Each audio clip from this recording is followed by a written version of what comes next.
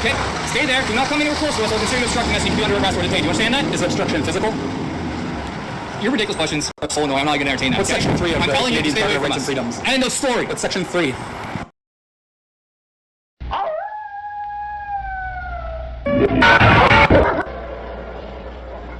You're listening to The Hour of the Time. I'm your host, William Cooper. The fable of Isis and Osiris, as it has descended to us in the account given by Plutarch, has not been greatly amplified by any modern research. The Egyptian fragments, which have been translated in recent years, offer no complete account of the birth, life, death, and resurrection of Osiris, nor has any new key been found to unlock this great drama, which may well be termed the Passion Play of Egypt. It is not our intention to perpetuate Plutarch's account merely for its outward appearance, but rather from the same motive that inspired Synesius, Platonic philosopher and Christian bishop, to compile his account of the same fabulous history. Synesius, in his treatise on Providence, and you hear that word a lot in the secret societies, and especially in Freemasonry, thus introduces the Osirian myth. Quote, "This fable is Egyptian.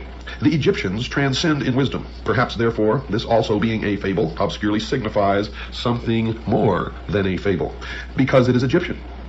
If, however, it is not a fable, but a sacred discourse, it will deserve in a still greater degree to be told and committed to writing." Unquote. In presenting a summary of Plutarch's account, I am omitting nothing which could in any way be regarded as relevant. I am taking the liberty, however, of somewhat expanding the fable by incorporating therein some small fragments derived from other Greek writers, and occasionally a few words bearing upon the account from fragments of Egyptian religious literature. The story, then, is in substance as follows. The goddess Nut, whom Plutarch identifies with Rhea, was the daughter of Shu and Tefnut.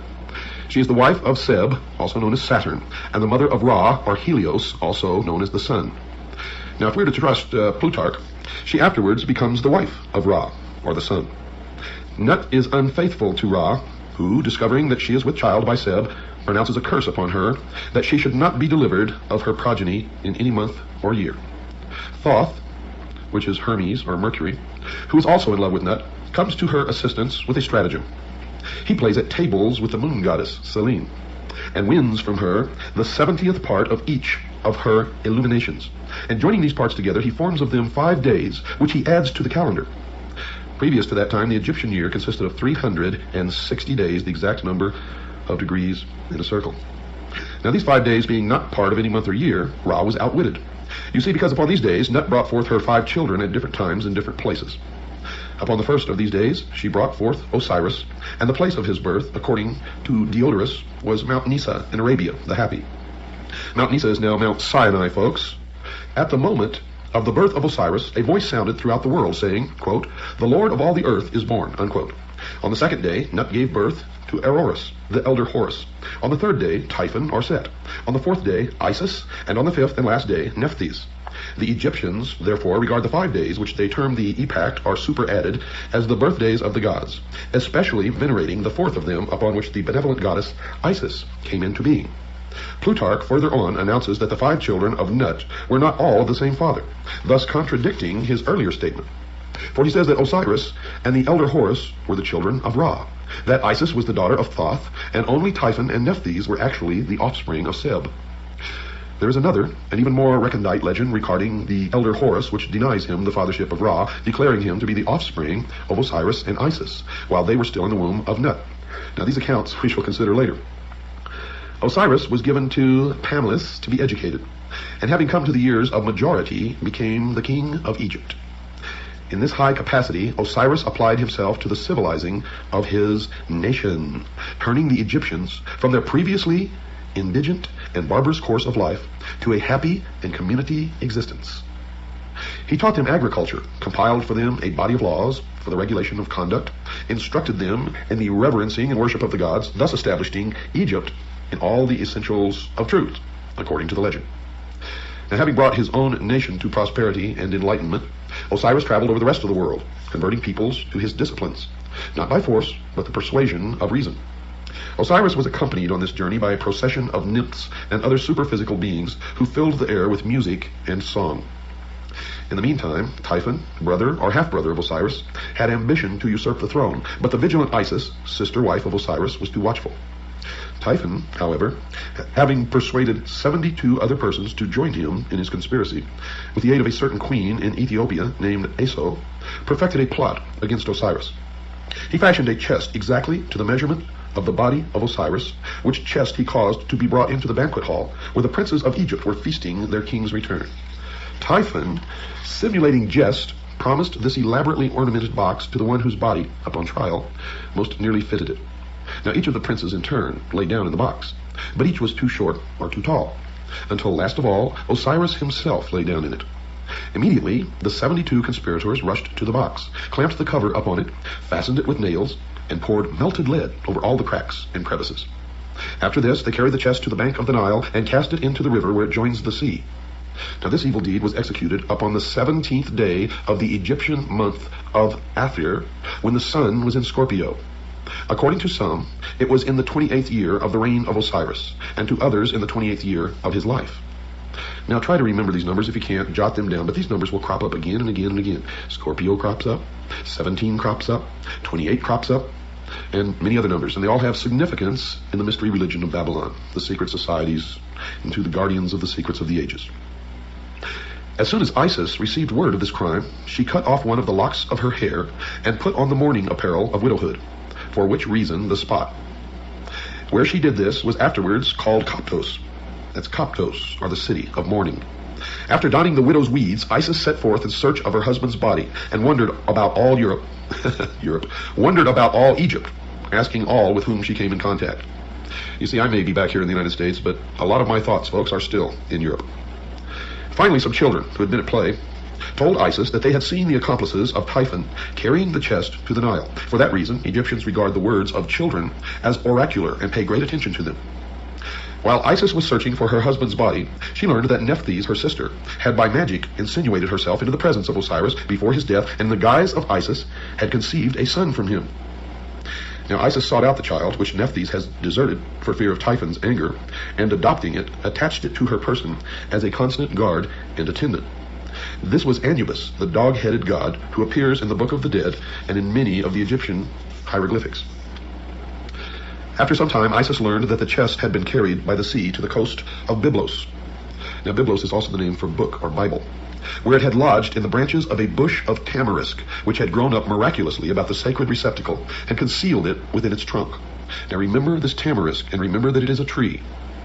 The king of Byblos, amazed at the miracle, caused the tree to be cut down, and from the trunk, containing the box, he made a pillar to support the roof of his palace. Now by magic, Isis discovered this, and traveling immediately to Byblos, attached herself to the suite of the queen as a nurse to her children. At night, when all the palace was asleep, Isis transformed herself into a swallow, and fluttered around the column, bemoaning her fate in strange, sad notes.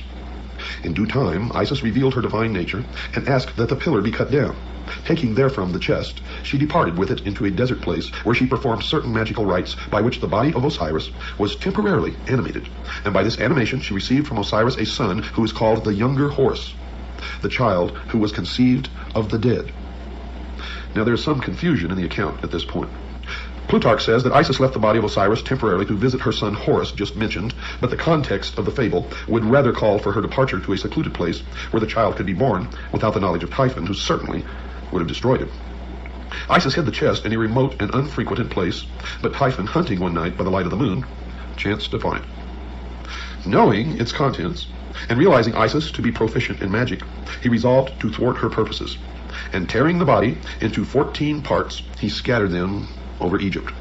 Now remember, 14 parts. Folks, don't forget that. From the inscriptions on the Metternich stele, it seems that Set must have imprisoned Isis and her son Horus. The goddess is made to say, quote, "I am Isis, and I came forth from the house wherein my brother Set had placed me," unquote. Thoth, the prince of law, again came to her assistance and aided Isis to escape from the house. Was it really a prison? Or was it really the house of Set? Thoth, also at this time, prophesied that Horus would sit upon the throne of his father and rule the double empire of Egypt. Upon the advice of Thoth, Isis hides the child in a papyrus swamp, thus saving him from the wrath of Set.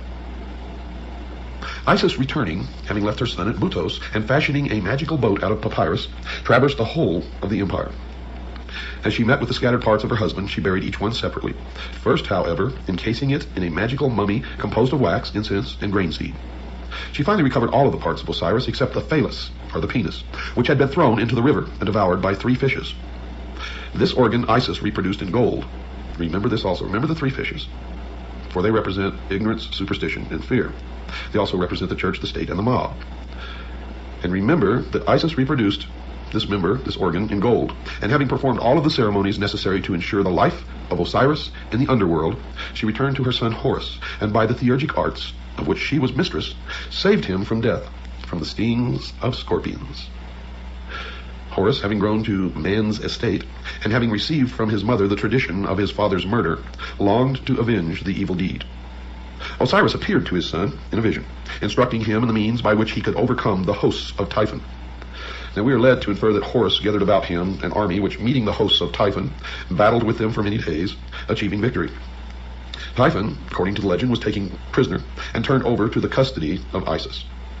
Now Isis, being his sister, could not bring herself to put him to death, but set him at liberty, which so incensed Horus that he laid hands upon his mother and removed from her head the insignia of royalty. Thereupon Thoth gave her a new helmet, made in the shape of an ox's head. Typhon next accused Horus of illegitimacy, but Thoth proves his royal descent. Typhon again goes into battle against Horus. In fact, 2 battles are mentioned, in both of which Typhon is worsted. And Horus regains the kingdom of his father, and is regarded, to at least a certain degree, as the actual reincarnation of Osiris. So here you've had a death and a resurrection. After its resurrection in the underworld, the shade of Osiris visits Isis, and in consequence thereof, she gives birth to another son, as it were, by a Holy Ghost, for she knew no living man. This child is called Harpocrates, and Plutarch says of him that he, quote, came into the world before his time and lame in his lower limbs, unquote. Harpocrates is usually depicted as a nude figure, his head adorned with a single curling lock of hair on the right side, this being, with the Egyptians, a symbol of youth or adolescence. He is sometimes depicted with an elaborate plumed headdress, or wearing the double crown of the northern and southern empires. His finger is placed to his lips, which Plutarch interprets as a gesture symbolic of his childish and helpless state. The Greeks and Romans, however, considered this gesture to be a symbol for silence or secrecy, and from this has arisen the custom of placing the finger to the lips as a motion for quietness and secrecy, and we do it today. Statues of the god Harpocrates were placed at the entrances to temples and sacred retreats where the dramas of the mysteries were performed, as a sign that silence and secrecy should be observed in the holy places, and that all initiates were bound by vows of discretion. Harpocrates is also sometimes shown standing, and at other times he is depicted seated on the blossom of a lotus, just like Buddha. Although he is usually figured with childish immaturity of body, the imperfection of his lower limbs, as described by Plutarch, is not apparent in any of the Egyptian drawings. It therefore seems that the statements concerning this deformity should be more carefully examined. Samuel Squire, whose translation of Plutarch's Isis and Osiris, made in 1744, is still the most often quoted by Egyptologists. Well, he states definitely, quote, lame in his lower limbs. G.R.S. Mead translated the same essay much later and gives a slightly different rendering of Plutarch's words. Mr. Mead says, quote, weak in his limbs from below upwards, unquote. This difference in wording, though slight, may have an unexpected significance. You see, there's some general information contained in Synesius's treatise on Providence that should be included in this Osirian epic. Synesius is of the opinion that Osiris should be regarded as an historical king, whose father, transcending in wisdom, instructed his benevolent son in all the secrets of the divine science of government. Synesius is moved to this conclusion by a desire to keep all speculation within the sphere of the reasonable. The Platonist Bishop seems to have derived much of his account from origins foreign to Plutarch's treatise, or possibly he interpreted differently the restrictions imposed by his vows. Synesius, a prudent and conscientious author, wary of myths and fables, and exhibiting a truly Platonic conservativeness in his handling of subject matter, yet Synesius was beyond question a deeply religious philosopher, and an initiate of pagan mysteries prior to his conversion to the Christian faith, and therefore may have hidden the true meaning of the fable. Thomas Taylor is of the mind that the treatise on Providence was written while Synesius was still a votary of pagan mysteries. Now, if so, the writing is unbiased and trustworthy and presents a fair picture of the mystical traditions of the Egyptians interpreted in terms of Platonic metaphysics, but only the exoteric would be allowed to be seen by the profane. Synesius inserts into his narrative a considerable description of the various character of Osiris, which he sharply contrasts with the vice-ridden nature of Typhon. He also explains in detail the process of election by which Osiris came to the throne of Egypt. The electional ceremony, as described by Synesius, is evidently itself a fragment from some secret ritual relating to the installation of a hierophant of the mysteries. Next, Osiris receives from his father an elaborate dissertation in the Platonic temper concerning the relative power of good and evil, in which he is fully warned against the machinations of Typhon. Possibly the most important sentence in Synesius' treatise occurs during this dissertation. The father of Osiris is made to say to his son, quote, "You also have been initiated in those mysteries in which there are two pair of eyes, and it is requisite that the pair which are beneath should be closed, when the pair that are above them perceive, and when the pair above are closed, those which are beneath should be opened," unquote. Now these words unquestionably have an arcane meaning and are incorporated into the narrative that the true significance of the whole Osirian cycle might not be entirely obscured. And I can tell you that the meaning, folks, is that the eyes above are the exoteric meant for the outer world, for the profane, and the eyes below are the esoteric meant for the initiate, the adept, the priest of the mystery schools only. Synesius does not describe the death of Osiris, but merely reports his vanishment and final restoration to the throne. In the latter part of the story, there was also introduced a certain philosopher who was a stranger in Egypt. This philosopher predicts the fall of Typhon and is an eyewitness to the recrowning of Osiris.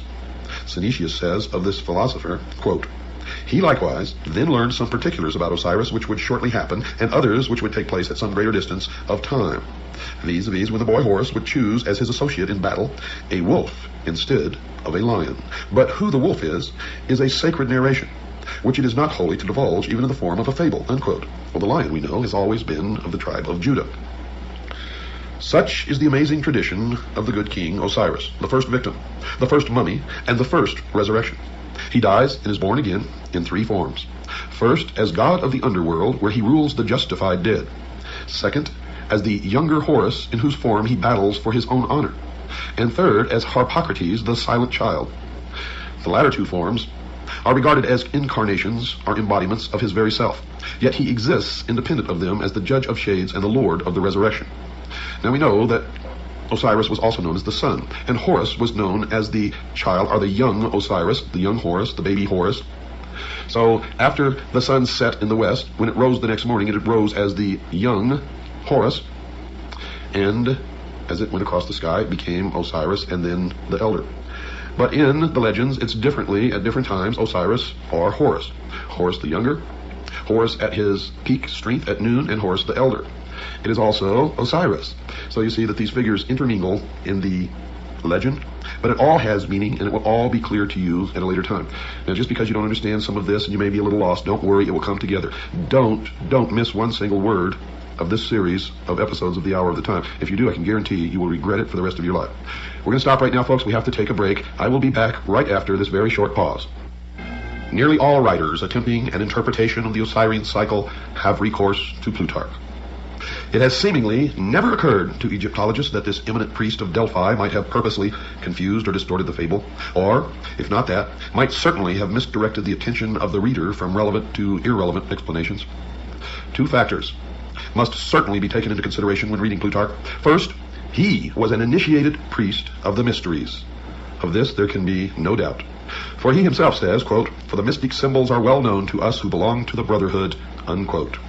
In those days it was known as the Brotherhood of the Snake, and those who possessed the knowledge of the secrets of the ages wore the symbol of the snake on their headdress. And in the Egyptian hieroglyphics, you can see the members of the mystery religion of Babylon in the hieroglyphics, as they wore the snake on the front of their forehead. It should be evident to everybody that as an initiate, Plutarch would not have unveiled the secret meaning of the Osirian myth, and I found that to be absolutely true. No man of his priestly station or philosophic mind who so greatly venerated the gods as to attach himself to their service would have been guilty of the impiety of profaning their mysteries, and he would not have violated his oath of secrecy. Furthermore, had his treatise actually exposed any of the secrets of the rites, he would most probably have perished miserably, or at least been publicly disgraced. These evils not descending upon him, we must suppose that his book was regarded as harmless, and for our purpose, therefore, at least not directly informative. The second factor which gravitates against the likelihood of Plutarch's interpretations being correct is the condition of Egyptian metaphysics in the 1st century after Christ. If, as Budge maintains, the Egyptians themselves were unaware of the meaning of the word Osiris long prior to the Christian era, into what decay had the old rites fallen even prior to the Ptolemaic period. Now, Pluto based his accounts upon popular traditions. They were most certainly inaccurate, and it is not impossible that even the priests themselves were for the most part ignorant of the origins of their doctrine. It should not be inferred, folks, from the general literature available concerning this Osirian cycle and the mysteries, that all of the priests were themselves initiates of a high order. Only a small part of them ever actually received the greater secrets of their order. For the rest, rite and ritual suffered. And it's the same today. Democritus spent a great part of his life in Egypt, and from the priests of that nation, he secured the foundation for his celebrated doctrine of atoms. That's right, folks, atoms, A-T-O-M-S. A doctrine which has survived as a scientific fact to this day. From all these different philosophers who visited Egypt, we shall secure a better estimation of the profundity of Egyptian learning than from even the Egyptian writings themselves. Plato went to Egypt and was initiated into the mysteries of the Great Pyramid, where he lay for 3 days and 3 nights in the sarcophagus, during which he was imparted knowledge which he was to guard, protect. He describes his initiation in his writings. I suggest that you read it. If we can assume the pragmatic viewpoint that the substance of matter is to be determined from its consequences, then we must indeed highly reverence the wisdom of the Egyptians. For it seems that first among the consequences of that wisdom is civilization itself. That cannot be doubted. Civilization is no fable, nor is it a progeny of myths, but that which is real and substantial. And it bears witness to a profound and superior wisdom, which must have existed over a great period of time, and have been communicated to at least a privileged few since the very beginning of man's cultural impulse. Now we can also take the example of Pythagoras, the great philosopher while a youth. If we may credit Iamblichus, associated himself with Thales of Miletus, from whom he gained a considerable knowledge of the mysteries. Thales, being at that time of great age and infirm body, apologized for his incomplete understanding of the sacred doctrines, and urged Pythagoras to visit Egypt, the motherland of wisdom as it was called in those days. Iamblichus wrote that Thales confessed that his own reputation for wisdom was derived from the instruction of these priests, but that he was neither naturally nor by exercise endued with those excellent prerogatives which were so visibly displayed in the person of Pythagoras. Thales therefore gladly announced to Pythagoras, from all these circumstances, that he would become the wisest and most divine of all men if he associated with these Egyptian priests. Iamblichus then describes the journey which Pythagoras made to Egypt, how en route he was initiated into the mysteries of several nations, and at last, arriving at his destination, was received by the Egyptian priests with respect and affection. He associated with the Egyptian philosophers for some time, and after demonstrating by his sincerity and consecration that he was worthy to associate with the initiated, he was at last admitted into the secrets of their orders. Quote, he spent therefore, observes Iamblichus, 22 years in Egypt, in the adyta of temples, astronomizing and geometrizing, and was initiated, not in a superficial or casual manner, in all the mysteries of the gods. Pythagoras must be acknowledged among the first of those divine men to whom the race is indebted for the principles of science, art, and philosophy. And are we to presume that so noble an intellect could have spent 22 years pursuing fabulous shadows in Egyptian crypts?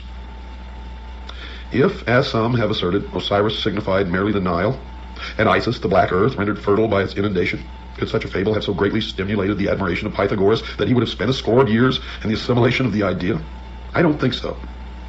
Or again, would he have spent this great length of time, the very best years of his life, in memorizing the myth-encrusted history of an ancient king who at some remote period had reigned in Egypt and whose memory seemed sufficient to inspire a vast civilization for some 6,000 years? And by the way, that's the exact number of years in the calendar of the Mystery School and of the Freemasons. Or would he approach the matter from another of these explanations? Would Pythagoras have pounded himself for a score of years against the walls of Memphis and find himself fully rewarded by being informed with bated breath by some archaic magus that Isis is the dog star? I think not. It's not impossible that in the course of its long and illustrious history, folks, Egypt devised many opinions relative to her sacred myths, but no such explanation has involved Egypt alone. Her histories, her heroes, or her agricultural problems could have caused illustrious men from all parts of the world to have visited her in quest of essential wisdom, the central core of which is the myth of Osiris, Isis, and Horus, known as the Osirian cycle. The Nile meant nothing to the Greeks, who cared little whether it rose or fell. The sneezing you hear in the background is my dog, Sugar Bear, who always accompanies me into the studio to do these programs. Not Egypt, But the Umbos of Delphi was the center of their universe in Greece, and local fables derived from Egypt's 42 gnomes could never have won for the double empire its illustrious reputation as patron of all learning, human and divine. So we must look deeper. And look deeper we did, folks, and what we found is amazing. For we found that Osiris and Isis and Horus were not ever have meant to be, nor were they ever real people or real gods or spacemen who came from some other world. Not at all. As we have found in our research, and as I have found in my over 20-some-odd years of research into the mystery schools, they're like all the other symbols of the mystery religion. For the public, for the profane, they are the exoteric, and you may make of them what you wish. The adepts, the initiates, the priests, they don't care what interpretation you give the exoteric meaning. And the esoteric is so entirely different from what you may suspect that the answer will surprise you. You see, we cannot be deceived by the obvious, and you can never be deceived by the obvious, or even consider the obvious when looking at any of the mystery religions or the secret doctrine. And we cannot allow ourselves to be misdirected by the evident subterfuges, the deceptions of these ancient priests, who so carefully concealed their arcana from the uninitiated world that we, at this late time, may even doubt its existence. Yet now, today, it is thriving to the point that it controls all levels of our society, military, and government. The ignorant, the sheeple, even among the Egyptians, might derive their inspiration from the processionals and rituals of the state religion, but that's just for the sheeple. For those great philosophers who came from afar were in search of the highest form of human knowledge, the ancient arts, the secrets of the ages, and could not be satisfied by such outer show. Had these fables been but hollow and unsubstantial forms, Egypt would have been the ridicule of the wise, who would speedily have exposed her sham and reduced her vain pretense to a humble state. But this did not occur. You see, the initiates of her mysteries, returning to their own countries, not only felt themselves more than repaid for their hazardous journeys and long vigils, but furthermore, they became founders of distinguished systems of thinking, disseminators of useful knowledge, and in all cases bore witness to a broad and deep learning, and they always took with them a plan for the unfoldment of a world utopian government, which plan still exists today and is still being carried out in secret as the completion of the great work. Diodorus describes two famous columns erected near Nysa in Arabia, one to Isis and the other to Osiris. Now remember, Osiris and Isis never lived, they were not real people, and they were never gods. They are symbols for something much deeper, so when you listen to the interpretation of the inscriptions on the columns, remember that. The column to Isis bears this inscription, quote, "I am Isis, queen of this country. I was instructed by Mercury. No one can destroy the laws which I have established. I am the eldest daughter of Saturn, the most ancient of gods. I am the wife and sister of Osiris the king. I first made known to mortals the use of wheat. I am the mother of Horus the king. In my honor was the city of Bubastis built. Rejoice, O Egypt, rejoice, land that gave me birth," unquote. The column to Osiris bore these words, quote, "I am Osiris the king, who led my armies into all parts of the world, to the most thickly inhabited countries of India, the north, the Danube, and the ocean. I am the eldest son of Saturn. I was born of a brilliant and magnificent egg, and my substance is of the same nature as that which composes light. There is no place in the universe where I have not appeared, to bestow my benefits and make known my discoveries," unquote. And the rest of the inscription, of course, was destroyed. Now, while the inscription on the pillar, or the obelisk in honor of Isis, may be veiled, the inscription on the obelisk dedicated to Osiris is certainly not. He was born of a brilliant and magnificent egg, and his substance is of the same nature of that which composes light. There is no place in the universe where I have not appeared. Osiris, of course, was the sun. In examining Plutarch's treatise, the introductory remarks appear of special significance. Yet, folks, these remarks are wholly ignored by Egyptologists, who are content to confine themselves entirely to the fable which constitutes the larger part of the writing. If Plutarch, by any word or symbol, reveals even a small part of the sacred mystery, it is to be found in the following words, quote, "For Isis, according to the Greek interpretation of the word, signifies knowledge, as does the name of her professed adversary, Typhon, signify insolence and pride. A name therefore extremely well adapted to one who, full of ignorance and error, tears in pieces and conceals that holy doctrine, which the goddess collects, compiles, and delivers to those who aspire after the most perfect participation of the divine nature." Now, if you have a keen intellect, you can all decipher everything else that I'm going to tell you on this program, and probably the next one, in that short paragraph. And I'll let you ponder that as I continue. Osiris the black god of the Nile, must be regarded as the personification of an order of learning, for Plutarch identifies him beyond question with the holy doctrine of the mystery tradition. Now remember I told you Osiris is the symbol of the sun, but the sun was the symbol of the power of the all-encompassing God of the universe, and later you're going to learn that the light or the sun represents something even deeper. It represents, dear listeners, primordial knowing, the gift of intellect. And where people can read these myths and think that these people really worship the sun or some god somewhere, they are mistaken. For the true object of their worship is the intellect. And through the use of that intellect, they believe that man will become God. As Thoth personifies the whole sphere of knowledge, and it was through his assistance that Osiris came into being, so Osiris embodies the secret and sacred wisdom reserved for those who were proficients in the ancient rites. Unquestionably, Osiris was later confused with other members of that vast pantheon of divinities which developed in the decadent period of Egyptian religious culture, but to the elect, the initiate, the adept, the priest, he represented to the end primordial knowing, that utter realization of truth, undefiled by intellection, unlimited by any mortal procedure, uncircumscribed by the limitation of thinking. You see, he signified not only that divine at-one-ment with the absolute, which is the end of all illumination, but by his life, death, and resurrection revealed the means by which mortal consciousness could achieve that end. Now remember, at-one-ment. Thus Osiris becomes a dual symbol, being in the first place the esoteric wisdom. Esoteric, folks, means hidden. So he represented in the first place the esoteric wisdom itself, and in the second place the composite order of initiates through whom that tradition was perpetuated. And now we begin to strip the veil from the mysteries. The personality of Osiris thus typifies the institution erected by the ancients to perpetuate the deathless truths of the soul. The living head was crowned with the plumes of wisdom and power. The hands bore the scepters of the three worlds, but the body was bound with the mummy wrappings of the dead. Here we find spirit, the living head, bound incongruously to matter, the mummified body. The soul was imprisoned in the narrow bonds of flesh. And one thing, through my research, is certain. Osiris represented the secret doctrine prior to that time when the omnific word, or the lost word, of Freemasonry was lost. Osiris is the first of the 5 children of Nut, and here you begin to part some more veils behind which the mystery resides. He therefore corresponds with the first of the 5 divine kings of China and the 5 exoterically known Dhyana Buddhas of Lamaism. The 5 children of Nut are the 5 continents which have appeared upon the earth and the 5 races which have populated these continents.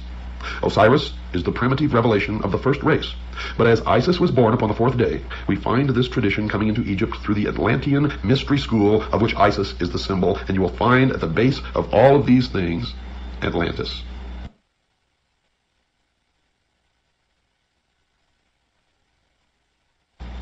In this country, the Freemasons established the city of Atlanta as the new Atlantis. And all of this will come together for you. It took me many years of study deep into the night and trying to discuss this with other people who had no idea what I was talking about.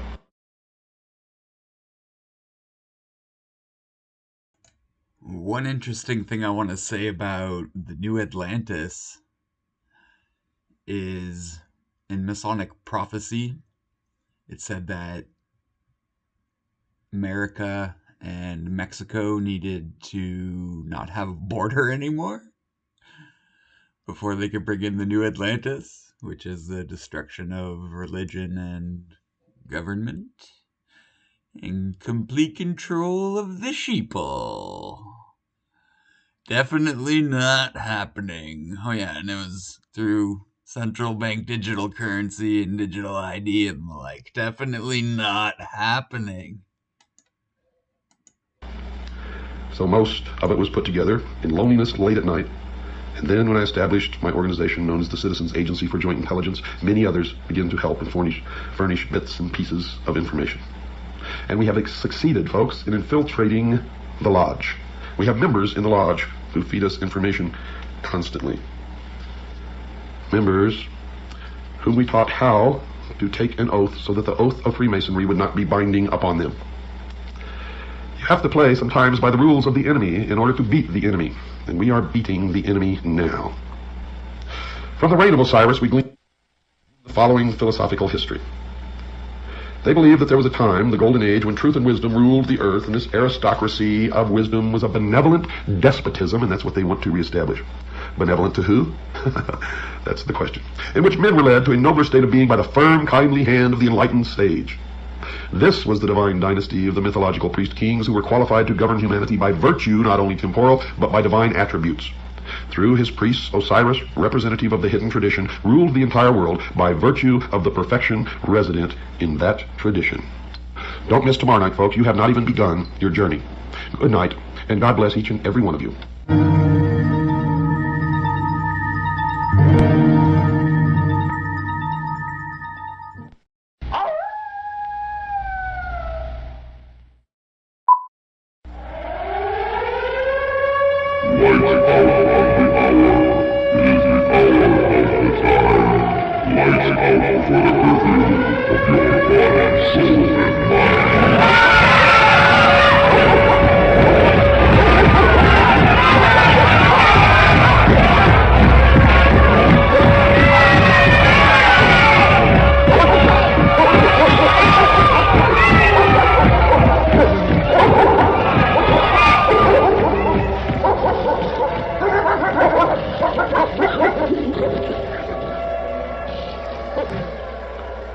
Welcome once again, folks, to the Hour of the Time.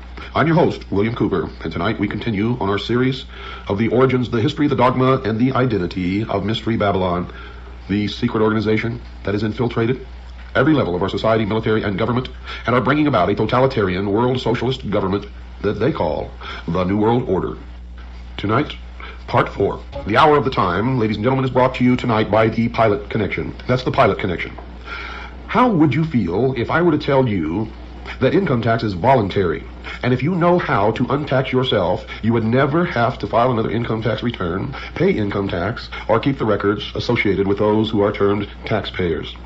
Now, if you're like me, you'd be very curious, and like me, you would want to look into that, as I did, and I became a member of the Pilot Connection, and I no longer have to do those things, folks, and I can tell you that it works. I completely inspected all of their records. I talked to their people, and I can tell you unequivocally that there is no law that specifically and unequivocally requires anyone to pay taxes. And if you do it right, you will never have to pay them again.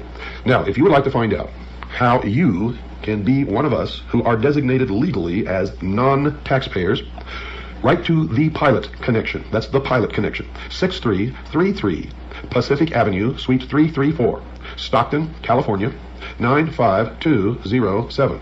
That's 6333 Pacific Avenue, Suite 334, Stockton, California, 95207. Or you can call them at area code 209-957-5493. That's 209-957-5493. Tell them William Cooper sent you. Well, folks, we left off with a great revelation for those of you who were listening last night.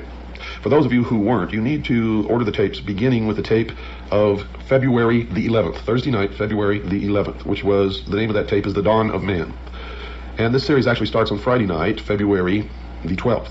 But you need the tape, The Dawn of Man. Order all the tapes in this series, because if you really want to know what's going on, how it has been kept alive for thousands of years, and what the ultimate goal is, their origins, their history, their dogma, and their absolute identity, then you need this whole series. Now, to get this series, you can call Stan at 602-567-6109. That's 602-567-6109. If you're a CAGI member, just send in $7.50 per tape. Tell them which tapes you want, and you'll get them. If you're not a CAGI member, they're going to cost you $17.50 per. Continue. We got a lot of shows to do on this, folks, and it's going to blow your mind if it hasn't already. I think some of you out there already know that. Now, if we concede that Osiris is the positive pole of the universal life agent, as the mystery school does, then Isis becomes the receptive pole of that activity. He is the doctrine, she is the church. As in Christianity, it is customary to refer to the church as the bride of Christ. So in Egypt, the institution of the mysteries was the great mother, the consort of heaven herself. From this interpretation, we gain a deeper insight into the symbolism of the whole Osirian cycle. Isis, you see, becomes the temporal order of the priesthood, the accumulative body of initiates. She is personified as the temple. She is the mother of all good, the protectress of all right, and the patron of all improvement. Now remember, this is the belief of the mystery schools. I'm not telling you what I believe. What you're learning on this program is what the mystery religion really is. Its origin, its history, its dogma, and its identity.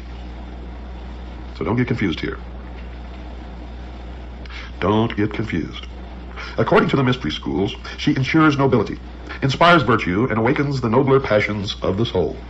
As Diana of Ephesus, she is the multimamia who feeds all creatures from herself. And many of you may have seen illustrations in books or little statues or portraits or pictures on somebody's wall of Isis in the role of the multimamia, where she has many breasts all over her torso and on her legs and arms, all over her body. Well, that's what this represents. As Diana of Ephesus, she is the multimamia who feeds all creatures from herself. Like the moon, she shines only with the light of her sovereign sun, spelled S-U-N, even as the temple can only be illumined by its indwelling truth. So Isis is the moon, Osiris is the sun. And remember what this means, folks. He is the doctrine, she is the church. You see, the Osirian legend, the Osirian cycle was never about real people. It was never about gods or goddesses. But it is the method by which the real object of worship and the real mystery of the mystery religion of Babylon has been concealed. And it is only one of the ways, as you will see. Typhon, according to the mystery schools, is the embodiment of every perversity. He is the negative creation, the Ahriman of Zoroastrianism. And remember, we talked last Thursday about the movie 2001, and in the beginning of the movie, the musical score that you hear, the name of it is Also Sprach Zarathustra, which is a tribute to Zoroaster, which is the androgynous god. The combination in one of the positive, the negative, good, evil, male, female, etc., etc., etc. It is the concept that Christ is also Lucifer, or that they are twins, and that's what they teach in the Mormon church. Typhon, according to the mystery schools, is black magic and sorcery, the Black Brotherhood, also known as the Jesuit order. Nephthys, his wife, is the institution through which he manifests. He is neither a single evil, nor even a sequence of ills, but an infinite diversity of them, indescribably insidious, empowered to infect the fabric of church and state. The enemy of the mystery schools are three: the church, the state, and the mob. And of course the mob is us. Typhon lured Osiris into the ark of destruction at the time when the sun enters the house of the scorpion. Hence we know him to be the eternal betrayer, or Judas, that ageless Judas who undoes all good things and inevitably presages ruin. He is the power of the physical universe, which is constantly seeking to destroy the spiritual values locked within its substances. You will see that they have a talent for turning things around. He strikes in the 8th month. And now it is supposed that a child delivered in the 8th month of the prenatal epoch cannot live because of the curse of Typhon. Osiris was born in the 7th month, and thereafter it may be said of him that he was delivered prior to the rule of Typhon. And that's why our forefathers, all Freemasons, established this country by the signing of the Declaration of Independence in the month of July. And this will all become clearer to you as we go along. Of all good things, Typhon is the opposer, according to the mystery schools, occupying the position of the eternal negative. This evil monster may well be generalized under the appellation of the adversary. In the initiation rites, he is also the tester, or the trier. Quote, the Lord who is against us, unquote. According to the mystery religion, he is the personification of ambition, and ambition is the patron of ruin. It was ambition that set Typhon plotting for the throne of Egypt, designing how he should destroy the power of his brother. A learned Jesuit father sees in Typhon Cain, and in his brother Osiris Abel. If such a parallel actually exists, then the biblical allegory is susceptible of the same interpretation. But you see, they have twisted everything around. Adam Weishaupt, the founder of the Illuminati, was a Jesuit priest and a professor at Ingolstadt University, which is a Jesuit university. The Jesuit order was founded by Ignatius Loyola. He was the head of the Ilumbrados in Spain, which is the order of Illuminati long before Adam Weishaupt even came along.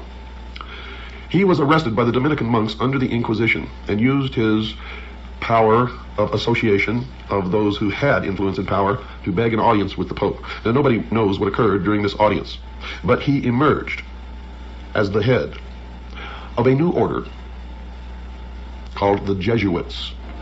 Now, the Jesuits was just another name for the Ilumbrado, for he took his organization that he already controlled and made it into the Brotherhood of the Jesuits. The Jesuits went on to foment rebellion everywhere that they went, and the Pope gave them incredible power and made Ignatius Loyola immune to any prosecution from any source. And it was they who trained Adam Weishaupt, and it was Adam Weishaupt who formed the branch of what we all know as the Illumined Ones, known as the Illuminati in Bavaria, where he sent out agents to infiltrate the lodges of the secret societies throughout Europe. Now you'll begin to understand this even more, folks, as we go along. Right now I understand how shocking some of this may be to some of you out there. But just hang on, continue to listen, because we have many, many more hours of this to go before it will all come together for you. But I would suggest that you begin study on your own. It doesn't matter if you get ahead of us, because you will always need some of the information that I'm putting out here, no matter how ahead you may get or what you already may know, simply because I've done well over 23 years of research into this, and I must know something that you don't know. And if you know something that I don't, please send it to me immediately. And if we can substantiate it, we will incorporate it into this series. Now, let me continue. Typhus lured Osiris into the Ark of Destruction at the time when the sun enters the house of the Scorpion. Hence we know him to be the eternal betrayer, that ageless Judas, who undoes all good things and inevitably presages ruin. Now this may sound to you that we're talking about Satan or the devil. But you see, in the mystery schools, they consider their god, Lucifer, to be the true, good god, and they consider the god of Christianity to be the evil god. Now, if you listened on the night of the 11th of February, Thursday, you already understand this concept. Because the mystery religion of Babylon believes that man was held prison in the bonds of ignorance in the Garden of Eden by an unjust, vindictive God. Lucifer, through his agent Satan, and many believe them to be the same entity, and that's okay. Lucifer, through his agent Satan, released man from the bonds of ignorance with the gift of intellect. And through the use of that intellect, man himself will become God. And that's the heart and soul of the dogma of the mystery religion of Babylon. Now, since I'm taking the content of all of these episodes directly from their own teachings and their own writings, so that you'll know that this is exactly what they believe, sometimes it may sound to you like these are the good guys. But remember, they are the ultimate perfection of deception. And they have intentionally made it this way so that they can get people to join them and stay with them until they're so deeply involved and committed that it's too late. And that is why the degrees of initiation. So stick it out and you'll find out that these guys are the greatest liars, deceivers, manipulators, and scum that exist upon the face of the earth. Typhon, in their teachings, is the desire of the few pitted against the good of the many. Now, if you understand what I just said, you understand that these are communists, socialists. They believe Typhon is the spirit of dissension and discord that breaks up unity of purpose by setting factions against each other so that great issues lose the name of action. The desire for riches, pomp, power, and, listen to this, folks, sovereignty, by which this evil genius was obsessed, reveals the temptation by which humanity is deflected from its ultimate goal and led into the byways of sorrow and despair. Typhon, the Queen of Ethiopia, and the 72 conspirators represent the three destructive powers preserved to modern Freemasonry as the murderers of the master builder Hiram Abiff. You will see that Hiram Abiff was never murdered. In fact, in the Bible you will see that when the Temple of Solomon was completed, he went back home to Tyre. But in the Freemason legend, Hiram Abiff, the master builder, was killed and the temple was never completed. So everybody is blaming all of this upon the Jews. It is not the Jews, folks, because all of this is a front. It's symbology for what they really, really mean. Hiram Abiff was really, folks, Jacques de Molay of the Knights Templar. And all of this will make much more sense to you several shows down the road, because we have lots and lots of information to go through before you put it all together. Now, these three destructive powers, preserved to the modern mystery school known as Freemasonry as the murderers of the master builder Hiram Abiff, who was really Jacques de Molay, are ignorance, superstition, and fear, what they call the destroyers of all good things. When you get even deeper into their teachings, you find out that ignorance, superstition, and fear stand for the state, the church, and the mob. And those are the things that they have sworn to destroy and substitute themselves as the ruler of the world in a benevolent despotism, a totalitarian socialist state. Because from the very beginning, these people have been pure, true communist socialists. They are the heart and soul and core of international socialism. They believe the advent of greed and perversion marked the end of the golden age, the Osirian age, which the Osirian cycle is just symbology of this. And the golden age, of course, golden oro, always has stood for the sun. Osiris is representative of the sun, and outwardly these people worship the sun, but the sun is just another symbol for their god Lucifer, the light, the intellect. And with the good prince Osiris, the deeper truth returned to his own land, he became the victim of a hideous plot. So what is this mysterious chest so beautiful in its outer appearance, but so fatal in its application? Well, folks, Plato, who was wise in the wisdom of the Egyptians and who was an initiate of the mystery school, would have answered that it was the body that lures the soul into the sorrows of generation. Now, if this interpretation is projected into the social sphere, the chest becomes symbolic of material organization. Witness the application of this thought to Christianity, where the pomp and glory of the outer show of a vast ecclesiastical mechanism has all but destroyed the simplicity and dignity of the primitive revelation of the mysteries. That is their exact words. See, I didn't make that up. Those aren't my words. Those are the words of the mystery school. And it is an indication, if you didn't think so yet, that Christianity is their enemy. They intend to destroy Christianity and all Christians. The blood will flow when the new world order takes power in the world. And if you sit back and say, well, I'm not worried because I'm going to be raptured, I feel sorry for you because you are going to suffer tremendously. Because in my research, I have found that most of the theologians in the Protestant religion of all denominations who are responsible for this doctrine of the rapture are Freemasons. And they are in control of the World Council of Churches. They are responsible for the bringing together of the different religions in the World Council of Churches to attempt to merge them all into one and then change the doctrine to the New World religion. And if you don't believe that, you get off your little butts and go out there and start looking instead of just listening and accepting. For it is true.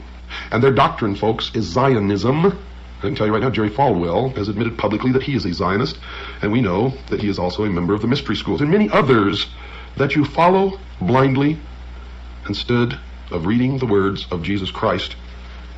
You're all split up. Do you know the original teachings of Christ have been so perverted that there are thousands of different sects of the Protestant religion? And the Vatican is the original perversion of the mysteries, established by a pagan Roman emperor, a worshiper of the sun. I hope you're all beginning to open your mind. And I know I'm going to get a lot of letters from a lot of fanatics who don't believe this. And those are the people who will be hurt the most when they find out that it is all true. When they find out that it is all true. Back to their doctrine. The murderers rush from the palace with the lead-sealed casket and cast it with its kingly contents into the dark waters of the Nile.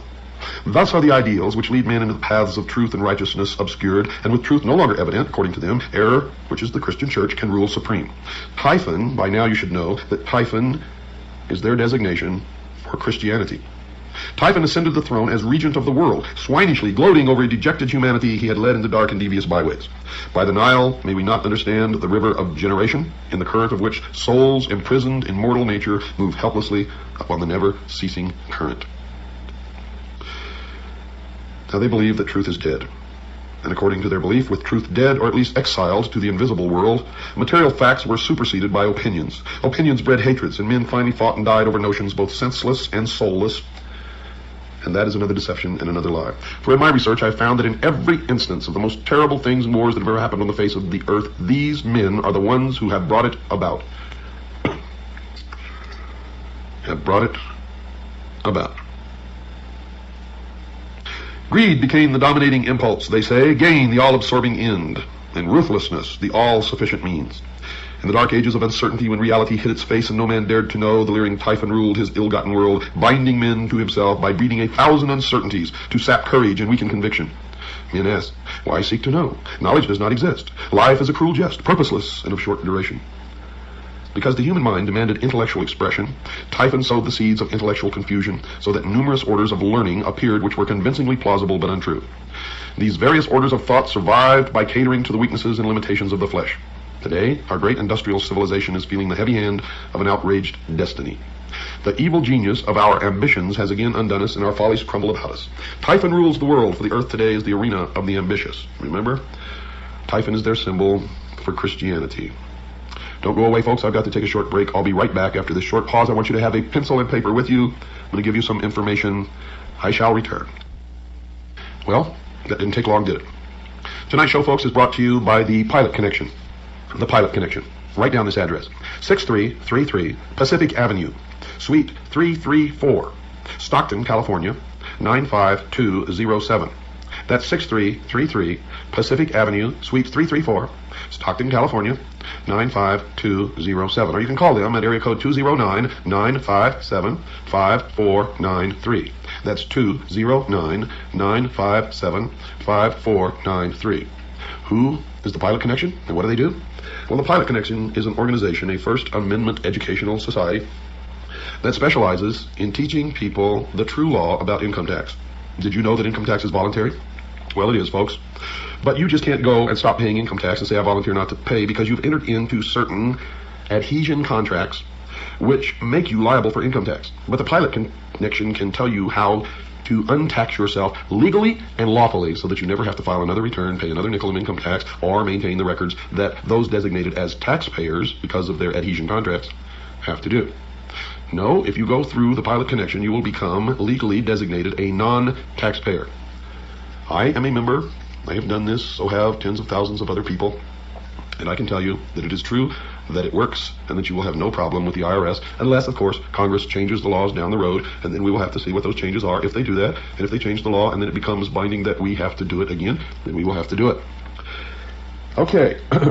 Now, if you would like information on how to join the Citizens Agency for Joint Intelligence, which is our private intelligence organization, the largest and the most successful in the world, and if you've been listening to this program, you know that that is true.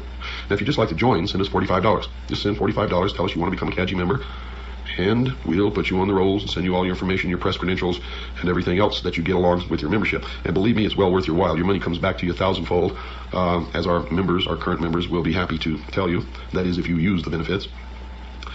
Or if you would like a packet of information, or if you'd like to purchase my book, Behold a Pale Horse, which is 500 pages of the most suppressed information ever published in the history of the world. Call Stan. Talk to him. He's my right-hand man. His number is 602-567-6109. That's 602-567-6109. Or just write to Stan and ask him for a packet of information. Write to Stan, S-T-A-N. Post Office Box 889, Camp Verde, Arizona, 86322. That's Post Office Box 889, Camp, spelled C-A-M-P, Verde, which is Spanish for green, spelled V as in Victor, E-R-D-E, Arizona, 86322. Well, let's get back to where we left off, folks. What then of Isis, the mother of the mysteries? She who was so defiled and desecrated by the profane that her sages and prophets were forced to flee into the wilderness to escape the machinations of the evil one. Is she not the woman clothed with the son of Revelation who flees with her man-child into the wilderness to escape the evil purposes of the great dragon? Well, folks, that's what the Mystery School believes, but I can tell you that's not true. You see, the Mystery School was the original college run by Nimrod in the city of Babylon. And the college was a college of priests who practiced the religion of the sun. The college, the adepts, the initiates, the priests were scattered all over the world when Seth, the son of Noah, came with an army and defeated Nimrod. And this is where the legend really comes from, because Seth chopped Nimrod up into little pieces and scattered him all over the land. In the legend of the Osirian cycle, Osiris was chopped into 14 pieces. Isis came to put him back together again and bring him to life. You can find all the pieces save one, the phallus, or the generative force. It is now known as the lost word of Freemasonry. And the phallus is represented by the obelisk, the monolith. It is the penis of Osiris, the generative force. It represents the lost word of Freemasonry. It represents the Luciferian philosophy. It represents the light, the sun, Lucifer, the intellect. In Dealey Plaza, you will find an obelisk. In Washington, D.C., you will find an obelisk known as the Washington Monument. In the courtyard of the Vatican, you will find an obelisk. Should I continue? The family in England, whose estates are called Scion House, has an obelisk on their lawns. Should I go on? I will. I will go on and on and on and on until you either wake up or I am dead, one or the other. And if you don't wake up, I would rather be dead than live in slavery in the New World Order, with our Constitution destroyed, the family broken, the children taken from the homes to be raised by the state, Christians and patriots locked in prison camps, labor camps, until they are no longer useful, and then they will be executed. And the blood will run in the New World Order. If you don't believe me, look back at every single nation where international socialism has triumphed over Christianity, and you will see that tens of millions perished or destroyed. Socialism, folks, sucks. And I will not live under such a system, and I hope you agree with me. If you don't like my language, that's tough. I'm fighting a battle against people with no morals, no decency, no heart, no soul, no soul. They do not even believe in God. They do not even believe in God. The glory of Egypt, according to these people, ceased with the death of Osiris. The mighty temples still stood, but the God who illuminated them had gone. The priests bowed helplessly before the dead embers of their altars. And one by one the sanctuaries crumbled into ruin, and the custodians of these ancient truths hid themselves in obscure corners of the earth, lest they be hunted down and slain for the sin of dreaming and hoping for a better day. Isis then, as the scattered but still consecrated body of initiates, began the great search for the secret that was lost. And this is all in reference to Seth's army scattering the college of priests in the ancient city of Babylon. And later it refers to the Knights Templar, who brought the mysteries from the Middle East to Europe. In the beginning, folks, they were never a part of the Catholic Church, as you will learn, and they still exist today, regardless of what you've ever been taught. For they are the mystery school today. In all parts of the world, according to their teachings, the virtuous raised their hands to the heavens, pleading for the restoration of the reign of truth. This congregation of those who prayed, who labored, and who waited, the great congregation of a world in anguish, this is Isis in sackcloth and ashes, searching for the body of her Lord. Searching in all parts of the earth and throughout innumerable ages, inspired men and women, the congregation of the just at last rediscovered the lost arcana and brought it back with rejoicing to the world over which it once ruled. Isis by magic, for the initiated priests were all magicians, and they are magicians today, resurrected the dead god, and through union with him brought forth an order of priests under the collective title of Horus the Hawk, the all-seeing bird, whose eye is on the reverse of the great seal of the United States of America. These were the herd Shesta, or the companions of Horus, and the chief of these, called by Louis Spence the chief of the mysteries par excellence, appears to have worn the dog-headed mask of Anubis. Anubis was the son of Osiris by Nephthys, the material world, therefore represents the divine man or the mortal being who rose to enlightenment. And those who rose to enlightenment were considered illumined. Collectively, they are known as the Illuminati. And all of you who have fallen for the scam that the Illuminati does not exist, they do. For the term Illuminati merely refers to the collective body of those who are illumined or enlightened, and they are the Illuminati. Ambition, however personified by Typhon, knowing that temporal power must die if divine power in the form of truth be reestablished, put forth all its power again to scatter the doctrine, this time so thoroughly that it should never be rediscovered. If Typhon, as Plutarch has suggested in one of his manifestations, represents the sea, then it appears that this second destruction of Osiris may refer to the Atlantean deluge. There's Atlanta again. Atlantis. Atlanta, the same. Go to Atlanta, Georgia, folks. Drive around in that city. You will see pyramids everywhere. You will see 666 everywhere. You will see the symbols, the all-seeing eye. Osiris may refer to the Atlantean deluge, by which the doctrine was swallowed up or lost, and its fragments scattered among all of the existing civilizations of that time. And the story continues. The body of Osiris, the secret doctrine, is divided into 14 parts. Remember, Osiris was chopped into 14 parts. They found all save one, the phallus or the penis of Osiris. Well, the body of Osiris represents the secret doctrine. It's divided into 14 parts and divided among the parts of the world. And the lost word of Freemasonry is the generative force, the lost part of Osiris, the lost part, the secret of the secret doctrine. So we must therefore understand that it was scattered through the 7 divine and 7 infernal spheres, the locusts and tails of India, or by different symbolism, through the 7 worlds which are without and the 7 worlds which are within, the Kabbalah of the Jews. Bacchus was torn into 7 pieces by the Titans, and Osiris into 14 pieces. To use the words of Faber, quote, both these stories are in substance the same, for the second number is merely the reduplicate of the first. By a variation of much the same nature, the ancient mythologist added 7 Titanides and 7 Kabiri to the 7 Titans, unquote. The parts of Osiris were now scattered so hopelessly that ambitious Typhon, or the Titans, felt his authority to be secure at last. But wisdom is not thus easily to be cheated. Listen to this carefully, folks. This is their own words. In the dark retreats of Islam, the Sufi explored the depths of nature.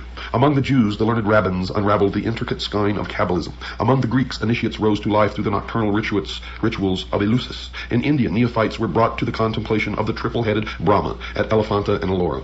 Through the Middle Ages, the alchemists in their retreats explored the infinite chemistry of existence. The Illuminati sought the pearl of great price, and Rosicrucian adepts sought to recast the molten sea. All these together were but Isis, still searching for the members of her Lord. At last, according to the tradition, all these parts were restored again but one. But this one could not be returned. Now you understand why I tell you it's not the Jews, folks. If you're persecuting the Jews, you're making a big mistake. It is some of the Jews. It is some of the Catholics. It is some of the atheists. It is some of all of the people of all of the nations and races and religions of the world. And outwardly, if they attend a church in your neighborhood and profess to believe in that religion, it is a lie. It is how they gain influence and power in that community. For they worship one God and one God only in the temple without windows, the headquarters of which in this country is exactly 13 blocks from the White House. The Egyptian allegory tells us that the phallus of Osiris was swallowed by a fish. Now, folks, this is most significant, and we may even infer that mankind itself is the fish, but it even goes any further, for this age has been known as the age of Pisces, the fish. The significant force and the power in the age of Pisces was Christianity, and the fish actually refers to Christianity. The phallus being the symbol of the vital power of the mystery school, and so used in Egyptian hieroglyphics. The phallus then is the lost word which is not discovered, but for which a golden replica is substituted. In the Egyptian hieroglyphics, the physical body after the death of the soul or its departure therefrom is called the Khat, or K-H-A-T, and the hieroglyphic for this is a fish. Thus, the physical body of man is definitely tied up in symbolism with the creature which conceived son, Horus, a term concealing the collective body of the perfected adepts who were born again out of the womb, swallowed the triple phallus of Osiris, the threefold generative power. This golden phallus is the three-letter word of Freemasonry, concealed under the letters A-U-M. And all of those of you in the New Age movement, or all of those of you who fell for all these gurus who came over here and taught you to sit and meditate, and while you were meditating, hum this Aum, A-U-M. The golden phallus is the three-lettered word of Freemasonry concealed under the letters A-U-M. How do you feel, sheeple? And why do you do these things? Because somebody tells you to. Isis, by thus modeling and reproducing the missing member of Osiris, gives the body of the god the appearance of completeness, but the life power, folks, is not there. Isis, the priesthood, with their initiatory process, had accomplished all that could be accomplished by natural philosophy. Therefore, recourse is again had to magic. The golden phallus is rendered alive by the secret processes rescued from the lost book of Thoth. Thus the divine power of Osiris is restored through the regeneration of man himself and the processes of initiation. In the Greek system, man was rendered divine because his composition contained the blood of Bacchus, they believe, and in Egypt because it contained the seminal power of Osiris. The institutions raised in the world to perpetuate the deeper truths of life, according to them, labored on through the centuries, seeking for the lost key, the living crux ansata, which, if rediscovered, would enliven and impregnate the whole world and restore the good king Osiris to the throne left empty by his cruel death. The purpose of the Osiric rite is therefore revealed as twofold. The first motive was the almost hopeless effort made by the bereaved Isis to restore her husband to life. She hovers above his corpse in the form of a bird, trying to restore his breath by the fluttering of her own wings. This ceremony is concealed in the Book of the Respirations. The causing of Osiris to breathe again is the great abstract ideal. The second and more imminent motive which actuated Isis was to avenge herself upon Typhon, Christianity, and to destroy his power over the world. This she determined to accomplish through her immaculately conceived son Horus, which is a term concealing the collective body of the perfected adepts who were born again out of the womb of the mother, Isis, the mystery school. Now we can apply this analogy to a great modern system of initiation called Freemasonry, which has certainly perpetuated at least the outer form of the ancient rites to the profane or to the members on the lower rung of the initiatory ladder. To the adepts of the priesthood, the higher initiates, then it is clear. You see, for Freemasonry as an institution is Isis, the mother of mysteries, from whose dark womb the initiates are born in the mystery of the second or philosophic birth. Thus all adepts, by virtue of their participation in the rites, are figuratively at least the sons of Isis. As Isis is the widow seeking to restore her lord and to avenge his cruel murder, it follows that all master masons or master builders are widows' sons. They are the offspring of the institution, widowed by the loss of the living word, and theirs is the eternal quest they discover by becoming. In the Egyptian rites, Horus is the savior avenger, son of Isis, conceived by magic or the ritual, after the brutal murder of Osiris. Hence, he is the posthumous redeemer. Freemasons are Horai. They are the eye of Osiris, whose body, therefore, is made up of eyes. Each initiate is a Horus, each is a hawk of the sun, spelled S-U-N, and for one reason is each raised, and that is that he may join the army, which is to avenge the destruction of wisdom and restore the reign of the all-seeing Lord, Lucifer. Each one is dedicated to the overthrowing of the reign of Christianity. The great battle in which the sons of the hawk rout the hosts of darkness is the mysterious Armageddon of Revelation. You see, they believe Lucifer is the god of light, and Jehovah, or Yahweh, is the god of darkness. They believe that the Armageddon of Revelation is the Kurukshetra of the Mahabharata and the Ragnarok of the Eddas. In this battle, the hosts of the adversary shall be routed forever. The great purposes of the Osirian rite are thus revealed in an unsuspected clarity. The Hershesti are philosophically opposed to the reign of ambition. It is their duty to reestablish that golden age when wisdom personified as Osiris and not selfishness personified by Typhon shall dictate the whole course of human procedure. The day must ultimately come when the Horai, by virtue of their royal purpose, accomplish the consummation of the great work. The great work, folks, is the elevation of man to the illumined man, or 666, and the establishment of a one-world, totalitarian, socialist utopia on Earth. The missing word will be found, and the golden substitute will be replaced as promised in the ancient rite. Osiris will rise in splendor from the dead and rule the world through those sages and philosophers in whom wisdom has become incarnate. It should be particularly noted that the Egyptians do not regard Osiris as wholly dead, but view him as continuing to live in the underworld, where he superintends the ceremony of the psychostasia. The underworld is not the sphere of the dead alone. It is the world of the mysteries. Lucifer is therefore god of the hidden fane, the temple which is beneath the earth, the house of the low ceiling, the crypts into which the initiates go in search of truth. He is the dweller who abides in the darkness of the innermost. His throne is not in the objective world, but in that subjective sphere which is the inner life of man. They believe that thus is it arcanely intimated that while truth may perish from society, it cannot die from the heart which preserves the sacred tradition through that natural inspiration by which all men are gradually moved to truth. In the meantime, the widow Isis, the mystery school, continues to produce out of herself the host of potential redeemers. Spiritual education continues from age to age in secret, and though temporarily obscured in this generation or in that, its onward process, they believe, is inevitable. Out of the hidden house, guarded by the silent God, must someday issue the glorious and illumined Horus. 666 is the number of that man, the very incarnation of his own father, Osiris, or Lucifer, the personification of the Lord of Abydos, the avenger of all, and the just God in whom there is no death.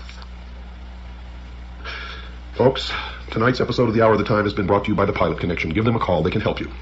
Their number is area code 209-957-5493. That's 209-957-5493. Or you can write to them at 6333 Pacific Avenue, Suite 334, Stockton, California, 95207. That's 6333 Pacific Avenue, Suite 334, Stockton, California, 95207. Good night, and God bless you all.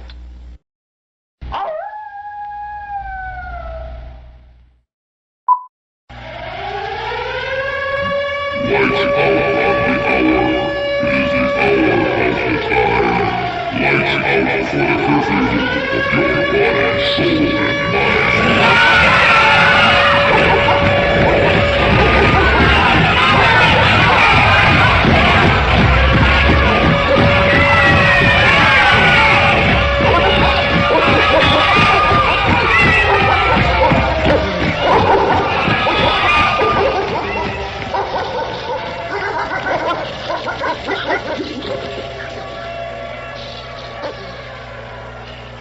Good evening and welcome to the Hour of the Time. I'm your host, William Cooper.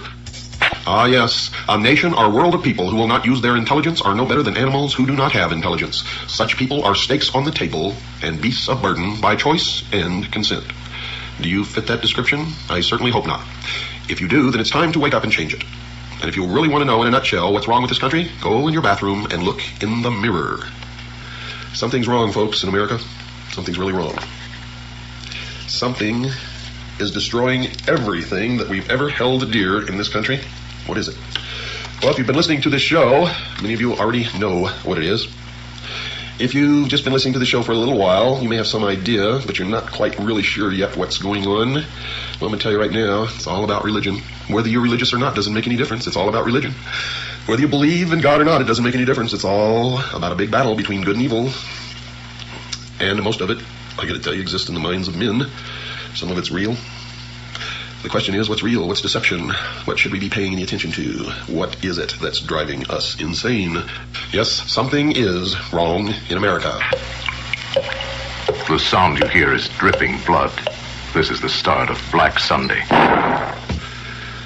Today's newspapers, folks, are full of stories about the rampant rise in divorce rates, the increasing abuse of children by some parents, increases in the incidence of rape, pornography being read by an increasing number of people, more crimes against property, demands for world government, urgings for national borders to fall, Christian churches being closed because they will not seek licensing by the state, etc. etc., etc., and I could go on and on and on and on and on. But why? Why are these things happening? Why are all of the legacies of the past, the family, national borders, the right to practice any chosen religion, the right to private property, among other things, under such an attack? Is it possible that there are actually people and organizations who really want to change the basic order of things? Well, my regular listeners know the answer to that. Clues to the answers to these questions, folks, can be gleaned from some comments made by people and organizations that are talking about these wide-ranging changes in the nature of our lifestyle. An Associated Press dispatch on July the 26th, 1968 reported this, quote, New York Governor Nelson A. Rockefeller says as president he would work toward international creation of a new world order, unquote. And you thought George Bush coined that phrase? Surprise, surprise. On January the 30th, 1976, a new document called the Declaration of Interdependence was introduced to the American people, and it was signed by 124 traitors, 32 senators and 92 representatives, altogether 124 traitors in Washington, D.C., and it read in part, quote, 2 centuries ago, our forefathers brought forth a new nation. Now we must join with others to bring forth a new world order, unquote. And you thought George Bush coined that phrase. Surprise, surprise. Another individual who has commented is Henry Kissinger, probably the greatest traitor this nation has ever known, former Secretary of State. According to the Seattle Post-Intelligence of April 18, 1975, Mr. Kissinger said, quote, Our nation is uniquely endowed to play a creative and decisive role in the new order which is taking form around us, unquote. George Bush gave the commencement address at Texas A&M University on May 12, 1989, and he used similar words as well. His speech was on the subject of Soviet-American relations, and he was quoted as saying in part, quote, Ultimately, our objective is to welcome the Soviet Union back into the world order. Perhaps the world order of the future will truly be a family of nations, unquote. Historian Walter Mills maintained that prior to World War I, Colonel Edward Mandell House, the major advisor to Woodrow Wilson, the president at the time, had a hidden motive for involving America in the war. The historian wrote this, quote, The colonel's sole justification for preparing such a batch of blood for his countrymen was his hope of establishing a new world order of peace and security, unquote. You see how these people fool themselves? They always say that the end is peace and security, a world utopia. But to get it, they spill more blood than ever has been spilled in history each time they try to bring about their utopia. The blood runs in the streets. They're liars. They're hypocrites. They're manipulators, deceivers. They're the worshippers of Lucifer. Adolf Hitler, a socialist and the head of the German government prior to and during the nation's involvement in World War II, is quoted as saying this, quote, National Socialism will use its own revolution for the establishing of a new world order, unquote. Adolf Hitler was a socialist. Nazi means National Socialism. Hitler confided to Hermann Rauschning, the president of the Danzig Senate, quote, National Socialism is more than a religion. It is the will to create Superman, unquote. And what is the number of the man? 666. You see, in the New World Order, only one man will be allowed to live, the new man, the illumined man, and the number of that man is 666. You will see that number increasingly all around you. You will also begin to see pyramids increasingly all around you, and the eye in the pyramid, and the eye alone, and you'll see circles with a dot in the center, and you'll see obelisks appearing all over the place. And these are not the only signs. There are many, many, many more. They're the signs of the religion of mystery, Babylon. Hitler added this thought, quote, Well, yes, we are barbarians, and barbarians we wish to remain. It does us honor. It is we who will rejuvenate the world. The present world is near its end. Our only task is to sack it, unquote. Another book on his background quoted his comments that his Nazi party had a hidden purpose, one that was not perceived by the world at large. Mr. Hitler was quoted as saying this, He who has seen in National Socialism only a political movement has seen nothing, for it is a religion. The humanist religion issued a manifesto in 1933 stating its beliefs about the world in general. It took the following position about the need for the wealthy governments to share their wealth with the less fortunate nations. It is the moral obligation of the developed nations to provide, through an international authority, economic assistance to the developing portions of the globe. Now that is a lie, folks. It means that it's okay for some of us to lay back and do nothing and reap the rewards of the labor of others. That's socialism. That's what it's all about. Communism, socialism, it's the same. And these people, the worshippers of Mystery Babylon, are the original communists. They are international socialism. They invented it. It is their creation. It is their dream of a world utopia. A one-world totalitarian socialist government. The April 1974 issue of Foreign Affairs, the quarterly periodical issued by the Council on Foreign Relations in New York, had an article in it by Richard N. Gardner, the former Deputy Assistant Secretary of State for International Organizations in the Lyndon Johnson and John Kennedy administrations, and he stated this, quote, We are likely to do better by building our house of world order from bottom up rather than from the top down. An end run around national sovereignty, eroding it piece by piece, is likely to get us to world order faster than the old-fashioned assault, unquote. Even the Communist Party is voicing similar thoughts. The People's Daily World for Thursday, March 9th, 1989 contained an article written by Angela Davis. You remember her? Those familiar with Miss Davis will remember that she was the vice presidential candidate for the Communist Party a few years ago. She currently is a member of the National Committee of the Communist Party of the United States, and she is quoted in the paper as saying, quote, "One underlying effect of anti-communism in this respect is to encourage a certain hesitancy to embrace solutions which call for deep structural socio-economic transformation," unquote. Another communist, Alexei Kovylov, spoke at an evening meeting held at Windstar, Colorado in August 1985 and gave the participants in attendance a surprise presentation. He spoke about the 12th World Festival of Youth and Students held in Moscow a few months prior to his lecture. He said, quote, "There were 3 programs. The first was political and dealt with the various issues of peace and disarmament. The second was dedicated to environmental issues and to the new international economic order," unquote. The alleged need for a change in the basic way things are done is consistent with the teachings of the father of communism, Karl Marx. He's not really the father of communism, but it's a name that's been tagged onto him. You see, he was just a hack writer hired by the mystery religion of Babylon to write the Communist Manifesto. It was not his idea, but he's reaped the benefits of it, if you can call them benefits. But he co-authored the Communist Manifesto with Frederick Engels, another hack writer, in 1848. Mr. Marx wrote that the communists, quote, "openly declare that their ends can be attained only by the forcible overthrow of all existing social conditions," unquote. Nesta Webster, a writer on the subject of conspiratorial organizations in the past, wrote this in her book entitled Secret Societies, quote, "The revolution desired by the leaders of world revolution is a moral and spiritual revolution, an anarchy of ideas by which all standards set up throughout 19 centuries shall be reversed, all honored traditions trampled underfoot, and above all, the Christian ideal finally obliterated," unquote. Some of the Catholic popes in the past have commented on the major changes coming in the future. One such pope was Pope Pius XI, who wrote the following in 1937. "Communism has behind it occult forces for which a long time have been working for the overthrow of the Christian social order," unquote. One of the popes who preceded him, Pope Pius IX, wrote this in November 1846 about the changes that he saw in the future. Quote, "That infamous doctrine of so-called communism is absolutely contrary to the natural law itself, and if once adopted, would utterly destroy the rights, property, and possessions of all men, and even society itself," unquote. Now, don't get all worked up about what the Pope says, because they have succeeded now with this Pope in putting one of their own upon the throne of the Vatican. It had long been their dream, and now it is true. And the bans have been lifted against Catholics joining secret societies, and many of the hierarchy of the Vatican belong to the secret societies, the Freemasons, Propaganda 2, etc., etc., etc. You will find an obelisk, the symbol of the phallus, the penis of Osiris, in the Vatican courtyard. If you don't believe me, go look. Another individual who wrote about the future was Dr. Jose Arguelles of an organization known as the Planet Art Network. Dr. Arguelles wrote, quote, "Also implicit in all these events is a call for another way of life, another way of doing things, a redistribution of global wealth. In short, a new world order," unquote.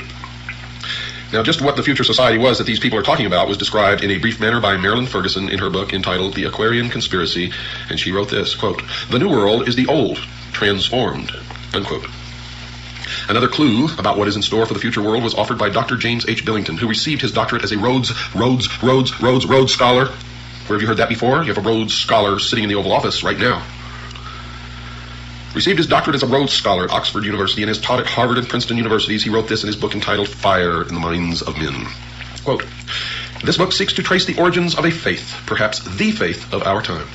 What is new is the belief that a perfect secular order will emerge from the forcible overthrow of traditional authority," unquote. You hear that? They believe a perfect secular order will emerge. Nothing perfect will ever emerge from the minds of imperfect men, and no men will ever be ruled by other imperfect men in any kind of a perfect utopian order, secular or otherwise. That is why we must be eternally vigilant. Eternally vigilant. That these future changes would involve force and slavery was confirmed by B.F. Skinner, chairman of the psychology department at Harvard University. In his book entitled Beyond Freedom and Dignity, Dr. Skinner has been called the most influential of living American psychologists by Time magazine. So the world should listen to the professor when he speaks. The magazine told the reader what the message of Professor Skinner's book was. Quote, "We can no longer afford freedom, and so it must be replaced with control over man, his conduct, and his culture," unquote. Not long ago in the Los Angeles Times, there was an article called 10 Forecasts for the Coming Decade. One of these was chemical or electronic implants to control individual behavior on a 24-hour basis. Another student of these changes is Alvin Toffler, who wrote this in his book entitled The Third Wave. And you should read everything that he's written, by the way, because what he's writing is what is coming. Quote, "A new civilization is emerging in our lives. This new civilization brings with it new family styles, changed ways of working, loving, and living, a new economy, new political conflicts, and beyond all this, an altered consciousness as well. The dawn of this new civilization is the single most explosive fact of our lifetimes," unquote. Another scientist involved in commenting upon the future changes was Dr. Carl Sagan, and he's observed this, quote, "It's clear that sometime, relatively soon in terms of the lifetime of the human species, people will identify with the entire planet and the species," unquote. Now, the reason, folks, why these changes are necessary was explained by Manly P. Hall, perhaps the world's leading authority on esoteric words and language. He was a 33rd degree Freemason. He wrote in his book entitled Lectures on Ancient Philosophy, quote, "The time has not yet arrived when the average man is strong enough or wise enough to rule himself," unquote. And he explained who he considered worthy enough to rule those on the world considered by the experts to be incapable of governing themselves. He wrote this, quote, "Never will peace reign upon the earth until we are ruled by the fit." And who is the fit? Why, them, of course. The illumined, the priest of the mystery religion of Babylon. Mr. Hall even indicated that these changes would occur soon. He wrote this comment in his book previously cited, quote, 100 years ago, meaning in 1884, folks, it was predicted that within a few centuries men would revert to the gods of Plato and Aristotle. We may all look forward with eager anticipation to that nobler day when the gods of philosophy once more shall rule the world, unquote. Aldous Huxley, in his book called Brave New World Revisited, quotes a character called the Grand Inquisitor in one of Fyodor Mikhailovich Dostoevsky's parables as saying this, quote, "In the end, they, the people, will lay their freedom at our, the controller's feet, and say to us, 'Make us your slaves, but feed us,'" unquote. The Tucson Citizen newspaper of November the 3rd, 1988, printed a photograph of a group of people involved in a march for literacy, and it clearly demonstrated that at least some people in America are now asking their government to make them their slaves. The picture showed a demonstrator carrying a picket sign that read, quote, "Uncle Sam, we want you to support us," unquote. Mr. Huxley gave us a date when we could expect these changes to occur. He wrote the following in his book written in 1958, quote, "The 21st century will be the era of world controllers," unquote. And then he told us why these controllers would not fail, quote, "The older dictators fell because they could never supply their subjects with enough bread, enough circuses, enough miracles and mysteries. Under a scientific dictatorship, education will really work, with the result that most men and women will grow up to love their servitude and will never dream of revolution. There seems to be no good reason why a thoroughly scientific dictatorship should ever be overthrown," unquote. Someone who might have given the world the date for the commencement of these predicted changes was Zbigniew Brzezinski, a Marxist, President Jimmy Carter's national security advisor during his 4-year administration. And he wrote the following in his book entitled Between Two Ages. By the way, you should read every book that he's ever written. You will be angered. Quote, "Either 1976 or 1989, the 200th anniversary of the Constitution, could serve as a suitable target date for culminating a national dialogue on the relevance of existing arrangements, the workings of the representative process, and the desirability of imitating the various European regionalization reforms and of streamlining the administrative structure," unquote. And it did begin exactly when he said it would. So the people of the world can now determine what those changes are that those in the positions of implementing changes have in store for them. In summary, folks, these changes are: the old world is coming to an end. It will be replaced with a new way of doing things. The new world will be called the New World Order. This new structuring will redistribute property from the have nations and will give it to the have-not nations. The New World Order will include changes in the family, the workplace, religion. The United States will play a major role in bringing it to the world. World wars have been fought to further its aims. Adolf Hitler, the Nazi socialists, supported the goal of the planners. The majority of the people will not readily accept the New World Order, but will be deceived into accepting it by two strategies. One, those in favor of the changes will have become seated in the very thrones of power, generally without the public realizing that fact, and this has already occurred. Two, the old world order will be destroyed piece by piece by a series of planned nibbles at the established format. The Communist Party is actively supporting the changes to the New World Order. The basic tenets of Christianity, which were the base for the Old World Order, will have to be eliminated. If the slower methodical techniques of change do not function, violence will be introduced and controlled by the planners, including possibly a World War III using atomic weapons. The people of the world will give up their freedom to the controllers because there will be a planned famine or some other serious occurrence such as a depression or war. The change to the New World Order is coming shortly, folks, and it has already begun. However, if that is not the case, it will be introduced one step at a time so that the entire structure will be in place by the year 1999. We've got to take a short break. Don't go away, folks. I'll be right back after this very short pause. The Mummy. Fear will freeze you when you face it. The Mummy. Born from the darkest tomb of the pharaohs, it rises from the quiet dust of centuries to wreak a strange vengeance against mankind. The Mummy. It tears steel bars like paper. It snaps men's spines like matchsticks. It walks through bullets like a ghost. The Mummy. It sees without eyes. It lives without breath. Yet its desires are strangely, madly human. The motion picture screen's most shocking experience in suspense. In chilling technicolor. The Mummy. Yes, folks, something is indeed wrong in America. And many sense that changes in this nation's lifestyle are occurring. Most of us know full well that these changes are taking place. The newspapers are saturated with articles reporting the activities of those advocating increased governmental spending for a variety of unconstitutional purposes. Organizations supporting a globalism concept urge the world to adopt a one-world government.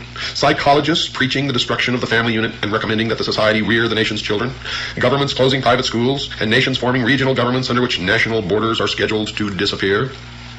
And still the sheeple think that all of this is happening by accident. And any concept that it is being brought about by a carefully orchestrated plan is the product of crazy conspiratorialists. Since these changes appear to be part of the new philosophy known as the New World Order, anyone desiring to know the future has to become familiar with this new phrase and what it portends for the world of tomorrow, and you will quickly see that it is the result of a well-thought-out, well-conceived, and well-orchestrated plan. Indeed, it is called the Great Work. As an indication that major changes are coming in tomorrow's world, one of the current trends mentioned is the call for a one-world government. And one of those supporting this leap forward is Norman Cousins, president of the World Federalist Society, and he's on record as saying this, quote, "World government is coming. In fact, it is inevitable. No arguments for it or against it can change that fact," unquote. And I say that is a lie. 240 million Americans standing up in concert with each other, holding a rifle in their hands, can stop it instantly in its tracks. And that's the truth of why we were given the second article in amendment to the Constitution. It has nothing to do with hunting or preserving your private property. It has to do with preserving our freedom. The goal of a one-world government, folks, is not a new thought. One of the earliest formal organizations that supported the concept of that goal was the Illuminati, founded on May 1st, 1776 by Adam Weishaupt, a Jesuit priest, a professor at Ingolstadt University, a Jesuit university, a teacher of canon law. Professor Weishaupt was quoted as saying this, quote, "It is necessary to establish a universal regime and empire over the whole world," unquote. Now let me tell you the truth about the Illuminati. Adam Weishaupt did not establish the Illuminati, nor did the Illuminati die with Adam Weishaupt. Make sure you understand that. A more modern organization that supports the coming changes is the Masonic order, called simply the Freemasons, or for short, the Masons. It has nothing to do with bricklayers, folks. The term originally comes from the French, free mason, which literally means the sons of light. This worldwide fraternity has members in America, as will be discussed, and they too support a call for a one-world government. One who has written about this secret organization is Paul Fisher, and he says this about them in his book entitled Behind the Lodge Door, quote, "Masonry will eventually rule the world," unquote. Benevolent fraternal organization. Albert Pike, and you're going to hear an awful lot about Albert Pike during this series, the sovereign grand commander of the Scottish Rite of Freemasonry here in the United States from 1850 to 1891, the man who founded the Ku Klux Klan and B'nai B'rith, wrote a book entitled Morals and Dogma. And when and if you can find that book, don't pass it up, buy it and read it. Mr. Pike has been praised by his fellow Masons as a member almost without parallel in the history of the Masonic order. He was a great friend of Giuseppe Mazzini, the ruler of the European branch of the Illuminati. Carl Cloudy himself, a Masonic writer of great esteem, wrote this about Pike. Quote, "Albert Pike, one of the greatest geniuses Freemasonry has ever known. He was a mystic, a symbolist, a teacher of the hidden truths of Freemasonry," unquote. So the outsider can know that whenever Mr. Pike speaks, he speaks with authority and knowledge. He is perhaps the greatest Masonic writer of all time, and I would add next to Manly P. Hall. His book is given to each Scottish Rite Southern Jurisdiction Freemason who is asked to read it. There seems to be a difference of opinion as to whether or not this book is still required reading for each Scottish Rite Mason, as we were told that it was given to each Scottish Rite Mason in Tucson, and the Masons say that that is not true. But you have to remember they're sworn not to reveal the secrets of the lodge, and therefore you can never trust them to tell you the truth no matter what they're telling you. But in this book, Morals and Dogma, Pike informs the new Mason about the moral teachings of the Masonic Lodge. He instructs the Masonic reader that the order will eventually be asked to rule the entire globe, and he wrote this, quote, "The world will soon come to us for its sovereigns and pontiffs. We shall constitute the equilibrium of the universe and be rulers over the masters of the world," unquote. He wrote this supportive statement in a book entitled Legenda, quote, "And thus the warfare against the powers of evil that crushed the order of the temple goes steadily on, and freedom marches ever onward toward the conquest of the world," unquote. Reference to the order of the temple is reference to the Knights Templars, who were destroyed in concert by King Philip of France and Pope Clement V. And the powers of evil referred to in this paragraph is the Christian church, the Christian religion, Christianity as a whole. Let me read it to you again, just in case you weren't paying attention. Quote, "And thus the warfare against the powers of evil that crushed the order of the temple goes steadily on, and freedom marches ever onward toward the conquest of the world," unquote. The order of the temple Mr. Pike was writing about was the Knights Templar, which was, according to him, quote, "devoted to the cause of opposition to the tiara, the Pope's triple crown, and the crown of kings," unquote. Well, then is it any wonder that the King of France and the Pope crushed the Templars in France? For that is the only place that they were truly crushed. Mr. Pike said that the Catholic Church was a power of evil because it had crushed the Templars, even though he admitted that they were devoted to opposition to the Church and its leader, the Pope. But the major point of that quote is that these forces of opposition, presumably meaning the Masons, are marching onward toward the conquest of the world. Mr. Pike repeated his devotion to the conquest of the world with this comment at the end of his book entitled Morals and Dogma, quote, "Such, my brother, is the true word of a Master Mason, such the true royal secret which makes possible, and shall at length make real, the holy empire of true Masonic brotherhood," unquote. Now, all of you Master Masons out there who've been writing me letters, don't write to me anymore. You are my enemies. And if I can, I will destroy you. Don't write to me and profess your innocence, for your own have proclaimed your guilt. And if you are truly innocent, then you're just a foolish dupe and you better get out while you can. The major worldwide movement that champions a one-world government, folks, under a religious leader is a new phenomenon occurring worldwide called the New Age movement, a creation of Freemasonry. The newspaper put out by the Scottish Rite of Freemasonry is called The New Age. Tex Mars, a researcher into this new religion, has written 2 books on the subject. Both of these books are excellent primers for those who wish to know more about the beliefs of this religion.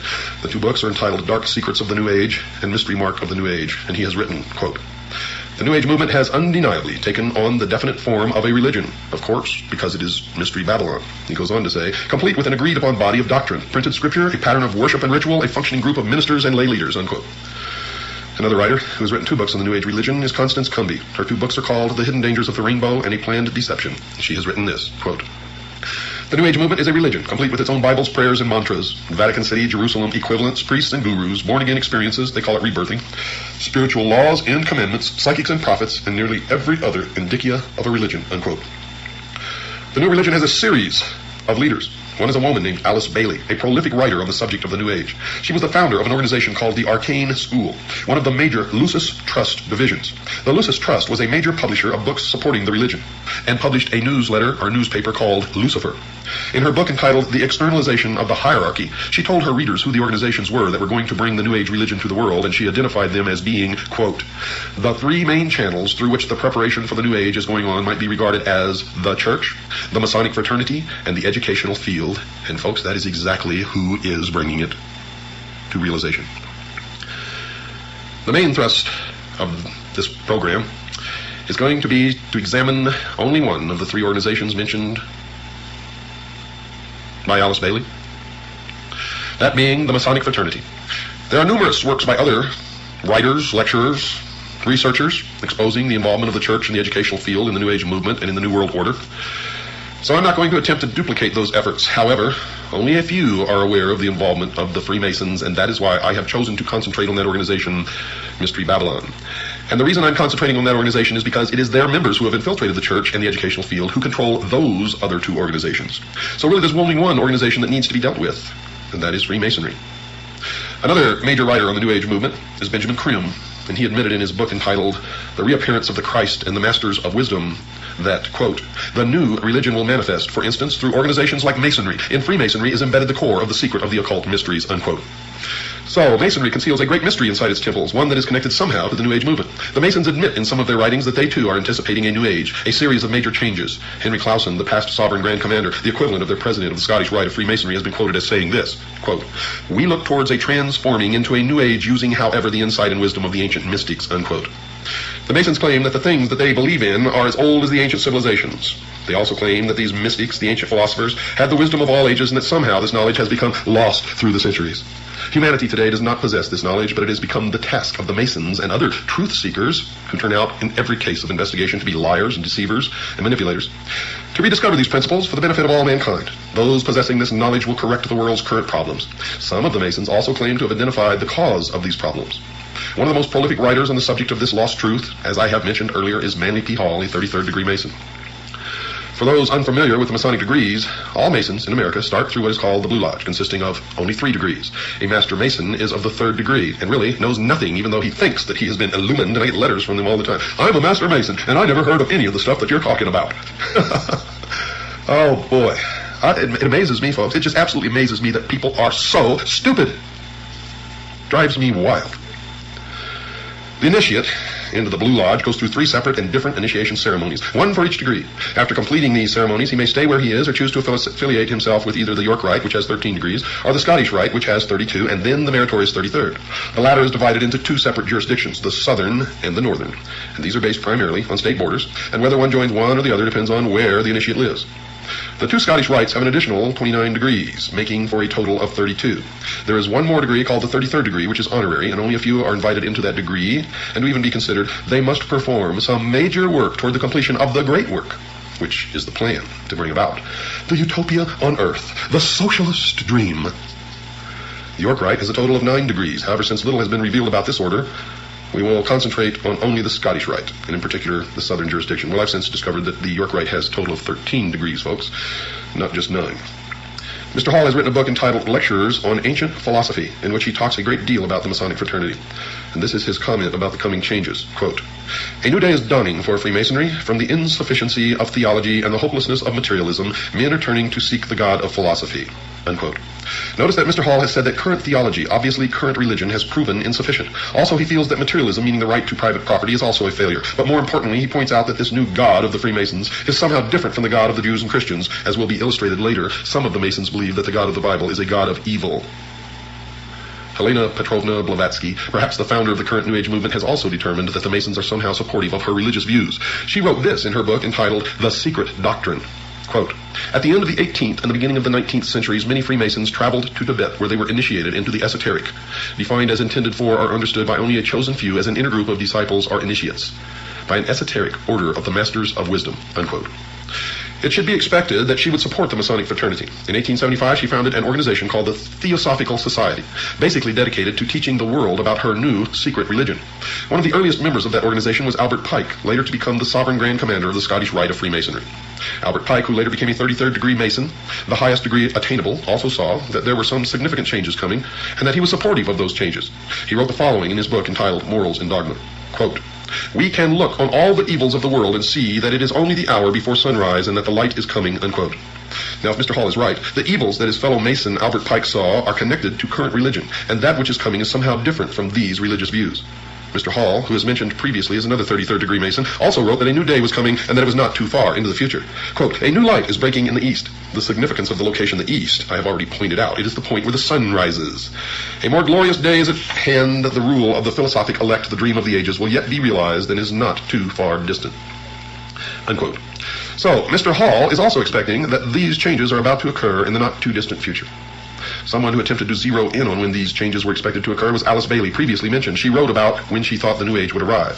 Quote, "Eventually there will appear the Church Universal, and its definite outlines will appear towards the close of this century." Unquote. And you have already seen the emergence of the Universalists Church.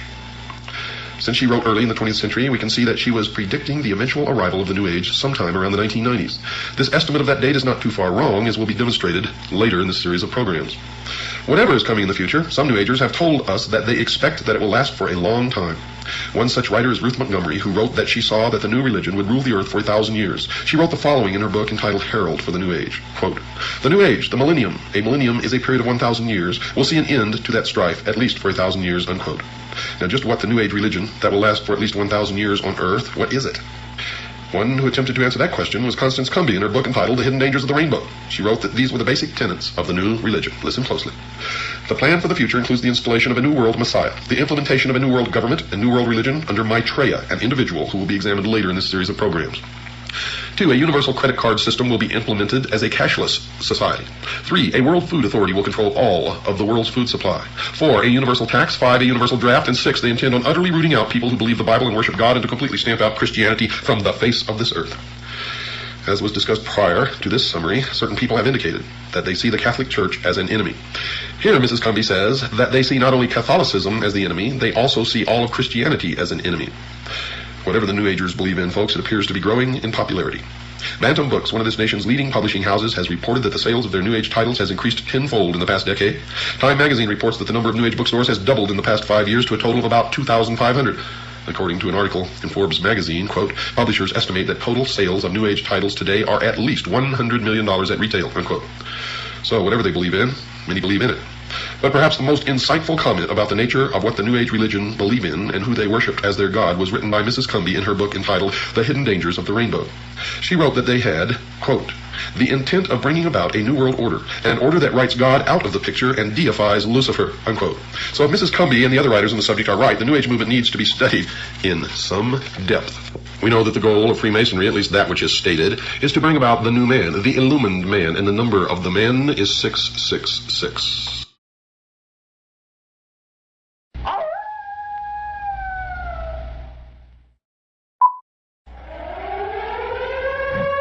Lights out of the hour.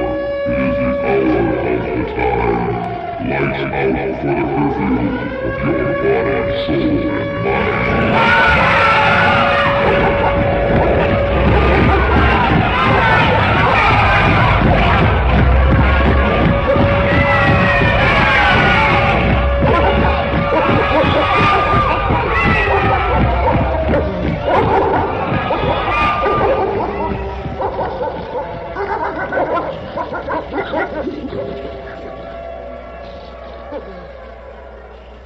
I'm William Cooper, and you're listening to the Hour of the Time. Folks, something is wrong in America, no doubt about it. There's a new religion appearing, many of you call it the New Age religion, and it appears to be the exact opposite of the Old Age religion, meaning the religion of the Jews and the Christians. It's not really that different. I've studied it. I've talked to people who practice it. They claim it's not a religion, but it is. Christ has ceased to become a man, the Son of God, the actual manifestation of God in the flesh on earth, and has become the consciousness, the Christ consciousness. And anyone can be Christ if they have this Christ consciousness in the New Age religion. Now, these are the two religions, the Christian religion and the Jewish religion, that set the United States on its course, because these religions taught that mankind had some basic human rights. They held that the family was the basic unit in all of the world. They believed in the right to private property. They believed in the unalienable, which is defined as being incapable of being surrendered, right to life. They held that each person had the right to worship their God, and they held that all had the right to freedom of association, as shall be so disclosed during this series. These positions were deemed to be self-evident by those who wrote the American Declaration of Independence and the Constitution, and became the cornerstones of the American civilization. The term self-evident, folks, means that these human rights were not worthy of debate because they stood on their own simply because they were true. They could not be debated because they were creator endowed by God. Yet, folks, today these cornerstones of American life are no longer self-evident to many. They are being publicly discussed. People and organizations are now debating whether an individual has the basic human rights to life, liberty, and property. There's a great danger in this. Friedrich Wilhelm Nietzsche, a German philosopher and one of the teachers of many of the world's leading communist revolutionaries and international socialists, put the argument quite succinctly in this statement, quote, "I condemn Christianity. I raise against the Christian church the most terrible of all accusations that any accuser uttered. It is to me the highest conceivable corruption," unquote. Remember, the priests, the initiates of the mystery schools, believe that Christianity is a corruption of the mysteries, the worship of Lucifer, represented by the sun, the light, Osiris. Tex Mars, an author who has written in opposition to the New Age, wrote this about their hatred of the Christians, quote, "The New Age believer is told, you could be a god in the next instant if only those horrible Christians weren't around with their poisonous attitudes," unquote.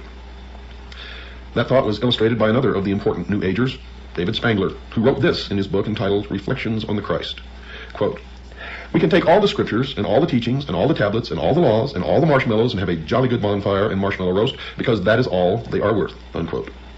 So the New Age, like the Masons, feel that Christianity is the enemy, a force to be countered, not by open debate, but by contempt and ridicule, and as shall be illustrated later, by even murder. And remember, the source of the New Age movement is the Order of the Freemasons. Other parties wish to join the debate. In 1911, the Socialist Party of Great Britain published a pamphlet entitled Socialism and Religion, in which they placed their position about religion into the arena.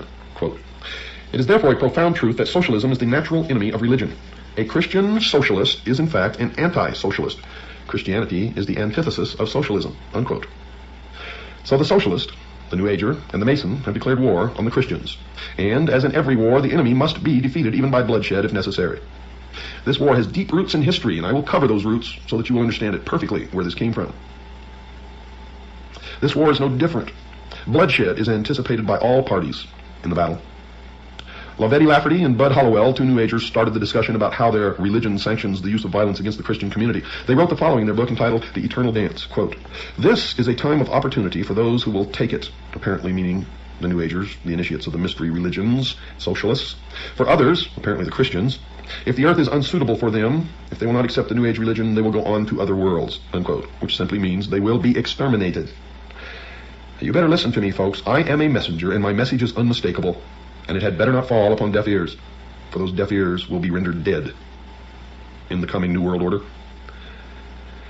Another New Age spokesman, Maharishi Mahesh Yogi, the guru sought out by the rock and roll group known as the Beatles and others, has been quoted as saying, quote, "There has not been and there will not be a place for the unfit.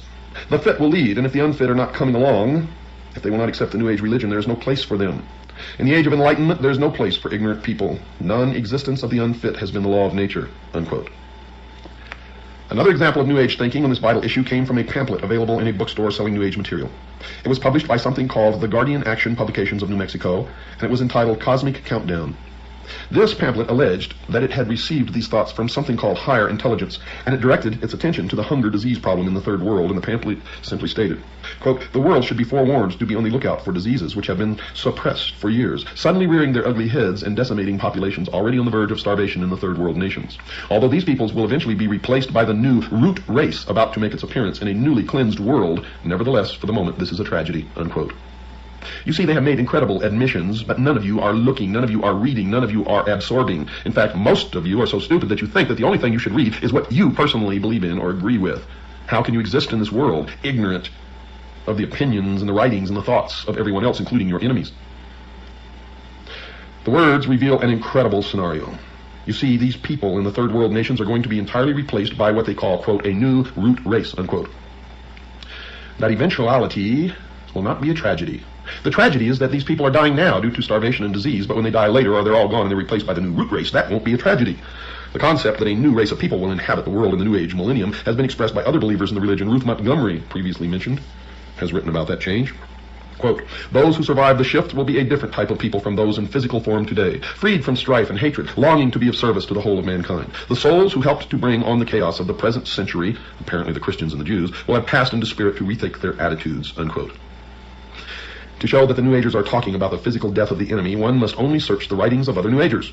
Another believer to write on the subject of the destruction of those who will not accept the new religion was Ruth Montgomery, and she has been quoted as saying in a transcribed interview carried by a magazine called Magical Blend, quote, "Millions will survive and millions won't. Those who won't will go into the spirit state because there is truly no death," unquote. Estimates of the number to perish have been made by some New Agers. One who has made such an estimate is John Randolph Price, who was quoted by Tex Mars in his book about the New Age, and he said that, quote, "John Randolph Price was told by his spirit guide that up to 2.5 billion might perish in the coming chaos," unquote. And we already know that the goal of the plan called Global 2000 is to deplete the population by 2 billion people by the year 2000. Now, that estimate is about half of the current world population, 2.5 billion. Another estimate of the number required to die because they will not accept the new religion was offered by the so-called Tibetan master, Dwal Kul, who has said in one of his channeling experiences that 1/3 of all humanity must die by the year 2000. And that would be about 2 billion people, at least. Channeling is one of the strange activities occurring inside the New Age religion. I've witnessed this, and I can tell you most channelers are just fraudulent con artists who are taking the money of those who pay to hear this channeling from dead spirits or ancient teachers or other world spirits. Some of the believers claim that they have the ability to call forth the deceased spirit of someone who lived many years before. Quite often, these spirits claim to be the ascended masters, those who have gone on to discover the eternal truths of all creation. One such believer who claimed to be in touch with a master was Alice Bailey, previously mentioned. Her spirit called himself Dwal Kul, and she claimed he spoke through her saying, quote, "Death is not a disaster to be feared. The work of the destroyer is not really cruel or undesirable. Therefore, there is much destruction permitted by the custodians of the plan, and much evil turned into good," unquote. Now, just what the plan constituted was told to the world by Benjamin Krim, another New Age leader.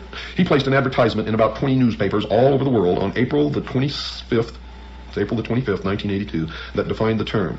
The ad read in part, quote, "What is the plan?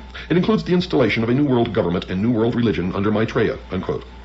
But perhaps the most startling example of the teachings of this new religion came from the pen of Barbara Marx Hubbard, one of their most articulate writers, and she wrote in her book entitled Happy Birthday Planet Earth, quote, "The choice is, do you wish to become a natural Christ, a universal human, or do you wish to die? People will either change or die, that is the choice," unquote. So the people of the world will be given a choice. They will choose to accept the new religion, or they will choose to die. The battle lines are drawn. Choices will have to be made. I have made my choice. What is yours? Some of the leading socialists of the past have shown that they too have chosen up sides. One such individual was Adolf Hitler, the head of the German government during World War II, who held no conviction that the murder of over 50 million people during that war was wrong. He considered himself to be an agent of this unseen God in reducing the population of people that he held to be undesirable. He wrote, quote, "I have the right to exterminate millions of individuals of inferior races which multiply like vermin," unquote. And he did what he considered acceptable inside his religion. Those who did not believe in his new religion had no choice, and they perished. The evidence that Adolf Hitler was a New Ager will be presented later in this series. Another of the leading spokesmen for the socialist position was George Bernard Shaw, a well-known writer during his day. He wrote a book entitled The Intelligent Woman's Guide to Socialism, in which he stated, quote, "I also made it quite clear that socialism means equality of income or nothing, and under socialism you would not be allowed to be poor." You would be forcibly fed, clothed, lodged, taught, and employed whether you like it or not, whether you're useful or not, even if it were discovered that you had not the character and industry enough to be worth all this trouble. You might be executed in a kindly manner, but whilst you were permitted to live, you would have to live well, unquote. Socialism is the greatest perversion, deception, and lie that has ever existed on the face of this earth, and has brought nothing but misery, death, poverty to people who have been subjected to its cruelties. The Masonic writer Albert Pike placed the Masonic order into the discussion when he wrote this in his book Morals and Dogma. Quote, "It is not true to say that one man, however little, must not be sacrificed to another, however great, to a majority or to all men. That is not only a fallacy, but a most dangerous one. Often one man and many men must be sacrificed to the ordinary sense of the term to the interest of the many. The interest and even the life of one man must often be sacrificed to the interest and welfare of his country." Unquote. The religious view is that the sacrifice of one life for the interest of the many is murder, and those who believe in the God of the Bible are told not to commit this act. The commandment against this practice is contained in Exodus 20, verse 13 of the Old Testament, and in Matthew 5, verse 21 in the New, and is simply expressed in these simple words, quote, "Thou shalt not kill," unquote. The principle is easy to understand. No person has the right to take the life of another. This understanding is nearly worldwide. There are, of course, cultures that have determined that human sacrifice, cannibalism, and murder are acceptable forms of behavior, but these are rare in the history of man. But here we are being exposed to a whole new religious view, one growing daily in size and stature that openly advocates the wholesale slaughter of entire races of people. Adam Weishaupt, the founder of the Bavarian branch of the Illuminati, has also endorsed this new conviction that murder was not improper by including it in the initiation ceremony into the order. He has his initiator tell the initiate, quote, "Behold our secret. If in order to destroy all Christianity, all religion, we have pretended to have the sole true religion, remember that the end justifies the means, and that the wise ought to take all the means to do good which the wicked take to do evil." Unquote. The initiate was told that he may use whatever means, murder included, to achieve the goals of the association that he was joining, and that the major goal of the Illuminati was the destruction of all religion, including Christianity. That meant that if Christians physically stood in the way, they would be removed by simply murdering them. Weishaupt even went so far as to say that anyone not willing to take the life of another was unfit to join the Illuminati. He wrote the following in a letter to a fellow member in 1778, quote, "No man is fit for our order who is not ready to go to every length," unquote. Weishaupt wrote that again, this time using different words. Quote, "This can be done in no other way but by secret associations, which will by degrees, and in silence, possess themselves of the government of the states and make use of those means for this purpose, which the wicked use for attaining base ends," unquote. Now, Weishaupt, folks, was aware of the enormous power of government, and he desired its power for his members. He committed his organization to its infiltration. Then he committed it to unspeakable purposes, anything that would further the goal of the Illuminati.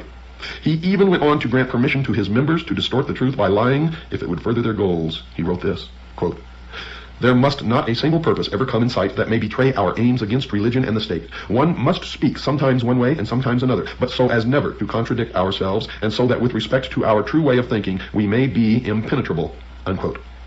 And you wonder why politicians continually lie, continually break their promises, and no matter who you elect, Republican or Democrat, it doesn't make any difference. Perhaps a perfect example of an oath that these initiates take somewhere along the road to the pinnacle inside the secret society was given in a book written by George Orwell entitled 1984.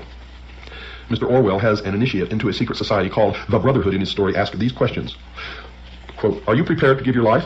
Are you prepared to commit murder? Are you prepared to commit acts of sabotage which may cause the death of hundreds of innocent people? Are you prepared to betray your country to foreign powers? Are you prepared to cheat, to forge, to blackmail, to corrupt the minds of children, to distribute habit-forming drugs, to encourage prostitution, to disseminate venereal diseases, to do anything which is likely to cause demoralization and weaken the power of the people? Are you prepared to commit suicide if and when we order you to do so?"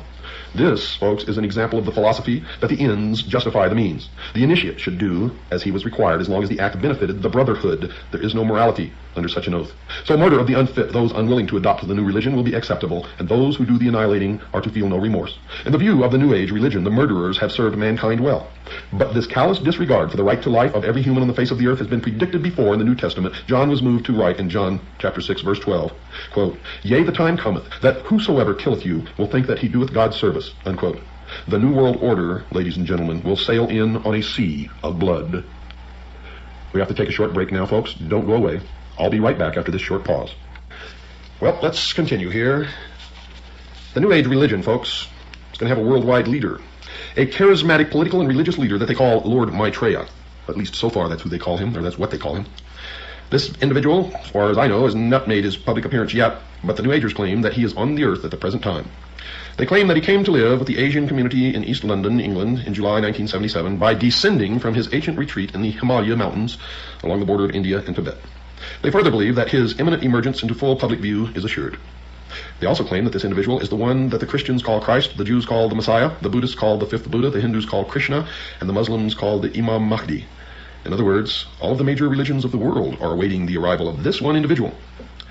It is their claim that this one individual living now in London is the one expected by all of these religions. However, when we search London with a fine-tooth comb, we can find no trace of any living individual named Maitreya or fitting this description, or recognized as this religious leader. Isn't that strange? And they say that he is on the earth now, patiently waiting for the appointed time to reveal his existence to the peoples of the world. They say that he will apparently assume the leadership of all of these religions, and when he does, he will create a one-world religion. The New Agers have written that in the esoteric tradition, previously defined as being intended for or understood by only a chosen few as an inner group of disciples or initiates, in other words, the esoteric means hidden. They claim that the word Christ is not the name of an individual, but the name of an office or function within the spiritual hierarchy of masters.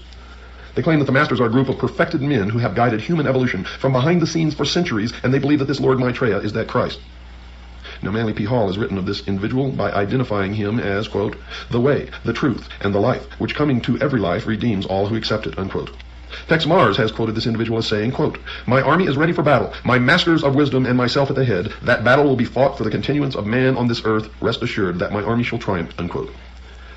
Well, it appears that the battle to be fought between the followers of Lord Maitreya and the rest of humanity is still in the future. But at least one of the participants has an army already prepared. How about you? One who claims to have seen the birth in a vision of someone who seems to fulfill the requirements of this Maitreya was astrologer Jean Dixon. Her major claim to being a prophet is her prediction, reportedly made before the event of the assassination of President John Kennedy in 1963. However, her credentials were dealt a serious blow in 1968 when she also prophesied that the Soviet Union would be the first to put a man on the moon. Another of her prophecies was that the Republican Party would be victorious in 1968. And it was with the election of Richard Nixon, a Republican. But she also predicted that within the following decade, 1970 to 1979, the two-party system as we have known it will vanish from the American scene. She further predicted that Richard M. Nixon had excellent vibrations for the good of America and would serve the country well.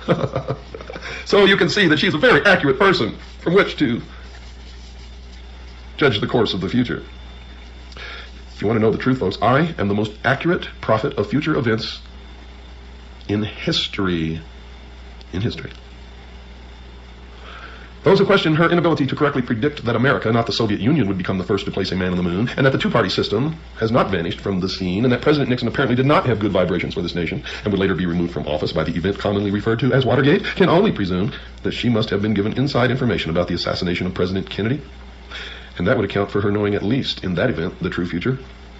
Secondly, one can only wonder why this non-prophet should be listened to about anything after her appalling record on prophecies, but there is reason to believe that she might have been asked to write an account of this vision of the important birth by the New Age religion, because they wanted the official imprimatur of someone commonly referred to as a prophet. In other words, folks, her prophecy might have been written to legitimize his claim to be a man-god, so that when this individual made his public appearance himself, the public would marvel at the fact that his birth had fulfilled a prophecy. But in any event, Ruth Montgomery wrote a book about her entitled The Gift of Prophecy, in which she wrote about the very revealing and intriguing vision that Jean Dixon allegedly had. Quote, the vision, which Jean considers the most significant and soul-stirring of her life, occurred on February the 5th, 1962. She saw the brightest sun she had ever seen. Isn't it funny how that sun always pops into this stuff? Now remember that reference to the sun, folks. Stepping out of the brightness were a pharaoh and Queen Nefertiti. Remember here that these two individuals were Egyptians. Now this will become significant later on. In fact, it's already significant if you've been listening to this show. The couple thrust forth a baby as if offering it to the entire world. Now another interpretation, because they sprang from the sun, could be that this is Osiris and Isis and the child is Horus, and that is exactly the esoteric real interpretation, although Jeannie Dixon never said this. Jean looked at the baby and then said, according to the author, quote, I knew here is the beginning of wisdom, unquote. Remember what I told you? Osiris is the doctrine, Isis is the church, the child Horus is the body of illumined initiates. So what Ruth Montgomery wrote can be summarized as follows. A sun deity gives the world a child from Egypt who possesses enormous wisdom, and this event allegedly took place on February the 5th, 1962. The interpretation of these symbols have already been discussed and will continue to be discussed during this series, and the significance will be plain to all. Jean then says, quote, a child born somewhere in the Middle East shortly after 7 a.m. Eastern Standard Time on February the 5th, 1962, will revolutionize the world. Before the close of the century, he will bring together all mankind in one all-embracing faith. Mankind will begin to feel the great force of this man in the early 1980s, and during the subsequent 10 years, the world as we know it will be reshaped into one without wars and suffering. His power will grow greatly until 1999, and this year is extremely significant, as will also be discussed, at which time the peoples of this earth will probably discover the full meaning of the vision, unquote. So according to this vision, a child born on February the 5th, 1962, will grow up to bring a one-world religion onto the face of the earth, and his efforts will be successful in 1999. The New York Times newspaper, folks, ran 3 consecutive articles on the conjunction of 5 planets, the sun, the moon, and an invisible body that astrologers call Ketu, starting on February the 4th, 1962. The first article stated that the various bodies moved into rough alignment in the constellation Capricorn at 7:05 a.m. New York Times. A Capricorn remembers the goat. In history, the goat was the goat of Mendes, or the ram. And the newspaper article also says that they would remain in that alignment until 7:17 a.m. New York time Monday. The goat of Mendes, the ram, is also another word or another name for Lucifer, Satan. However, the article went on to say that most of the people in India became alarmed because most astrologers were making predictions of disasters. There were a few astrologers who were predicting good for the world as a result of this alignment, but few Indians appeared to be paying them much heed. Now couple that with Gene Dixon's prediction that the child was born on February the 5th, 1962, midpoint in this alignment. And what do you get? They're going to great pains to prepare the world for something. Astronomers did not consider the event to be rare, however, and the article went on to report that the same configuration had occurred several times in the past. The last time being in April 1821, and then it occurred twice. The article reported that Dr. Kenneth L. Franklin of the Museum of Natural History, Hayden Planetarium in New York, had commented that year does not seem to be a year of any remembered disasters. He was then quoted as saying, and that year isn't famous for anything, as far as I know. Dr. Franklin also commented on the body the astrologers call Ketu. He speculated that it may be some sort of astrological addition used to make everything come out right. He then added that he believed Ketu to be the invisible planet that is frequently taken into account in astrological reckonings, but that he had no idea how it was possible to keep track of something that no one could see, and as far as he knew, didn't even exist.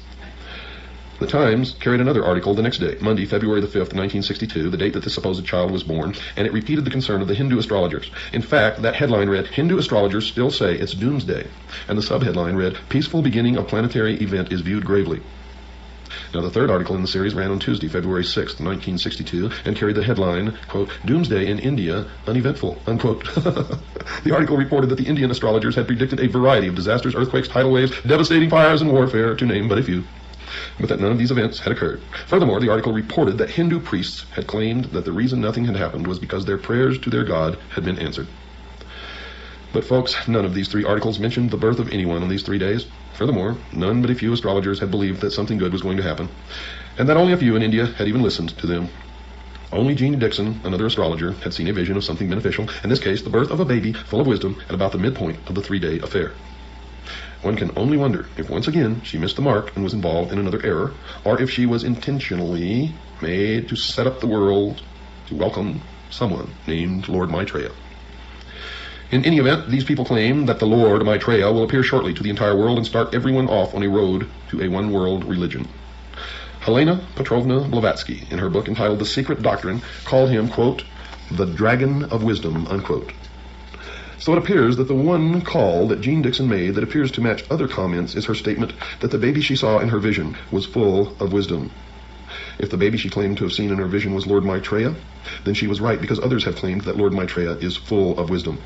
However, there is still reason to believe that she was given inside information by some New Agers who wanted to have this Lord's birth prophesied, so that when he did surface, the New Agers could claim that his birth had been a fulfilled prophecy.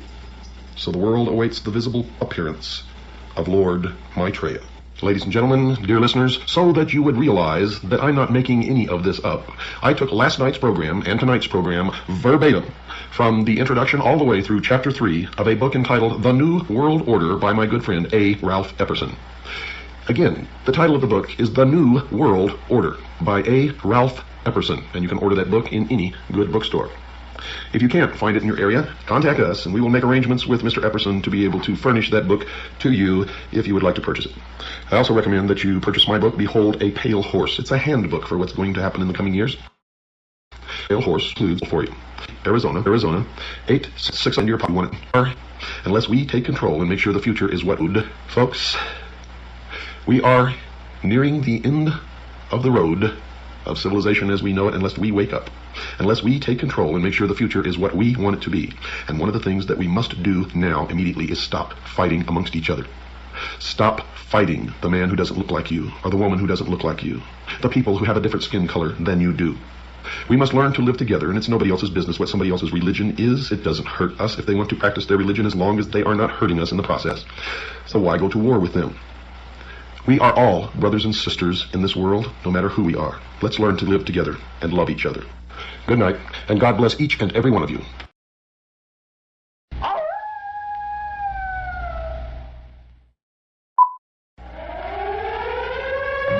Lights out on the hour. It is the hour of the time. Lights out for the curfew of your body, soul, and mind.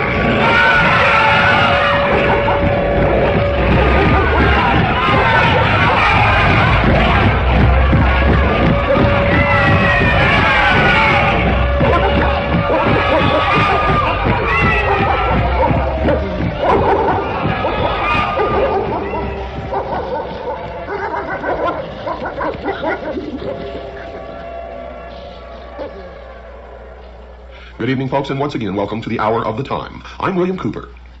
Now, folks, the Dallas Morning News on October 1st, 1989, published this story. Anglican leader calls for unity under Pope. The byline is Associated Press. Rome, Anglican leader Archbishop Robert Runcie called Saturday for all Christians to accept the Roman Catholic Pope as a common leader presiding in love.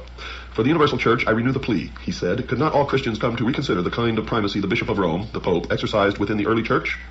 Again, folks, that was in the Dallas Morning News, October 1st, 1989. This story appeared in the Bakersfield Californian, August 27th, 1989. Baptist and Catholic theologians find common ground. Associated Press, New York. Southern Baptists and Roman Catholics, the nation's two largest denominations, generally have been regarded as doctrinally far apart, but their scholars find they basically agree. The 163-page report is seen as the most full-scale mutual examination of respective positions of the two traditions. Achieving it was an unprecedented experience for Southern Baptists, commonly averse to ecumenical affairs. The talks, sponsored by the Catholic Bishops' Committee on Ecumenical and Interreligious Affairs and the Southern Baptist Department of Interfaith Witness, involved 18 meetings between 1978 and 1988. Again, that appeared in the Bakersfield Californian, August 27th, 1989. Now I want you to listen to me very carefully during this broadcast, for the message tonight is extremely important. And understand that I am not attacking Catholics or anyone else. I am merely giving you the results of our research, and sometimes the results of this research is disturbing. It shows how we've been misled and deceived over hundreds and sometimes thousands of years. You see, folks, more wars have been fought and more blood has been shed in the name of religion than any other cause, perhaps all other causes. Countless millions have been slaughtered in the name of God, Allah, Buddha, Muhammad, Christ for thousands of years. Christian killing Jew, Jew hating Muslim, the Muslim against the Hindu, Christian fighting Christian, Shiite versus Sunni, Sikh against Hindu. Endless rivers of blood supposedly shed to rid the world of evil men and make way for peace. And of course, it never happens. And that's what they say about this new world order, that it's going to rid the world of evil men and make way for 1,000 years of peace.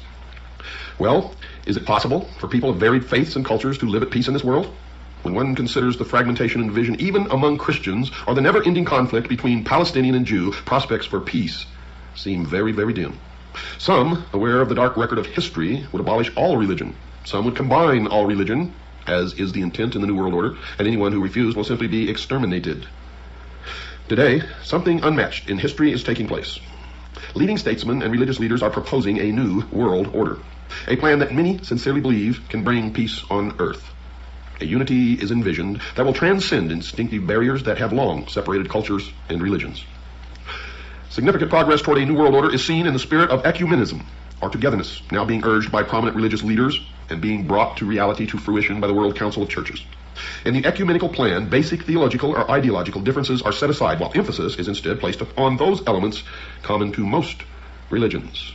And I can tell you that the New World religion will be a religion that serves man, because man is to become God in the New World Order, and the religion will change with the needs of man. Could the long-desired universal peace be just around the corner? Could this succeed? Is it actually possible for men to forge a lasting peace on the anvil of compromise? Or could it be that we are naively forging not a new world order, but rather the one world order of apocalyptic prophecy? Or is it all an invention of the mind of man throughout the ages to manipulate large masses and populations of people? I make no judgment, and I do not try to answer all of these questions. You must do that in your own mind. But I must ask those questions, for many of you have never even thought to ask them.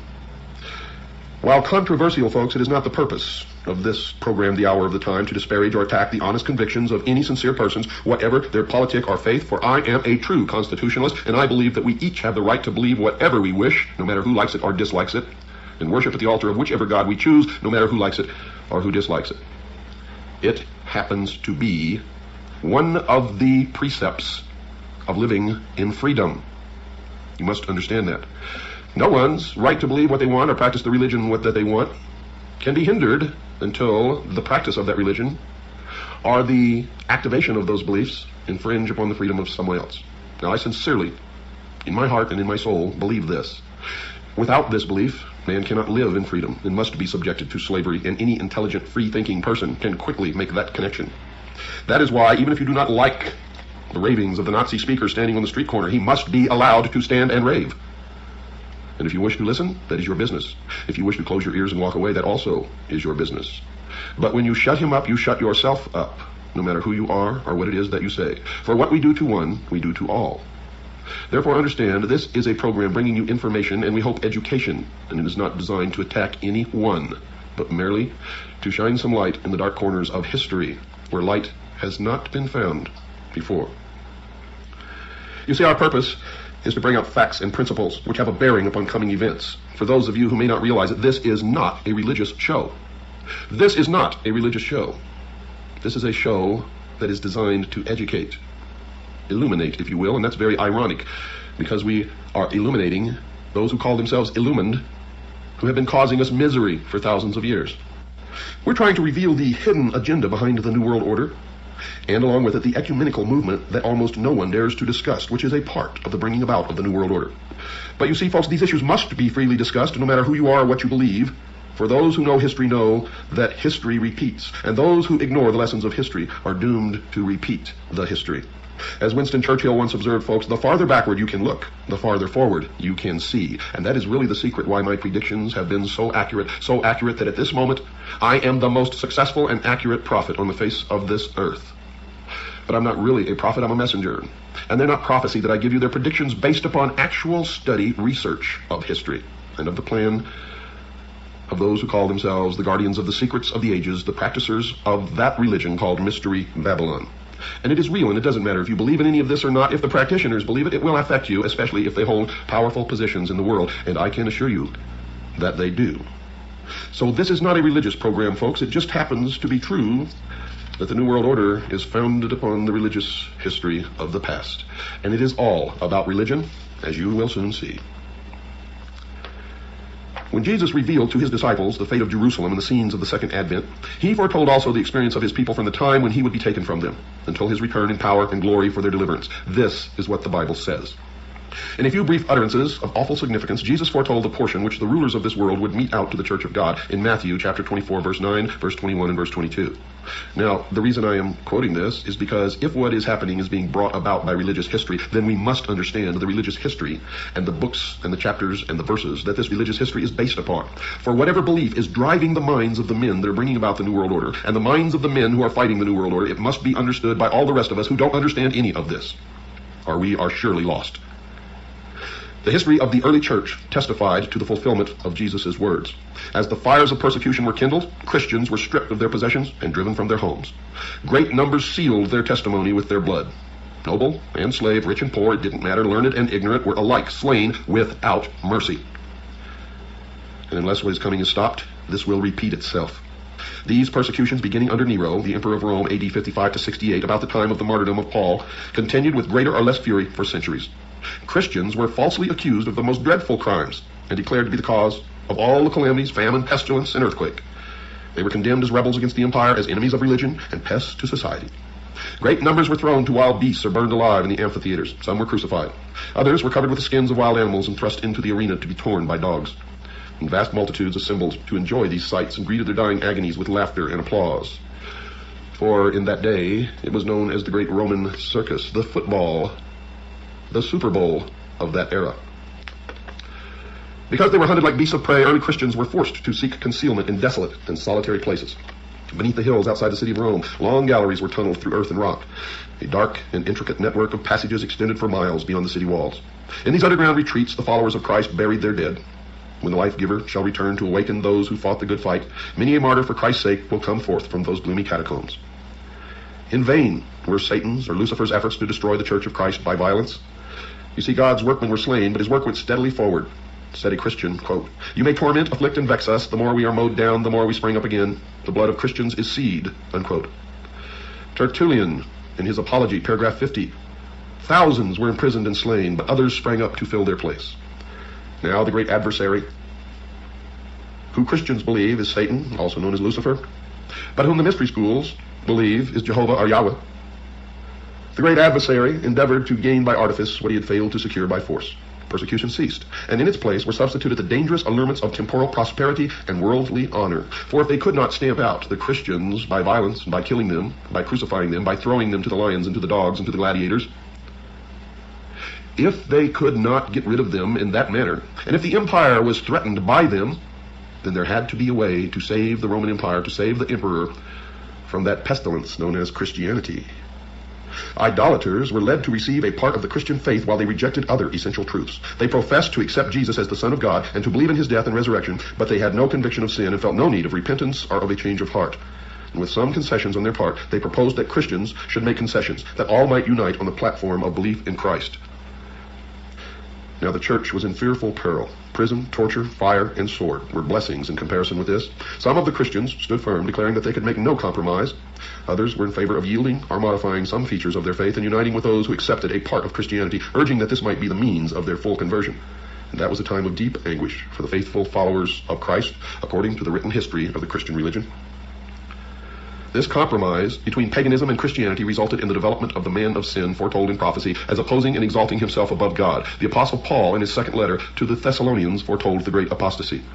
Quote, "That day shall not come, except there come a falling away first, and that man of sin be revealed, the son of perdition, who opposeth and exalteth himself above all that is called God, or that is worshipped, so that he, as God, sitteth in the temple of God, showing himself that he is God," unquote. 2 Thessalonians chapter 2, verse 3 and 4, and that prophecy has come true. As man stands in the temple of the body today and declares himself to be God. And furthermore, the apostle warned his brethren that the mystery of iniquity doth already work. And what is the mystery of iniquity? It is the mystery religion of Babylon, the worship of the heavens, the Osirian cycle, of which the sun is the symbol of the intellect. Even at that early date, he saw creeping into the church errors that would prepare the way for the development of that gigantic system of false religion, a masterpiece of Satan's power, a monument of his efforts to seat himself upon the throne and rule the earth according to his will. The nominal conversion of the Roman Emperor Constantine in the early part of the 4th century caused great rejoicing, and the world, cloaked with a form of righteousness, walked into the church. Paganism, while appearing to be vanquished, became the conqueror. Pagan doctrines, ceremonies, and superstitions were incorporated into the faith and worship of the professed followers of Christ. And the 10 Commandments were changed to permit idols in the church. And other changes were made. You see, the day of rest was changed from the 7th day to the 1st day. Why? Because the 1st day was the date that the pagan religion worshipped the sun, Osiris, the light, Lucifer, the intellect. And so the pure and simple teachings of Christ were corrupted beyond recognition. As Christians consented to lower their standards, a union was formed between Christianity and paganism. Though the worshippers of idols professed to be converted, they united with the church, still clinging to their idolatry, only changing the objects of their worship to images of Jesus and even of Mary and the saints. But they still worshipped the same gods, and they always have. If you look at an aerial view of the Vatican, you will see that the outer courtyard is a round temple of the sun, exactly as the Druids and the Celts built. And that in the center of this temple to the sun, to Osiris, stands the symbol of the lost word of Freemasonry, the phallus, the generative force, the penis of Osiris, the obelisk. You see, folks, the Roman Empire never fell. It just became the Catholic Church. And the Roman Emperor merely changed his name from Emperor to Pope. Now, for those of you who may think that I'm crazy and that I've lost my mind, I'm going to read you verbatim from a book entitled Dungeon, Fire, and Sword. It is the complete history of the Knights Templar in the Crusades, written by John J. Robinson, author of Born in Blood. And I'm going to start at the third paragraph on page 414 in the chapter entitled Jesus Wept, 1292 to 1305. That's a date. Those are dates, folks. In London, Edward sent for the master of the Knights Templar in England, Brian de Jay. He told the master of his plans to chastise the upstart William Wallace in Scotland and asked that the Templar Knights go with him to fight for England. The Templar master saw no barrier to committing his knights to a totally secular war that had nothing to do with religion or the true cross. It had been years since the fighting men of the temple had had anyone to fight. The calls for men and money no longer came from the headquarters in the east. They had no need for them. No monarch they knew in Europe was going to go on a crusade, if even the Pope should call it, which he wouldn't because the Pope had something much more important on his mind. Boniface VIII had come up with a way to increase the papal treasury, a way that could come only once in 100 years. The following year of 1299 marked the turn of a century, and Boniface would turn the usual secular celebration into a jubilee of joy for all Christians. Now there would be new pathways to the total remission of sins, much easier than going off on crusade. Full absolution was offered to any pilgrim who would come to Rome for 15 days with his offering for the church, and thus he could fill his coffers. Even at his most optimistic, the Pope had not foreseen the flood of pilgrims that would bring new prosperity to Rome. The local merchants and innkeepers were delighted with the business generated by almost 2 million pilgrims. 2 priests stood all day and night behind the altar at the Church of St. Paul, using rakes to drag away the steady stream of gold and silver offerings placed there by pilgrims who pushed their way through the mob to leave their gifts. Boniface VIII was ecstatic. He remembered the words said to him as the papal crown had been placed on his head. Quote, "Take the tiara and know that thou art the father of princes and kings, the ruler of the world, the vicar on earth of our Savior Jesus Christ." Unquote. Now he indeed felt like the ruler of the world as he staged a regal pageant. He put on the dress and the insignia of the ancient Roman emperors and went out into the streets with 2 swords held high in front of him, indicating his supreme authority over both the secular and the spiritual worlds, with heralds crying out, quote, "Behold, I am Caesar." Unquote. And this is just one example, because all through history the popes have, on occasion, made public admittance of the fact that Rome just became the church. Displayed on the walls of the Vatican is the double-headed eagle, the insignia of only one man who has ever lived, the Emperor of Rome. Now, so that I may not be accused of invention, folks, everything that I'm giving you in this broadcast is coming right out of the writings of the historians of the Catholic Church, of the Protestant Church, of the Roman Empire, of the Knights Templar, and many others. You see, I'm not inventing any of this. It happens to be historical fact. And if you have eyes and can see, the Emperor, now the Pope, to gain converts from heathenism, unsound doctrines, superstitious rites, and the adoration of images and relics were gradually introduced into Christian worship. The decree of a general council, the Second Council of Nice, AD 787, finally established this system of Christian idolatry. To complete the sacrilegious work, Rome presumed to erase the Second Commandment, forbidding image worship from the law of God, and to divide the 10th Commandment to preserve the number.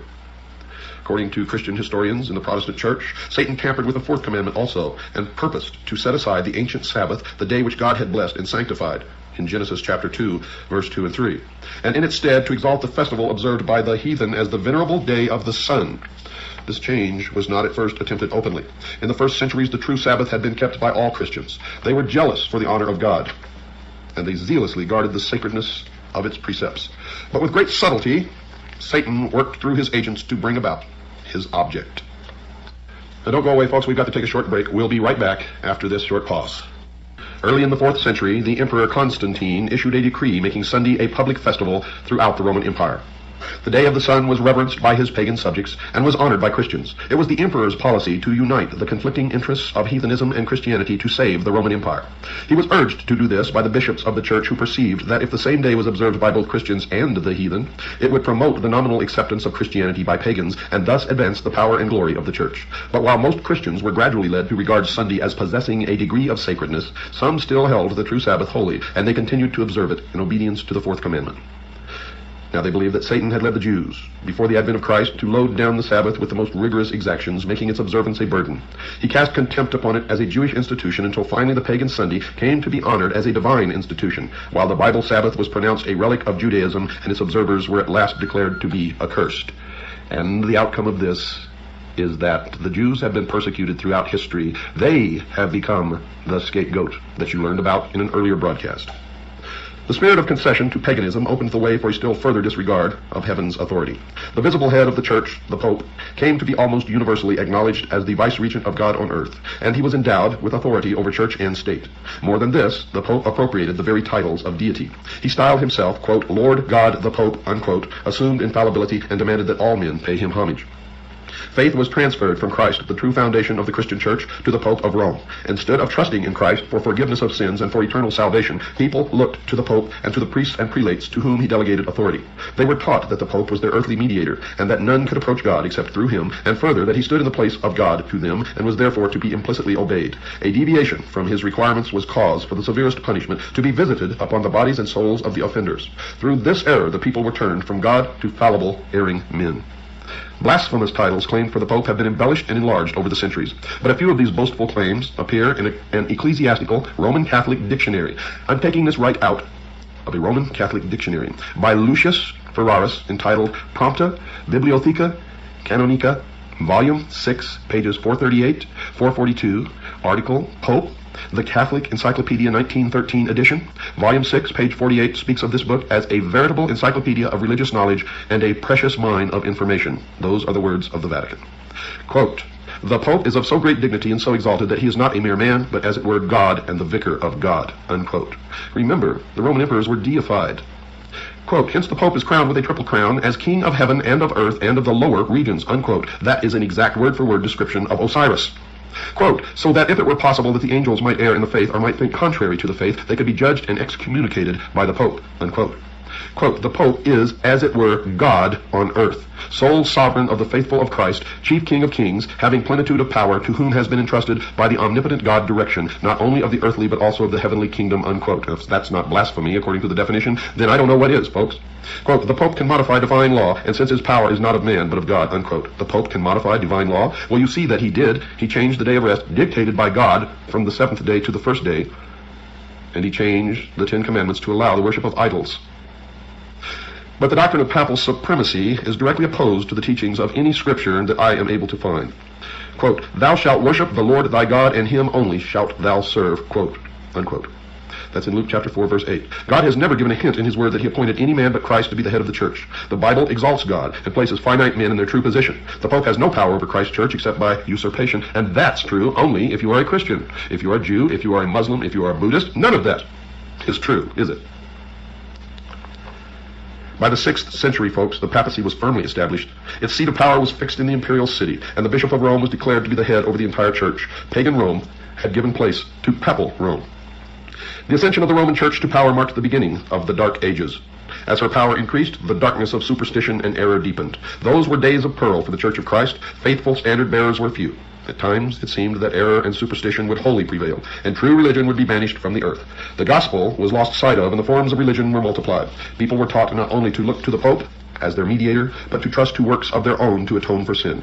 Long pilgrimages, acts of penance, the worship of relics, the erection of churches, shrines, and altars, the payment of large sums to the church, these and many similar acts were enjoined to appease the wrath of God or to secure his favor. As if God were like men, to be angered at trifles or pacified by gifts or acts of penance, and even then the church still worshipped the old gods.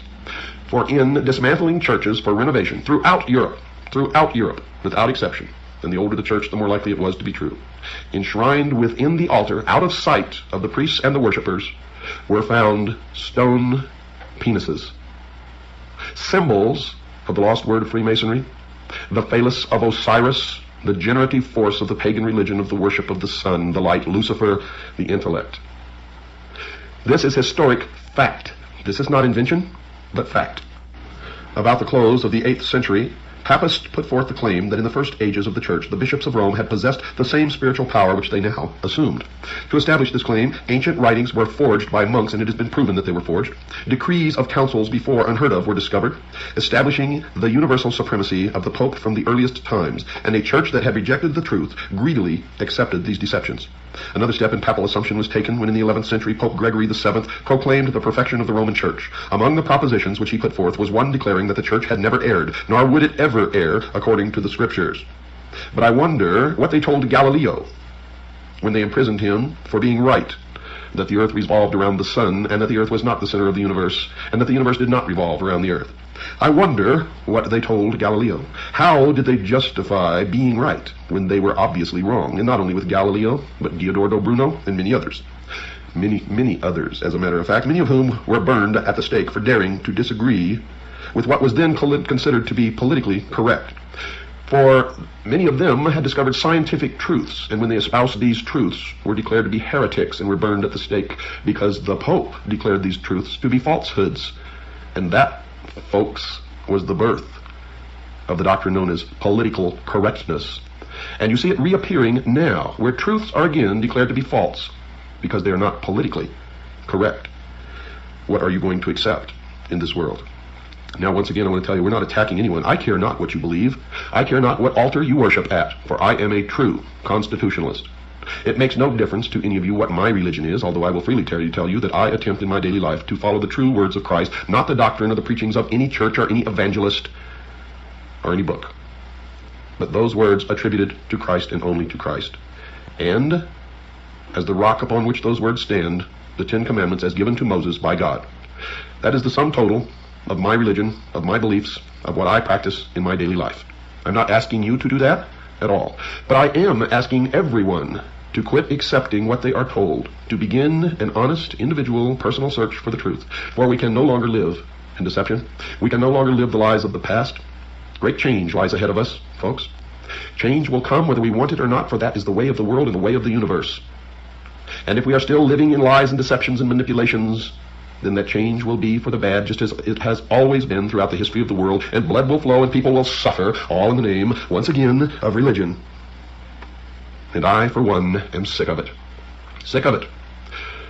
We must discover the truth, and we must lead our lives by the truth, and we must take the truth into the future, and we must determine the future from the truth, and nothing else.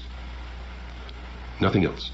For if we do not, those who have decided that they are the only truly mature minds, and thus the only ones capable of rule, because the rest of us do not use our intelligence, and thus are beasts of burden and stakes on the table by choice and consent, no better than animals who do not have intelligence. They have determined that they are going to shackle us once again in slavery, because we cannot control ourselves, or rule ourselves, or live by the truth. This is what they have determined, right or wrong, whether you believe them, or whether you believe that they know what they claim that they know, or not. It is what they have determined, and I assure you they are in control right now. Right now, right this moment, and in this country, their headquarters is in the Temple Without Windows, exactly 13 blocks from the White House, the headquarters of the Scottish Rite of Freemasonry. Now, when the Pope declared that the Church had never erred, nor would it ever err, according to the Scriptures, the scriptural proofs did not accompany the assertion. Next, the proud pontiff claimed the power to depose emperors and declared that no sentence which he pronounced could be reversed by anyone, but that it was his prerogative to reverse the decisions of all others. The advancing centuries witnessed a constant increase of error in the doctrines put forth from Rome. Even before the establishment of the papacy, the teachings of heathen philosophers had received attention and exerted an influence in the church. Prominent among these was the belief in man's natural immortality and his consciousness in death. This doctrine laid the foundation upon which Rome established the invocation of saints and the adoration of the Virgin Mary. From this sprang also the heresy of eternal torment for the finally impenitent, which was early incorporated into the papal faith. And thus, once again, the worship of Osiris and Mary and the child Horus, disguised under different names, emerged as a religion from the veil out into the open. The only thing that has changed is the names. Then the way was prepared for the introduction of still another invention of paganism, which Rome named purgatory and employed to terrify the superstitious multitudes. By this heresy is affirmed the existence of a place of torment, in which the souls of such as have not merited eternal damnation are to suffer punishment for their sins, and from which, when freed from impurity, they are admitted to heaven. The scriptural ordinance of the Lord's Supper was supplanted by the idolatrous sacrifice of the Mass. Papist priests pretended, by their senseless mummery, to convert the simple bread and wine into the actual body and blood of Christ. And those are the exact words, body and blood of Christ, written by Cardinal Wiseman. The real presence of the body and blood of our Lord Jesus Christ in the Blessed Eucharist proved from Scripture, Lecture 8, Section 3, Paragraph 26. But no Scripture is quoted. With blasphemous presumption, they openly claimed the power of creating God, the creator of all things. All Christians were required on pain of death to avow their faith in this horrible, heaven-insulting heresy, and multitudes who refused were given to the flames, were burned at the stake. Is it any wonder that the invisible college, the worshippers of Mystery Babylon, those who call themselves the guardians of the secrets of the ages, hate Christianity? Still another fabrication was needed to enable Rome to profit by the fears and vices of her adherents, and this was supplied by the doctrine of indulgences. Full remission of sins, past, present, and future, and release from all the pains and penalties incurred, were promised to those who would enlist in the pontiff's wars to extend his temporal dominion, to punish his enemies, or to exterminate those who dared deny his spiritual supremacy. The people were taught that by the payment of money to the church they might free themselves from sin and release the souls of their deceased friends who were confined in the tormenting flames.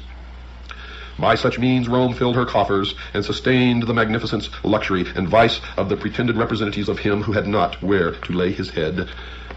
And the old Roman Empire flourished under the guise of the Vatican, the papacy, the Catholic Church.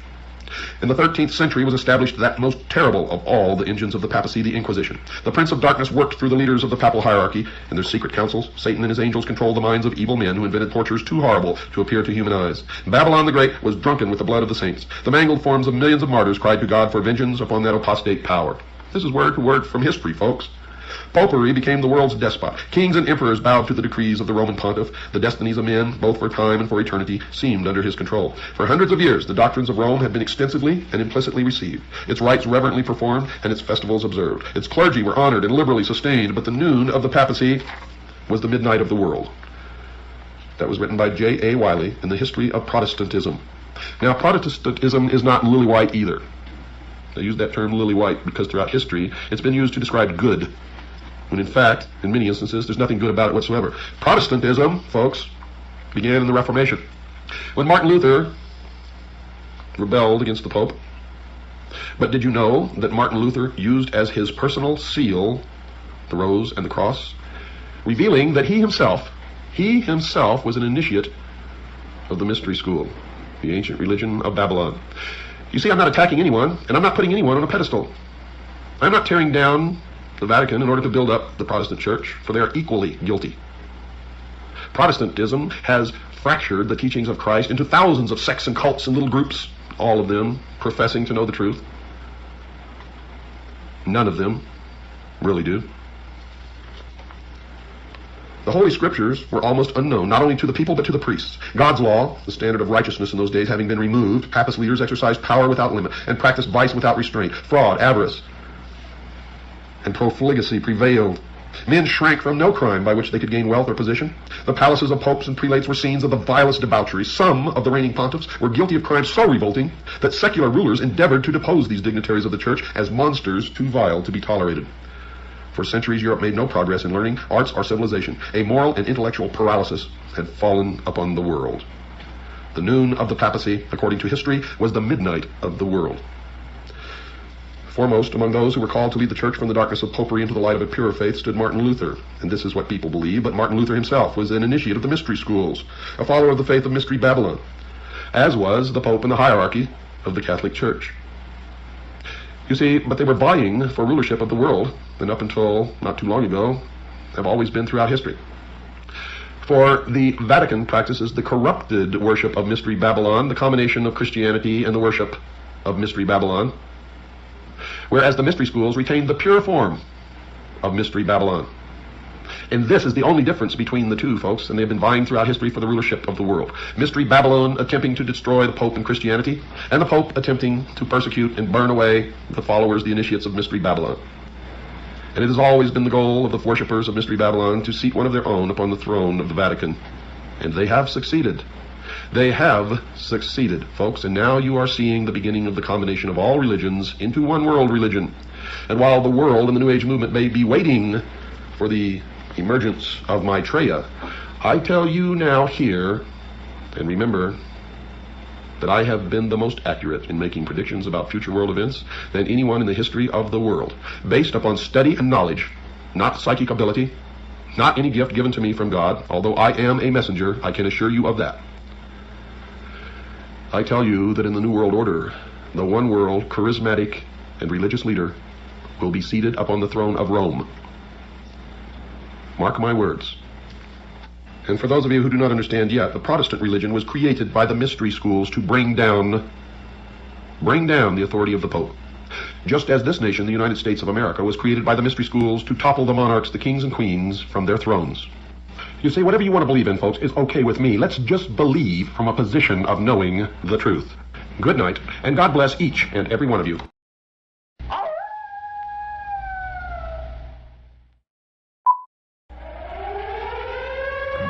Light out on the hour.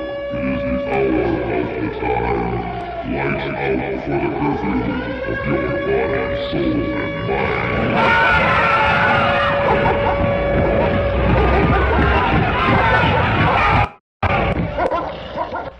You're listening to the Hour of the Time. I'm William Cooper. From Tinkerbell to Artie Shaw to George Bush's 1,000 Points of Light, America has been mesmerized by stardust since its very inception. And now America is beginning to learn what all these references to the star, the morning star, wish upon a star, stardust, really is all about. There was something very strange about the classical mysteries, something which attracted people to them, and having attracted them, made their initiates, with very few exceptions, permanent devotees. In Egypt, Greece, India, Rome, and a dozen other places and countries, sacred initiations took place in specially prepared sanctuaries, usually in a cave or underground. Priests of the mysteries enjoyed the profound respect of the masses, as well as that of kings and counselors, and in those days there was nothing really secret about it except the initiation rites and the knowledge which they retained for themselves, giving only the exoteric to the people. What were the mysteries? Until relatively recently, and relying upon comparatively scattered fragments such as Apollisius' Golden Ass, historians and religious writers had formed an opinion of them which has been shown to be extremely naive, if not outright false. They knew that at the ceremonies symbolical teaching took place, and hence inferred that the mysteries were a relic of the times when academic knowledge was guarded by the very few, and scientific truths, such as Pythagorean theorems, were given only, and only, to the elect. They knew also that orgiastic drumming and dancing formed a part of many of the rituals, and therefore told their readers that this was a degenerate form of religion, or a mere excuse for licentiousness.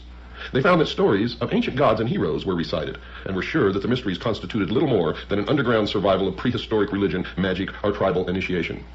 Or maybe that's exactly what they wanted us to believe, knowing full well that it was false. And of course, if those who did the writing were members of the mysteries, they would never have allowed the secrets to be revealed to the profane. But times have changed, folks. The study of brainwashing and mind control and conditioning the mind within the past decade or so has helped to lay bare the essence of the mysteries and has answered the riddles which surrounded them. You see, in this process, those who had tried to keep the celebration of the mysteries alive, who had tried to revive them, have been shown up as relying upon the symbolic interpretation alone. And this revelation has been, in its own way, one of the most startling developments of contemporary religion. You see, for almost anyone, for instance, can get away with telling anyone else that he was an Egyptian priest in a former incarnation, because there's so very little verifiable material available to prove the reverse.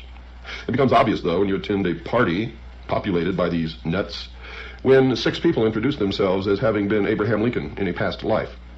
But let anyone attempt to celebrate any of the ancient mystery cult's rituals, and unless he has a sound idea of how the human mind works, he is likely to escape the criticism of those physiologists who now see in the mysteries an almost open book.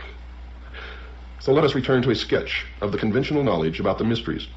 In those of Eleusis, celebrated in Greece, the candidate had to undergo fasting or abstinence from certain foods. There were processions with sacred statues carried from Athens to Eleusis. Those who were to be initiated waited for long periods of time outside the hall in the temple where the rites were to be held, building up a tremendous tension of suspense. Eventually, a torchbearer led them within the precincts, usually underground.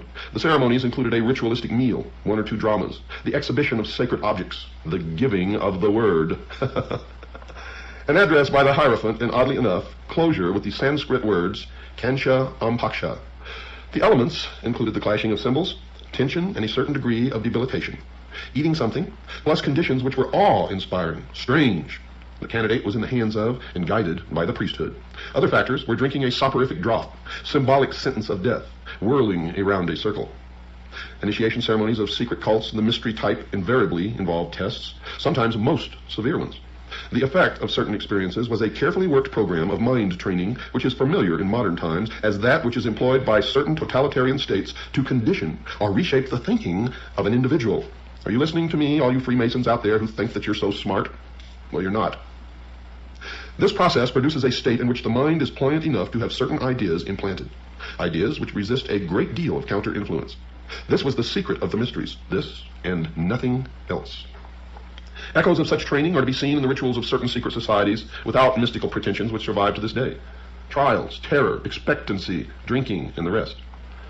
That this fact was known in the past, folks, is evidenced by the words of Aristotle, who was exiled because he was said to have revealed something about the mysteries, and he said this, quote, "Those who are being initiated do not so much learn anything as experience certain emotions and are thrown into a special state of mind," unquote. Well, what was this special state of mind? Folks, it was a plasticity, in order that the conditioning might take permanent root. The psychologist William Sargent, the greatest authority on the subject, says in his classic Battle for the Mind, quote, "It seems, therefore, that there are common final paths which all individual animals, though initial temperamental responses to imposed stresses vary greatly, must finally take.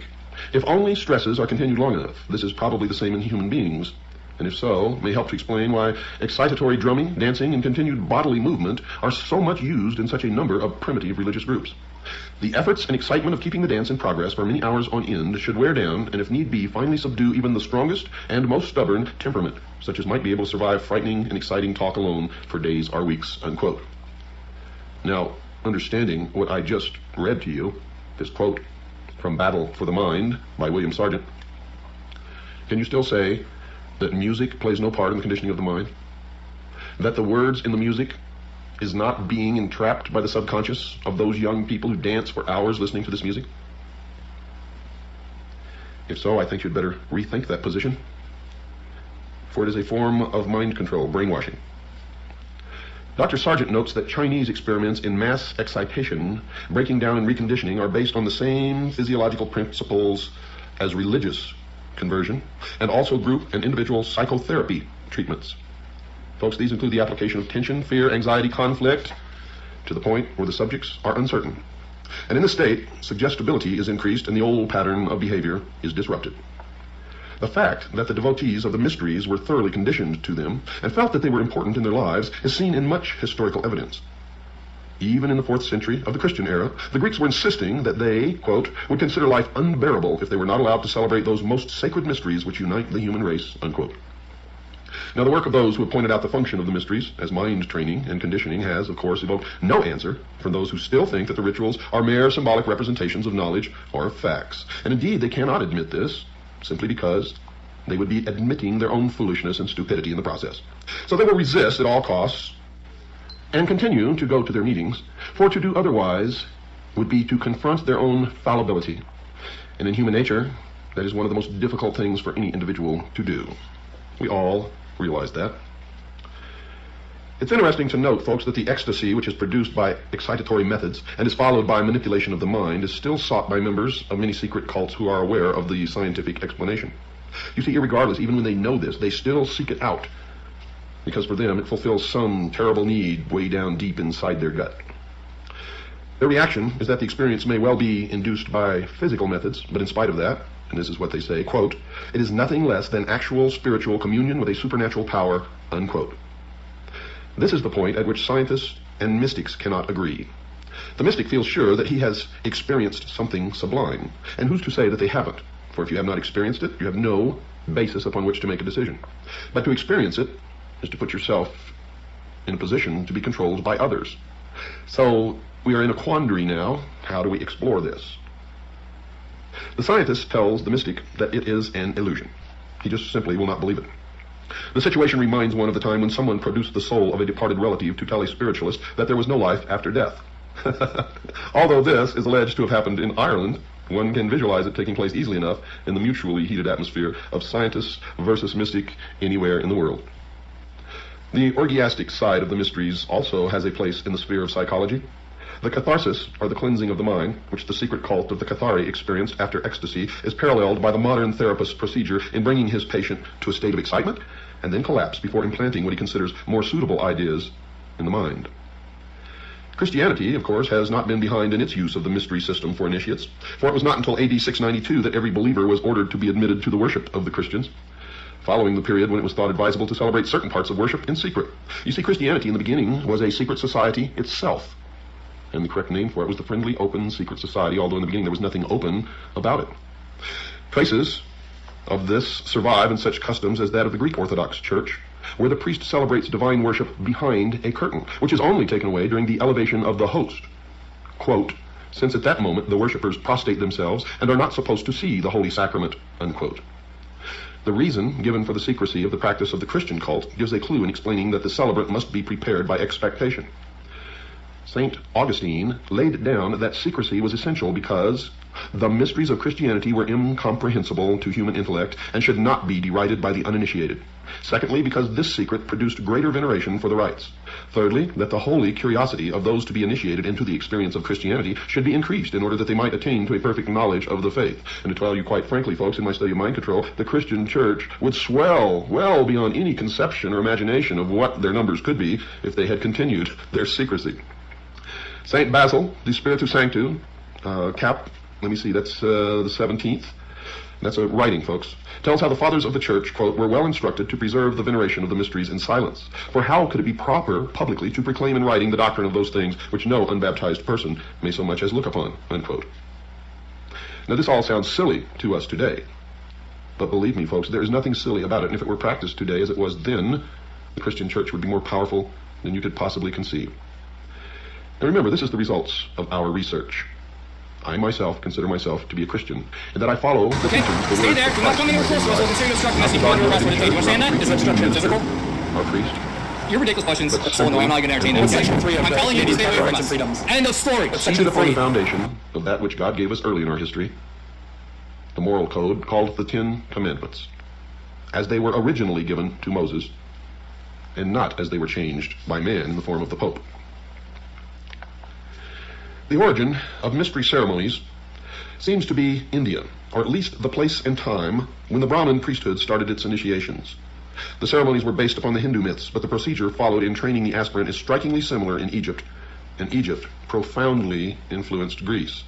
Now what's left out here, and the reason it's usually left out, is because any mention of discussion of Babylonian religion met with much criticism and derision by those who believed that it was a terrible institution. Nice talking to you. The mysteries definitely came from the East, and the East in the mysteries still survives today.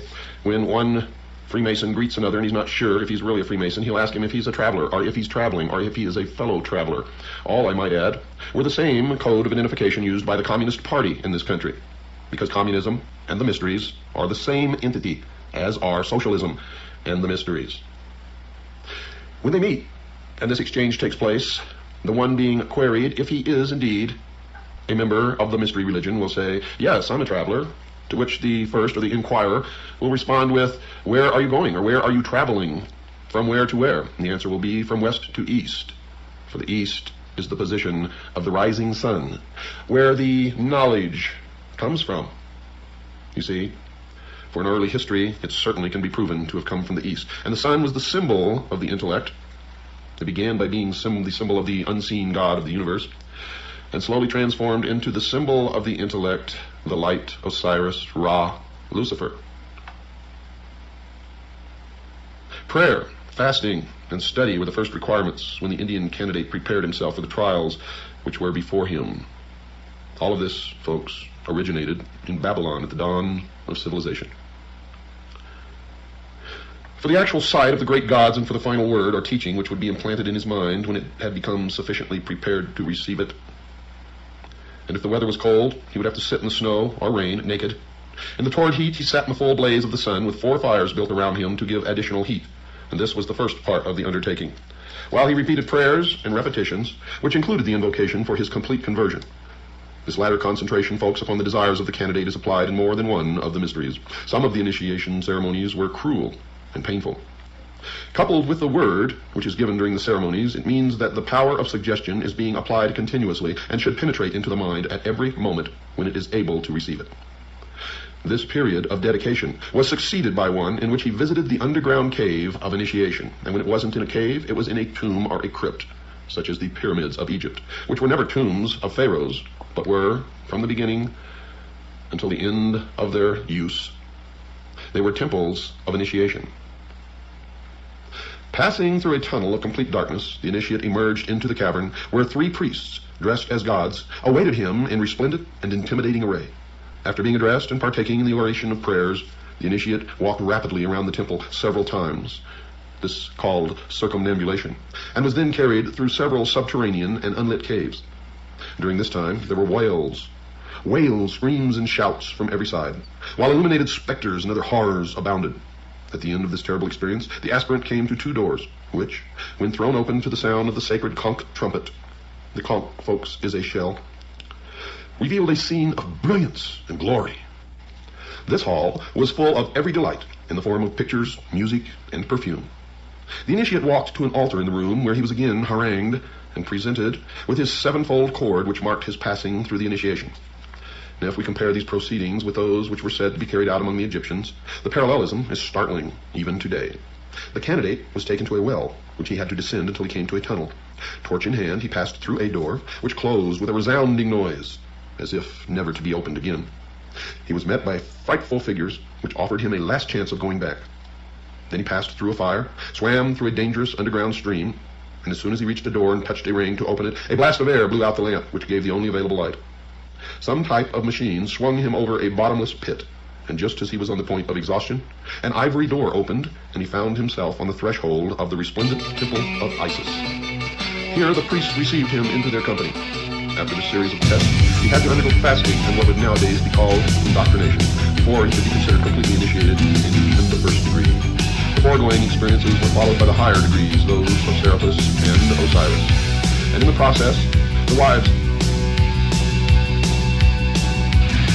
Last night a little dancer came dancing to my door. Last night a little angel came pumping on the floor. She said, come on baby, you got a license for love. And if it expires, pray help from above. Because in the midnight hour, she cried more, more, more. With a rebel yell, she cried more, more, more.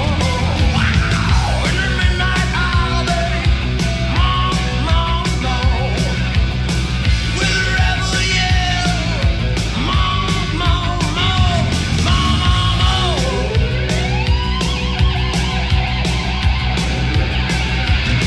She don't like slavery, she won't sit and beg. But when I'm tired and lonely, she sees me to bed. What set you free and brought you to me, babe?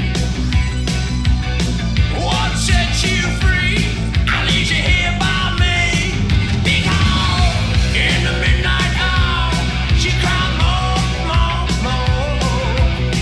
With a rebel yell, she cried more, more, more. Wow! In the midnight hour, babe, more, more, more. With a rebel yell, more, more, more. He lives in his own heaven. He likes it to go from the 7-Eleven.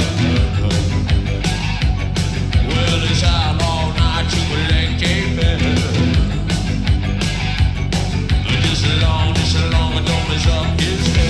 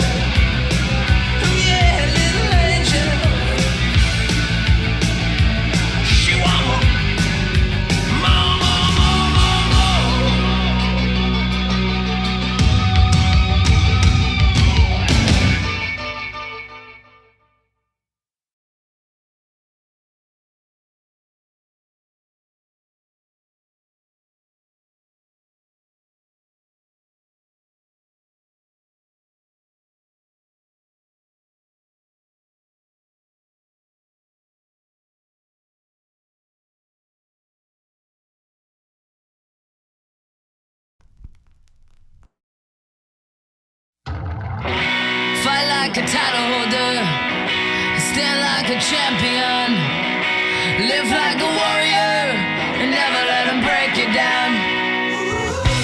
Fight like a title holder, stand like a champion, live like a warrior, and never let them break you down. We're up against the ropes, but we never choke. When the pressure comes, we go for broke. We've been beat up, yeah, we've been knocked down. Come back twice as hard and go round for round. Hit 'em pound for pound, we're gonna see it through. Not giving up, it's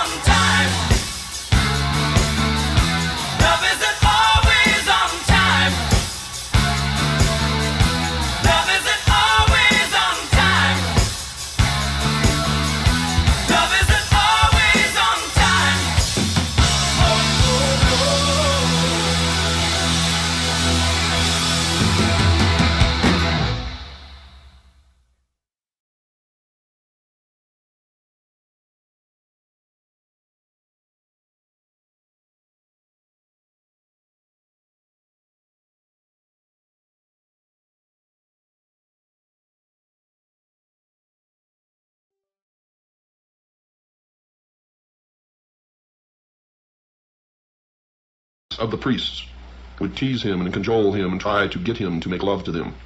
And if he successfully resisted, then he could say that he had passed all the tests. But if he succumbed to their advances, he was not considered worthy. It is needless to outline the beliefs and methods used in the Chinese, Japanese, South American, and other mysteries, because while the legends which are inculcated may vary in some way, they are all essentially and basically the same. The training hardly varies at all. The real mystery of the mysteries, folks, is how and when man first discovered the use of certain procedures to condition other men and thus rule them and control them, and whether the discovery was instantaneous or gradual, or simultaneous or at different times and places. But one cannot date doctrines as one can archaeological finds by radioactive carbon dating. And so you've reached another milestone in your education into the mysteries, and this program has only half completed. And again, I must remind you that we have just begun, for we are essentially covering 6,000 years of the history of a hidden religion known simply as the mysteries. To Christians, it is Mystery Babylon. To others, it is called the Invisible College. In all cases, it belongs to those who consider themselves in possession of the only truly mature minds, and thus the only ones capable of knowing certain advancements in technology, sociology, and many, many other things. They call themselves the guardians of the secrets of the ages. And I can assure you, folks, they are in complete control of all elements of our society, military, and government at this time. So it is essential that you learn these facts about them and their organization so that we can decide our future. Don't go away, folks. We've got to take a short break. I'll be right back right after this pause. The cult of Mithra, the intercessor between man and the Persian divine power Ormuzd, was once an extremely widespread one, for it is the original cult of the sun. From its origins in Persia, the faith spread to Babylonia, Greece, and finally the Roman Empire, where it struggled against Christianity at the latter's inception. Christianity believes that it won with the decline of the material virtues of the Romans, but there are people who worship the solar deity today, and even London has its Mithra temple. Mithra was said to give his worshippers success in this world as well as security and happiness in the next. Sound familiar, Freemasons? He was originally a genie, the worldly representative of the invisible power which ruled the affairs of men. Later, and the cult probably has a history of over 6,000 years, he became thought of by his devotees as being not just one of the 28 genii, but the only one which mattered, and the only one who could cater for the wishes and needs of the people. Thus it was that the ancient Aryan worship of Ahura Mazda, the Supreme Being, was displaced by that of one of his representatives. Now, one way, folks, you can tell who or which corporations or businesses or societies belong to these cults is to look at these names, such as Saturn, Mazda, etc. Ahura Mazda, the Supreme Being, was displaced by that of one of his representatives, although archaeological research has produced little to give a clear picture of the rituals and beliefs of the Mithraists. A considerable amount of secret lore still survives in the East, from India to Syria, which gives one a good idea of exactly how the members of the cult thought, and just exactly what their magical ceremonies were. 3 ritualistic objects are used by Mithraists: the crown, equivalent to the sun and power of the supernatural kind; the hammer or club, symbolizing creative activity of mankind; and the bull, which stands for nature, virility, increase. By the proper understanding of these objects, and just exactly what they represent, Mithraists have it that the ordinary man can transcend his environment, can become great or successful, or can achieve what he wants to do and enters a delightful afterlife. What must he give in exchange? Nothing but worship to the principle which presides over all destiny and control to the priests of the religion. Now let's regress just a moment and let me explain to you why the bull. Throughout the ancient world you see the symbology of the bull. Now you have to remember this history goes back 6,000 years, the first 2,000 of which, looking back, is the Christian era. Now remember, this is the age of Pisces, or the 2 fish. The 6,000 year period started in antiquity when the sun was in Taurus, or the bull. That is the meaning of Baal, or Baal. The golden calf was the representation of the house of the sun, or the age of the bull, or Taurus. It was really the same old mystery religion, the worship of the unseen God of the universe, represented by the sun, which over the centuries and the millennia has become the worship of the intellect, with the sun the representation of the light, or Lucifer, the one who gave man the gift of intellect. Now after the age of Taurus came the goat, or the ram, and this was symbolized by the symbol of the goat, or the goat of Mendes, for in Mendes there was a temple erected to the worship of the mysteries. And since the sun was in the house of the goat or the ram, the object of the exoteric worship by the masses was the goat. When the sun passed into the house of Pisces, or the two fishes, the Christian era began. We are now on our way out of the age of Pisces into the age of Aquarius. Once you understand that the ancient religion was a religion of the worship of the heavens, then everything begins to come together. And when you understand that they ceased believing in an all-powerful, unseen God or hidden God of the universe, and became essentially pantheists, believing that everything is God, they call this nature or the natural way, then you can understand how man became to worship the intellect, and the symbol which used to represent the unseen God of the universe came to represent the intellect, the use of which will bring man to the state of apotheosis, where man himself will become God. And then you begin to look at all the things that are happening today, and you see their symbology everywhere. Nowhere will you see it more prominently than the Looney Tune fringe element which call themselves ufologists. You will see that everything to do with the so-called UFO phenomena comes right out of the mystery schools. One reason, folks, for the loss of importance of the cult of Mithras, undoubtedly, is the admission was restricted to those who were thought worthy to receive the blessings which would come through the proper beliefs and use of the magical powers presided over by the Mithra priests. Christianity, for instance, was open to a far greater section of the population, even although the Christian mysteries were not accessible everywhere to all until relatively late in our history. At the same time, some of the Mithraist ceremonials were of such obvious emotional appeal that scholars are agreed that the purely ritualistic side of Christianity owes much to those of the sun god of the Persians, and if you've been listening to this program, you already know that. That Christianity was actually merged with the religion of the worship of the sun into what is now known as the Vatican. The lowest degree of initiation was known as the sacrament and could be administered to anyone, theoretically, who could be relied upon to keep a secret and who would eventually develop into a regular and devout worshiper. This degree was called that of the crow, and it symbolized, according to present-day Mithraeus, the death of the new member from which he would arise reborn as a new man, and today the crow is known as the phoenix. This death, or symbolic death, spelt the end of his life as an unbeliever and canceled his allegiance to former and unaccepted beliefs. The use of the word crow probably derives from the ancient Persian practice of exposing their dead to be eaten by carrion birds, which is still carried on by the Parsi community in India, who follow parts of ancient Iranian religion as supposedly taught by Zoroaster.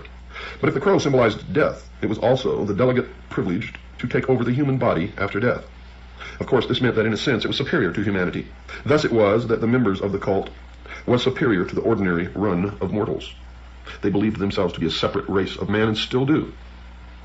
The candidate descended 7 steps into the temple, which was an underground one, fashioned in the shape of a cavern, and made to look as much as possible like a natural cave.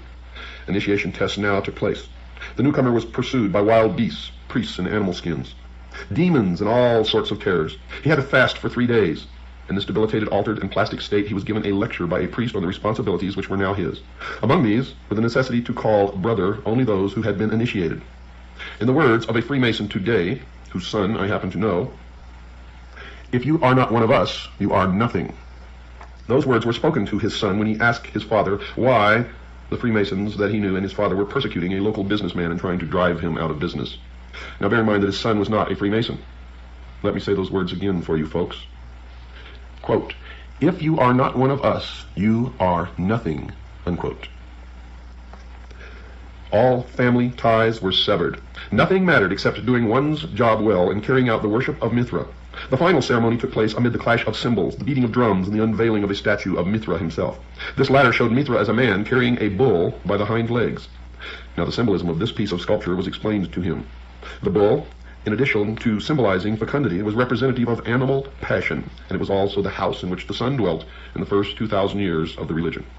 It was through invocations to Mithra that mankind first discovered how to overcome this force and how to discipline himself. Therefore, the secret of religion was partly that the worshipper must restrain himself physically in order to attain power over himself and over others. And this is the mystery of the Sphinx that man has been trying to decipher since man discovered the Sphinx in the modern world.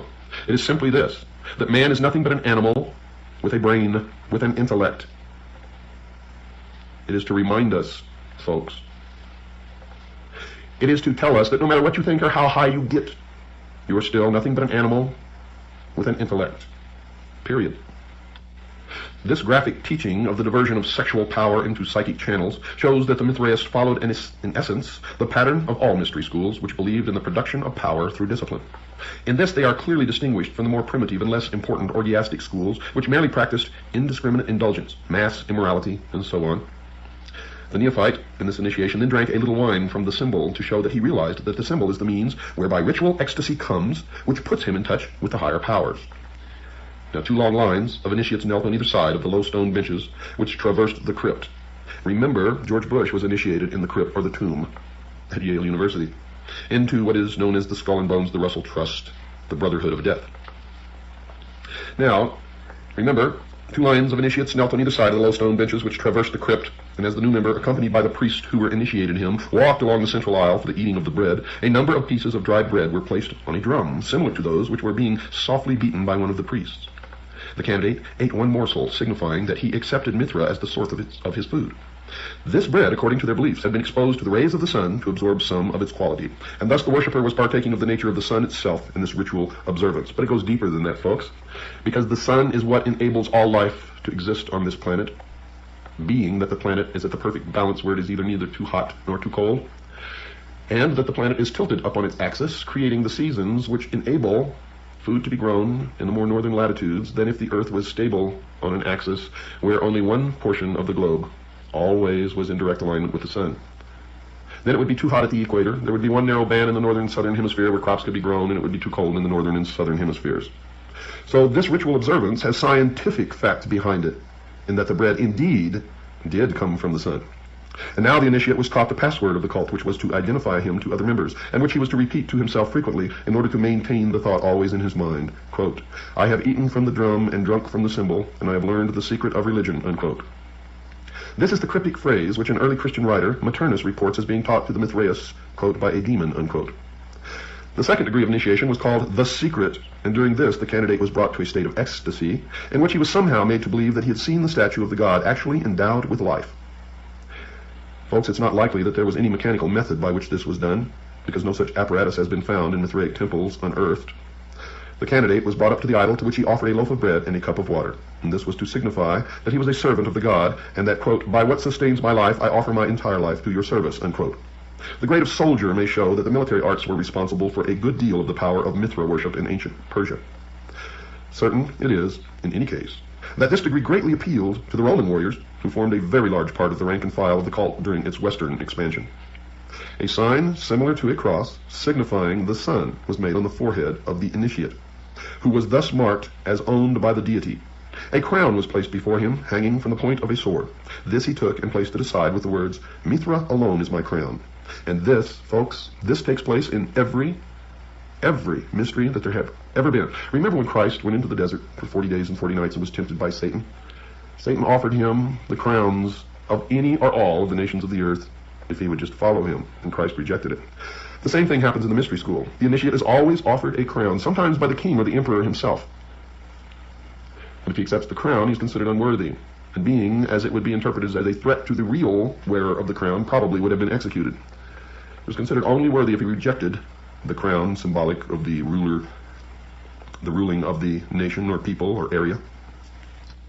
The Persian crown, it should be remembered, from which pattern all present-day crowns are eventually derived, is a golden sun disk with a hole in the center for the head. It is jagged at the edges, representing the sun's rays, just like that worn by the Statue of Liberty. And these projections are turned up to make what is still known in Western heraldry as the Oriental crown. You can also see this representation as the halo in Christian art. Now the candidate has to prove himself in a mock combat with soldiers and animals in a number of caves. When the Emperor Commodus went through this degree of initiation, he actually killed one of the participants, although he was supposed only to make a symbolic slaying. Passed through the soldier degree, the Mithraist was eligible, after a lapse of time, to be promoted to the rank of lion. He was taken again to the cavern, and honey was smeared upon his brow as opposed to the water which had been used in his acceptance into the earlier degree, his baptism. The degree of lion was taken only by those who had decided to dedicate themselves completely to the cult, and who would henceforth have no truck with the ordinary world. The lion was, then, a sort of priest, but rather more of a monk. He was trained in the rites of the cult and told certain secrets. The degree of lion of Mithras can only be conferred only when the sun was occupying the zodiacal sign of Leo, and that's about July 21st to August 20th, during the Persian month of Asad, the lion. Now, there's a good deal of astrological lore in Mithraism, and also an admixture with Kabbalistic numerology. The Greek branch of the Mithraists, for example, worked out that the numerical equivalent of the name, spelt by them Mithras, was 365, and thus corresponded to the number of days in the solar year. Well, since the deity was the sun, then this is exactly what it should have been. In the purely magical sense, Mithraism has it that both the name of the god and the rank which the individual holds in the cult have magical power. Thus, if a person wants to achieve anything, he has to concentrate upon the word Mithra, while preparing for himself the ceremonial repast and beating alternately a drum and cymbals. That the effect of initiation was to produce someone of upright character is amply evidenced by literature of the Roman times, in which the Mithraists were generally considered to be thoroughly trustworthy and improved people. Even their enemies could reproach their own followers with the vitality of the Mithraist creed. Tertullian, in his De Corona, which is Latin for the crown, which he composed in the 3rd Christian century, upbraids the Christians, inviting their attention to the Mithraists as examples. De Corona actually means the crown of thorns.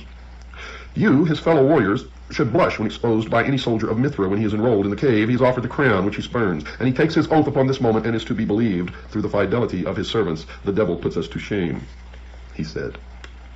Now, there were 7 degrees of initiation in all, although there are some branches of the ecstatic side of the lore, which include certain others, making the total 12.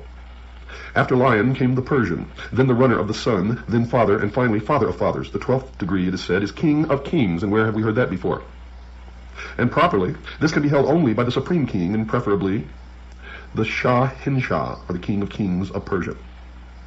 This very ancient cult, from which more than one present-day secret society is derived, is thus seen to contain many of the elements which underlie organizations of this sort. You see, folks, it is a training system. It attempts to produce in its members a real or imagined experience of contact with some supreme power. The magical element is there too, shown in the belief in the power of certain names to achieve things which cannot be done by men. Mithraism was not an anti-social society in the sense that it did not conflict in its aims with the objectives of the countries in which it flourished, and hence it did not threaten the established order. It was tolerant of other creeds, just like Freemasonry is now. You can belong to any religion and join at the lowest level. And I guarantee you, when you reach the highest, you will belong to only one religion. The tolerance of other creeds meant that it did not attempt to supplant them. Its greatest festival, the birth of the sun, on the 25th of December, became Christianized, and it is claimed by those who still believe in its mysteries and celebrate them that Christianity did not so much supplant Mithraism as absorb it, accepting some of its externals and diverting them to its own use, and that is exactly what has happened. Perhaps, incongruously, a present-day follower of Mithra in England recently likened this phenomenon to the eclipse of the Liberal Party. Quote, because the 2 other parties have taken over its objectives and widened the basis, only the actual initiates of Mithra know what has been lost in the process, unquote. So the young man in the Phrygian bonnet, sometimes seen as the conqueror of the bull, or even as a man with a lion's head, still has his devotees. And folks, the sun still shines. So what has all this got to do with stars and stardust? Many people believe that Venus is the morning star. In the ancient days, they say that it was Sirius that rose just before the sun with a red cast to it and then turned a brilliant white as it rose up into the heavens. Well, folks, if you really think about it, the sun is the morning star. Good night, and God bless each and every one of you.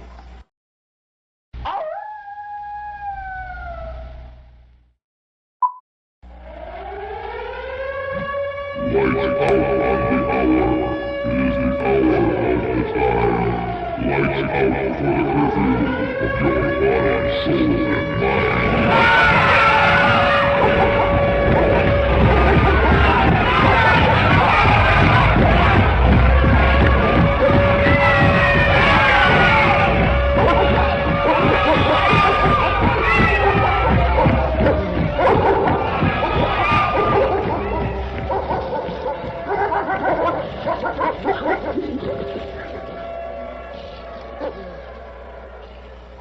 Welcome once again, folks, to the Hour of the Time and our ongoing series of the exposure of the origins, the history, the doctrine, and the identity of Mystery Babylon. I'm William Cooper.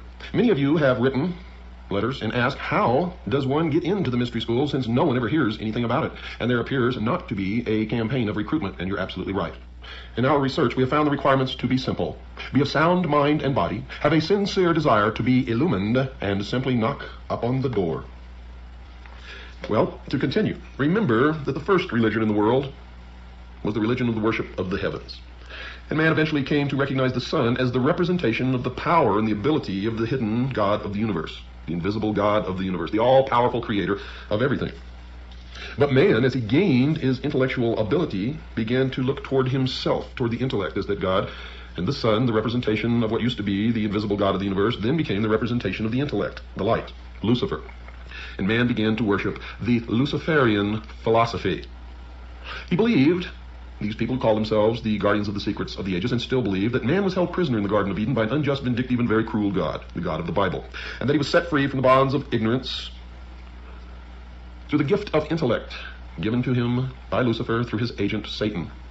Now, many people believe that Lucifer and Satan are the same individual entity, and they may be. I don't know the answer to that. I just know what the mystery schools believe, and I know what I personally believe, and what I personally believe doesn't have any bearing on anything. Knowledge, the truth, is what counts, and that's what we're trying to get to the bottom of here.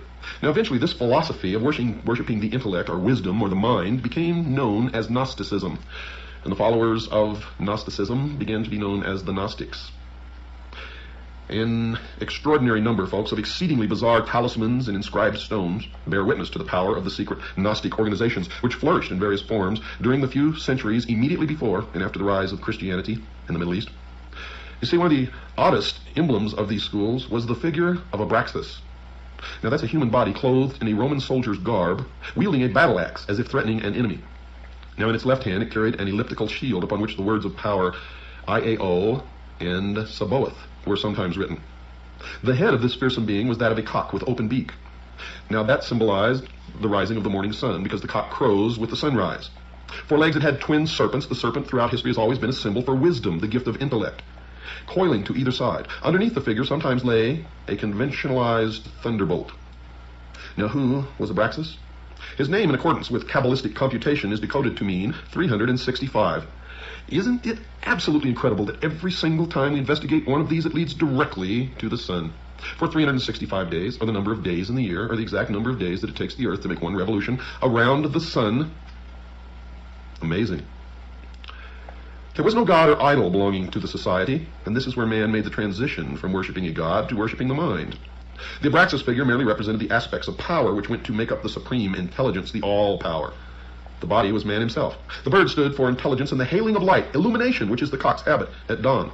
The tunic represented the need for struggle or revolution, socialism. The arms, the protection and power given by the dedication to the gnosis, or knowledge. The shield was wisdom. The club, or whip, power. The 2 snakes, nous, insight, and logos, understanding, primordial knowing, which was the gift from Satan, the snake, the serpent. By means of this diagram, Gnostic teachers inculcated the theory that man comes to his full power by developing certain facets of his mind. He must struggle to arrive at gnosis. But this knowledge is of the mystical kind and is not the mere collection of facts. You see, great stress was laid upon personal mystical experience, to and through which the initiate was guided under conditions of great secrecy. The Gnostics did not confine their studies or their teachings to any one religion, but borrowed illustrations from all that were accessible to them. This caused them to be considered Christians, heretics, Jews who were trying to undermine Christianity, remnants of the Persian sun worshippers. They've been widely studied by early Christian sages, and it is upon the opinions of these latter that many conclusions have been formed. And little or no investigation of these, quote, people of wisdom, unquote, has been done by research workers on the spot in Asia and North Africa, where strong and interesting traces of their beliefs and practices still remain. The main teaching states that there is a supreme being or power which is invisible and has no perceptible form. It is pantheism. This power is the one which can be contacted by mankind, and it is through it that man can control himself and work out his destiny. The various religious teachers through the ages, putting their creeds in many different ways, were in contact with this power they claim, and the religions all contain a more or less hidden kernel of initiation. Now, this is the secret which the knowers can communicate to their disciples. But the secret can be acquired only through exercising the mind and body until the terrestrial man is so refined as to be able to become a vehicle for the use of this power, or, in their terms, illumined. Eventually, the initiate becomes identified with the power, and in the end he attains his true destiny as purified personality, infinitely superior to the rest of unenlightened mankind, to the state of apotheosis, where he himself is God. The symbolism in which this teaching is concealed, the methods by which the mystical power is attained, vary from one Gnostic society to another, but the constant factor is there: the attainment of that which humankind unconsciously needs. You see, the Gnostic claims that within every man and woman there is an unfulfilled urge which cannot be given any proper expression in the normal way, because there is no social means by which it can be fulfilled. This feeling has been put into man in order that he may seek the fulfillment which the Gnostics can give him. His search for completeness in love, trade, professions, theology is vain and unsuccessful. The theories of the various schools, folks, of Gnosticism with which the Christian clerics came into contact are very much secondary to the rituals and practices which are used to produce the gnosis, the enlightenment, the illumination. This has not been fully understood by too many people who devote much space in trying to work out the beliefs of the knowers by a perusal of their writings or by reports which have been given them by others. Simply, folks, because they do not understand the symbolism. It is not clear to them. It is veiled. It is the esoteric wisdom. What were and are the Gnostic practices? Well, first, discipleship and the inculcated belief that the initiate must struggle, must devote himself as much as possible to the identification with the power which inspires all. Secondly, there are two kinds of men: those who are bound to the earth and to matter, and those who can refine themselves. It is from the latter class that aspirants are chosen. They claim. In every instance that we've investigated, they may choose them from the latter class, but they all end up in the first. Thirdly, the methods by which the divine illumination may come are many and varied, and it is the province of the teacher to choose which path he will give to his disciple to follow. Some Gnostics believe that frenzy and excitement would produce the necessary liberation of the mind from the fetters of the body. Remember the Sphinx? Others consider that this could be done best by fasting and meditation. Present-day Gnostic practice in the East has it that different methods suit different temperaments. And this could be one cause for the historical confusion as to which branch of heretics practiced what. The Gnostics believed themselves to be intellectual aristocrats. Their knowledge was only for the few who were ready to receive it, and that's why they do not recruit. You must knock at the door, and you and only you know when you're ready to receive it. And this is what made them a secret cult, not the fear of persecution. They had their own passwords and shaking hands. They tickled the palm as an identification signal, and they helped one another in every conceivable way, just as Freemasons do today. For they are one and the same, as they have always been one and the same with all the different versions of the mystery throughout the ages. Now, some say that they could not be called pantheists because they considered that the doctrine was secondary to the experience of religion, and the theologians and ordinary priesthood of any religion did not approve of that. They were not, in fact, a religion like most others, because they stressed the importance of the individual before that of the community. Those who were more enlightened were more important in every possible way because they were valuable, refined aristocrats. At the same time, they taught that providing the well-being of the Gnostics was assured. So was that of the community at large. And this meant that they could subscribe to the outward doctrines of any religion and could continue to operate under many different political religious systems. Gnosticism profoundly influenced men's minds, even in Europe, up to and after the Middle Ages, and its basic way of thinking is probably an underlying factor in other secret societies whose members would be surprised to know it, because the pyramidal organizational structure of the membership of these organizations means that nobody below the top, the very top, really knows anything of the true religion and goals of the society to which they belong. And so these people could truly be said to be the greatest group of followers and fools in the history of the world. For they think that they are illumined, but in fact, they are never given any real secrets, and only those at the top truly know what is really going on.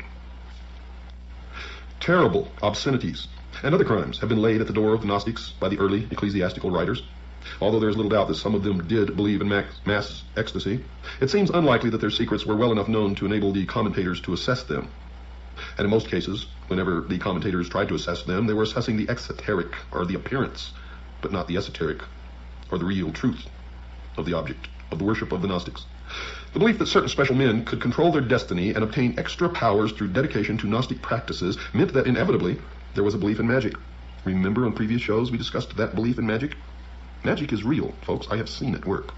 It is not to be played with or laughed at or scoffed about. It is dangerous, extremely dangerous. The myriad Gnostic gems, or inscribed stones decorated with serpents, Kabbalistic names, and the rest, are more likely to be proofs of initiation and talismans than mere identification tokens presented to ensure admission to meetings, as some authors have thought. The reason for supposing this is that, one, the gems are very similar in many respects to talismans in use by other communities, including the Egyptians, and two, they can often be interpreted as containing magical messages or diagrammatical invocations. Ethically speaking, Gnostic belief is that there are two principles, that of good and evil. A balance must be struck between these forces, and the balance is in the hands of the Gnostic, the knower, partly because nobody else can tell whether an action is for the eventual good of the individual or the community. And this secret knowledge comes through the mystical insight which the supermen Gnostics attained. There's that reference to a super race or a superman again, which always crops up with these people, as it did with Hitler and many others. The rise of individuals who wrongly believed that they had attained to gnosis, all knowledge, some of whom were leaders of Gnostic societies, produced very notorious characters.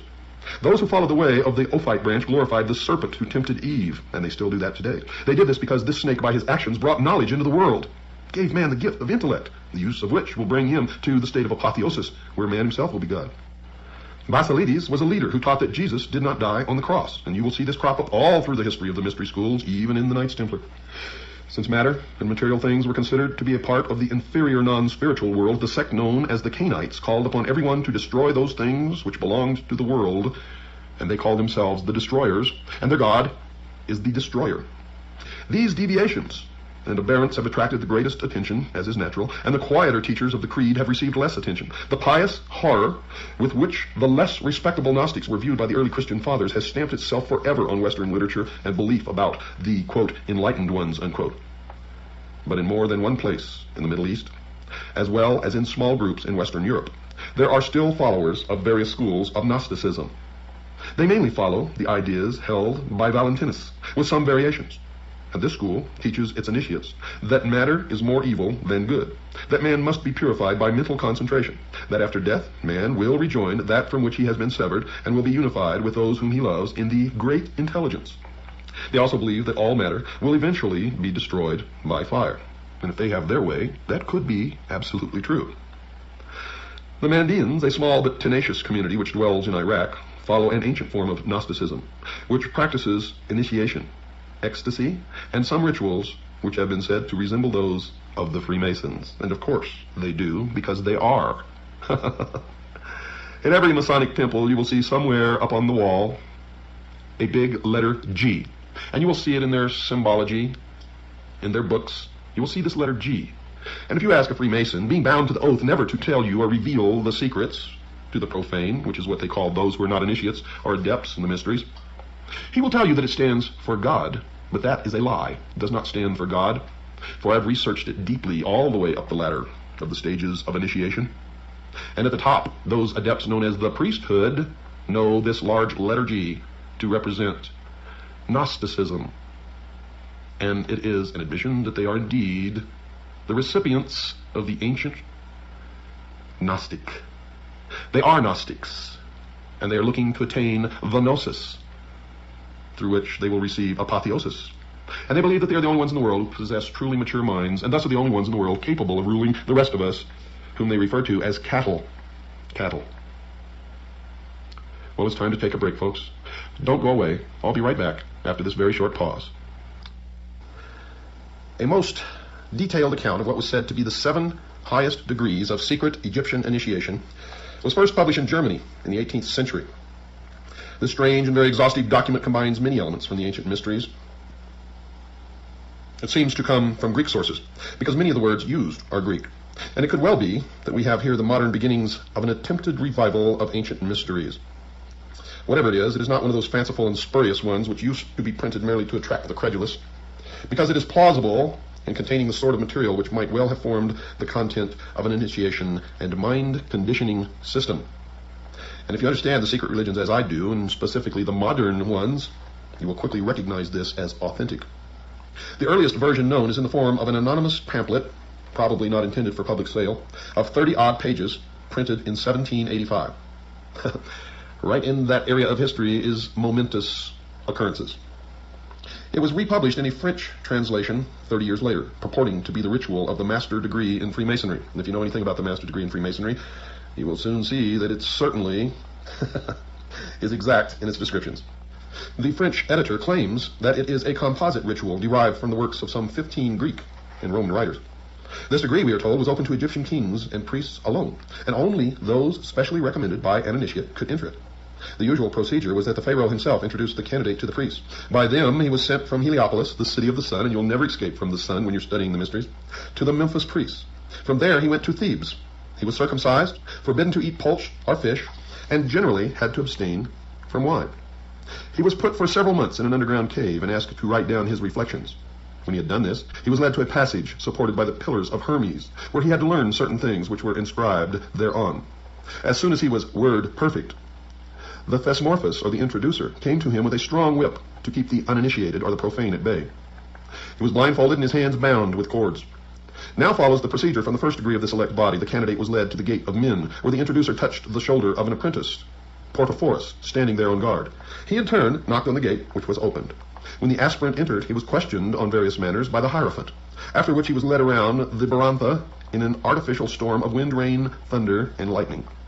If he showed no sign of fear, Menes, the expounder, explained the laws of the Krata Rapoa, to which he had to agree.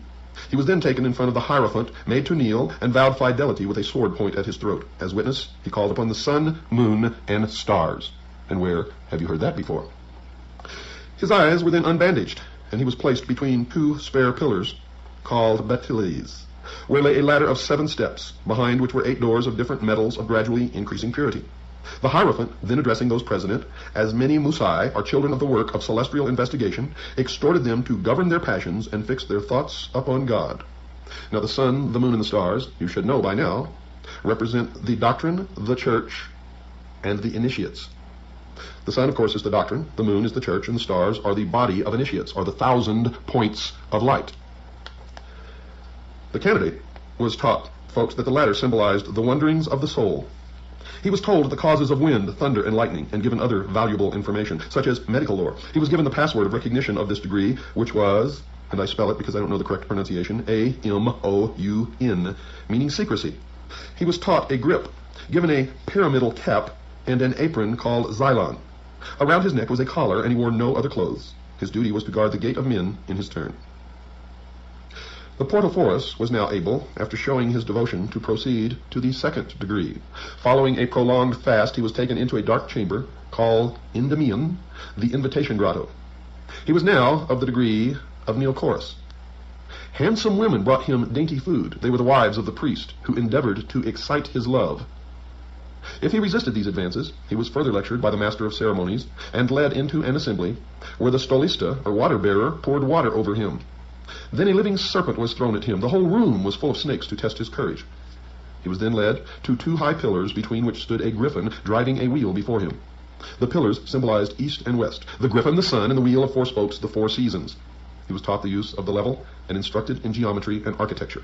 He received a rod entwined by serpents, and that rod is still used today by the medical community. It's called the caducus. And he received the password Heave, meaning serpent, and was told the story of the fall of man. The sign consisted in crossing the arms over the chest, and his duty was to wash the pillars. Now when the initiate was initiated into the 3rd degree, the member was given the title of Melanophorus. He was led to an anteroom, over whose door was written, Gate of Death. The room was full of copies of embalmed bodies in coffins. Here, too, were a number of dissectors, embalmers, and so on. In the center stood the coffin of Osiris. The Melanophorus was asked if he had had a hand in the assassination of his master.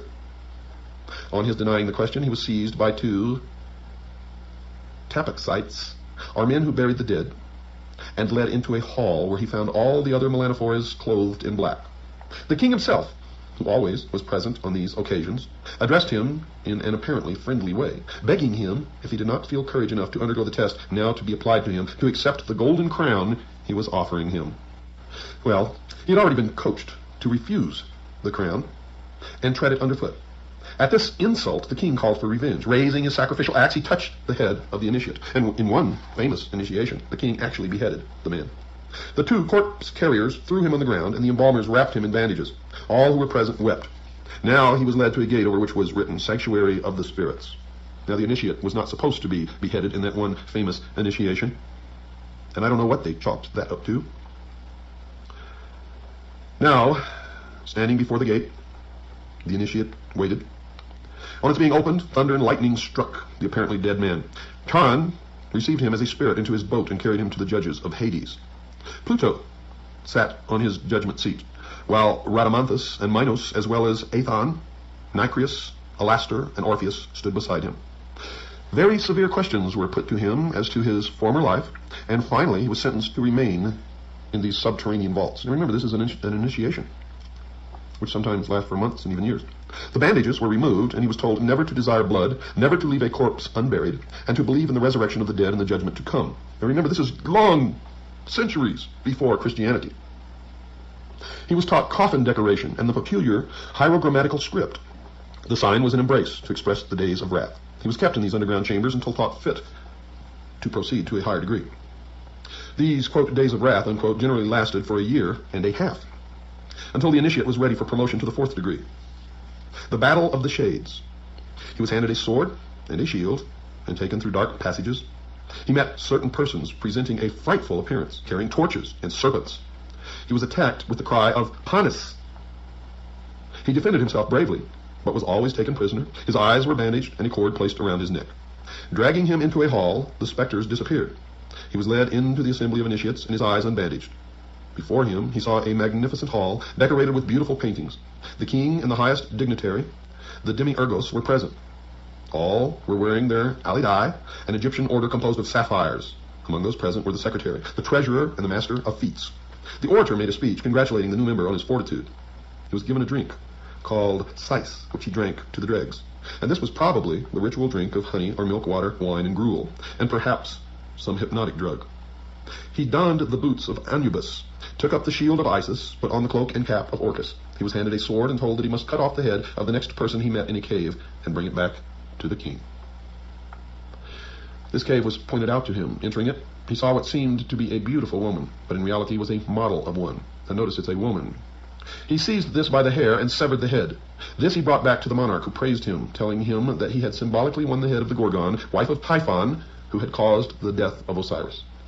He was now permitted always to wear the dress which had been given to him, and he was entered in a book as one of the judges of the land. Notice that, one of the judges of the land. He was able to communicate at any time with the king and received an allowance from the court. He was invested with an order, that of Isis in the shape of an owl, and it was revealed to him that the secret name of the great lawgiver was Joa, Joa, which was also the password of this degree. But the password for the meetings of the Christophori, as the 4th degree initiates were called, was Sassicus. The 5th degree, that of Balahate, could not now be refused to the Chrysophorus if he demanded or requested it. He was led to a hall to watch a play at which he was the only onlooker. Other members of the degree went through the hall as if looking for something. One drew his sword, and the terrible figure of Typhon appeared. Of course he was slain, and now the Dew Balahate was told that Typhon represented fire, a terrible element which was at the same time indispensable. The password was Chimia, and the teaching was in chemistry, or alchemy. In order to become an astronomer of the Gate of the Gods, the 6th degree, the candidate was taken to the hall of assembly, bound and led to the Gate of Death. He was shown corpses which had been cast into water, and warned that he might be similarly treated if he broke his oath. He was given some teaching in astronomy, and taken back to the Gate of the Gods, where he looked at the pictures of the gods while their histories were explained to him. A priestly dance took place, symbolizing the course of the heavenly bodies. He saw a list of members of the order throughout the world, and learned the password Ibis for watchfulness. The last and the highest degree was that of Propheta, in which all secrets were laid bare. It was conferred following public processions, and when the permission of the king and all the highest members had been obtained, the members secretly left the city by night, and retired to some houses built in a square and surrounded by pillars, by the sides of which were placed alternately a shield and a coffin, whose rooms were painted with representations of human life. Now these houses were called Maneras, for the people believed them to be visited by the manes of departed men.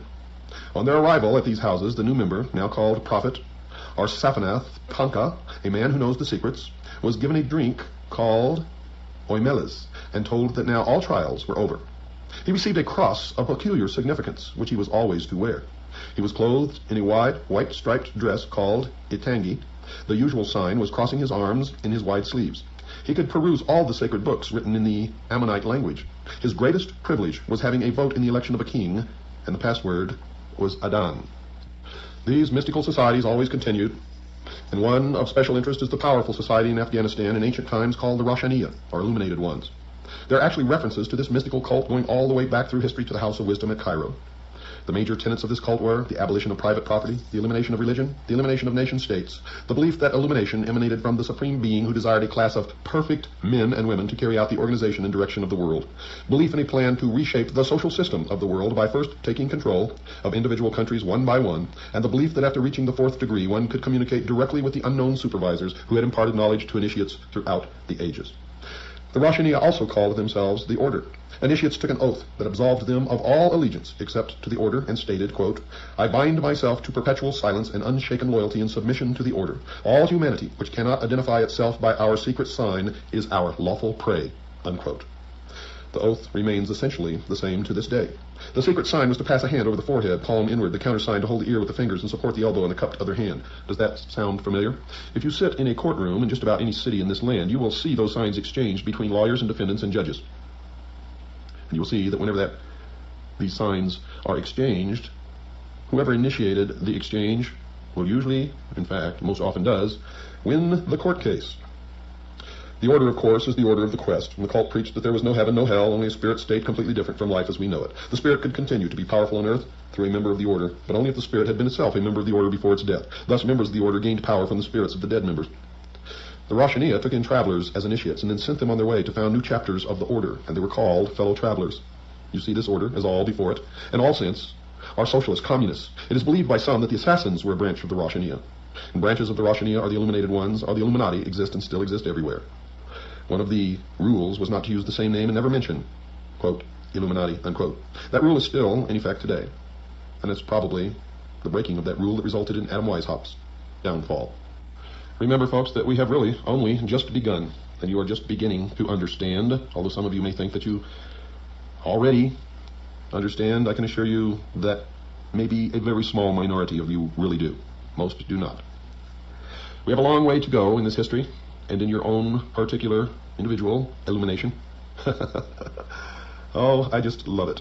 I just love it, exposing these people who claim that they're doing everything for the benefit of mankind, who really have all the guilt for most of everything bad that has ever happened to mankind resting squarely upon their shoulders. Now, if you'd like a packet of information, if you'd like to know how to join CAGI, if you'd like to purchase my book, or if you'd like to donate to pay for the airtime of this show, make a check or money order out to WWCR. That's to pay for the airtime. And send it to Stan, along with your request for information and whatever else that you may wish. Send it to Stan, P.O. Box 889, Camp Verde, Arizona, 86322. That's Stan, P.O. Box 889, Camp Verde, Arizona, 86322. Or you can call Stan, talk to him on the phone. He's a really wonderful guy. You'll enjoy it. Call him at 602-567-6109. That's 602-567-6109. Next time, folks, we're going to talk about the old man of the mountain. And we're going to continue the history of the order through the ages. Good night, and God bless you all.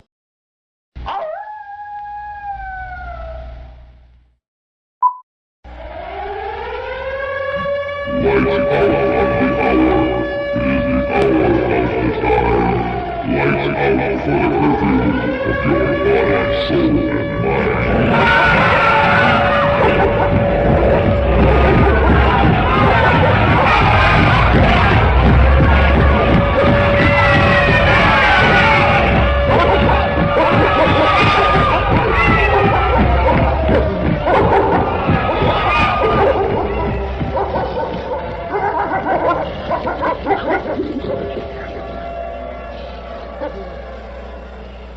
You're listening to the Hour of the Time, and I'm your host, William Cooper.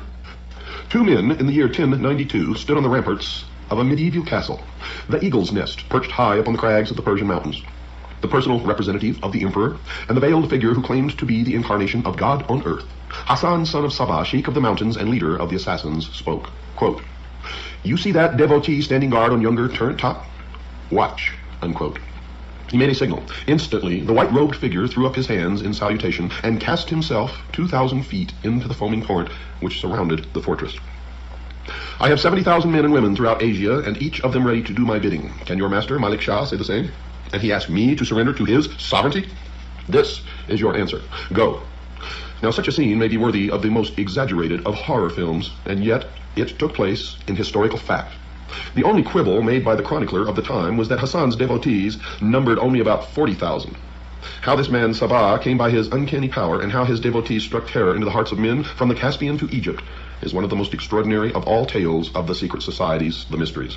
Today, the sect of the Hashishin, our druggers, still exists in the form of the Ismailis, our Ishmaelites, whose undisputed chief, endowed by them with divine attributes, is the Aga Khan. Like many another secret cult, the assassin organization was based upon an earlier association. And in order to understand how they worked and what their objectives were, we must begin with these roots. It must be remembered, dear listeners, that the followers of Islam in the 7th century AD split into two divisions: the Orthodox, who regard Muhammad as the bringer of divine inspiration, and the Shias, who consider that Ali, his successor, the fourth Imam or leader, was more important. It is with the Shias that we are concerned here. From the beginning of the split in the early days of Islam, the Shias relied for survival upon secrecy, organization, and initiation. Although the minority party in Islam, they believed that they could overcome the majority and eventually the whole world by superior organization and power. To this end, they started a number of societies which practiced secret rites in which the personality of Ali was worshipped, and whose rank and file were trained to struggle above all for the accomplishment of world dominion. One of the most successful secret societies which the Shias founded was centered around the Abode of Learning in Cairo, which was the training ground for fanatics who were conditioned by the most cunning methods to believe in a special divine mission. In order to do this, the original democratic Islamic ideas had to be overcome by skilled teachers acting under the orders of the Caliph of the Fatimites who ruled Egypt at that time. Members were enrolled on the understanding that they were to receive hidden power and timeless wisdom, which would enable them to become as important in life as some of the teachers. And you find these same precepts in every branch, in every nationality, on every continent where the mysteries prevail. The Caliph saw to it that the instructors were no ordinary men. The supreme judge was one of them. Another was the commander-in-chief of the army. A third, the minister of the court. There was no lack of applicants. In any country where the highest officials of the realm formed a body of teachers, one would find the same thing. Classes were divided into study groups, some composed of men, others of women, collectively termed assemblies of wisdom. All lessons were carefully prepared, written down and submitted to the Caliph for his seal. At the end of the lecture, all present kissed the seal. For did the Caliph not claim direct descent from Muhammad through his son-in-law Ali, and thence from Ismail, the seventh Imam? He was the embodiment of divinity, far more than any Tibetan Lama ever was. The university, lavishly endowed and possessing the best manuscripts and scientific instruments available, received a grant of 250,000 gold pieces annually from the Caliph. Its external form was similar to the pattern of the ancient Arab universities, not much different from Oxford, but its real purpose was the complete transformation of the mind of the student. Students had to pass through 9 degrees of initiation, the same number that are claimed in the York Rite of Freemasonry. In the first, the teachers threw their pupils into a state of doubt about all conventional ideas, religious and political. They used false analogy and every other device of argument to make the aspirant believe that what he had been taught by his previous mentors was prejudiced and capable of being challenged. The effect of this, according to the Arab historian Makrizi, was to cause him to lean upon the personality of the teachers as the only possible source of the proper interpretation of facts. At the same time, the teachers hinted continually that formal knowledge was merely the cloak for hidden, inner, and powerful truth, whose secret would be imparted when the youth was ready to receive it. None ever questioned why no secret was ever put forth.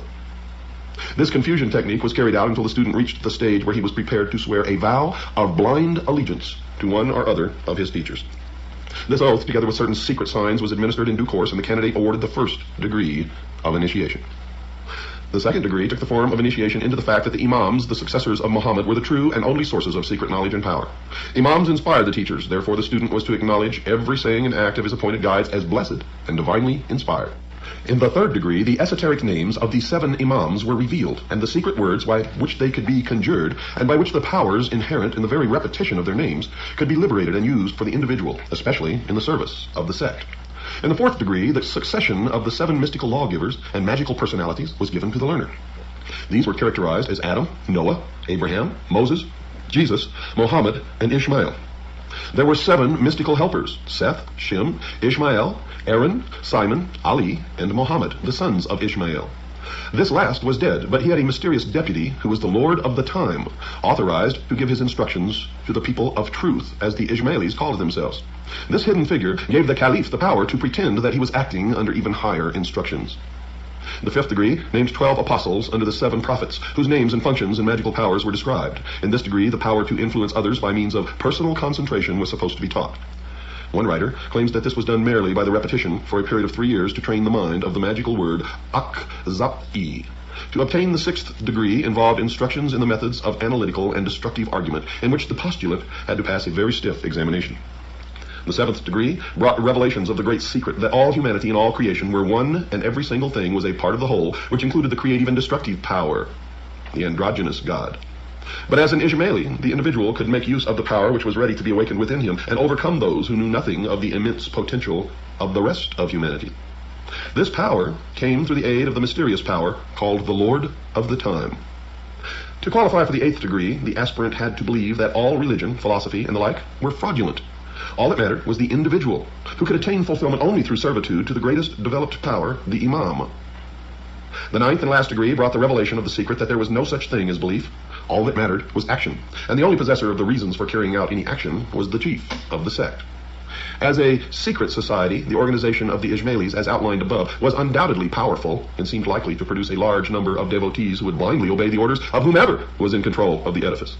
But, as with many other bodies of this kind, there were severe limitations from the point of view of effectiveness. Perhaps the phase of revolt or subversion planned by the society did not in the end get underway. Perhaps it was not intended to work by any other means than training the individual. Be that as it may, its real success extended abroad only to Baghdad in 1058, where a member gained temporary control of Baghdad and coined money in the Egyptian caliph's name. Now this sultan was slain by the Turks, who now entered the picture, and the Cairo headquarters was also threatened. By 1123, the society was closed down by the vizier Afdal. The rise of Turkish power seemed to have discouraged the expansionist Cairo sect so strongly that they almost faded out, and very little is heard of them after that date.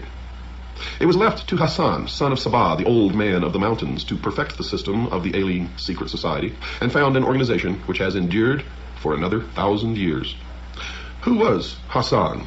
Well, he was the son of a Shia, Ali worshipper, in Khorasan, a most bigoted man who claimed that his ancestors were Arabs from Kufa.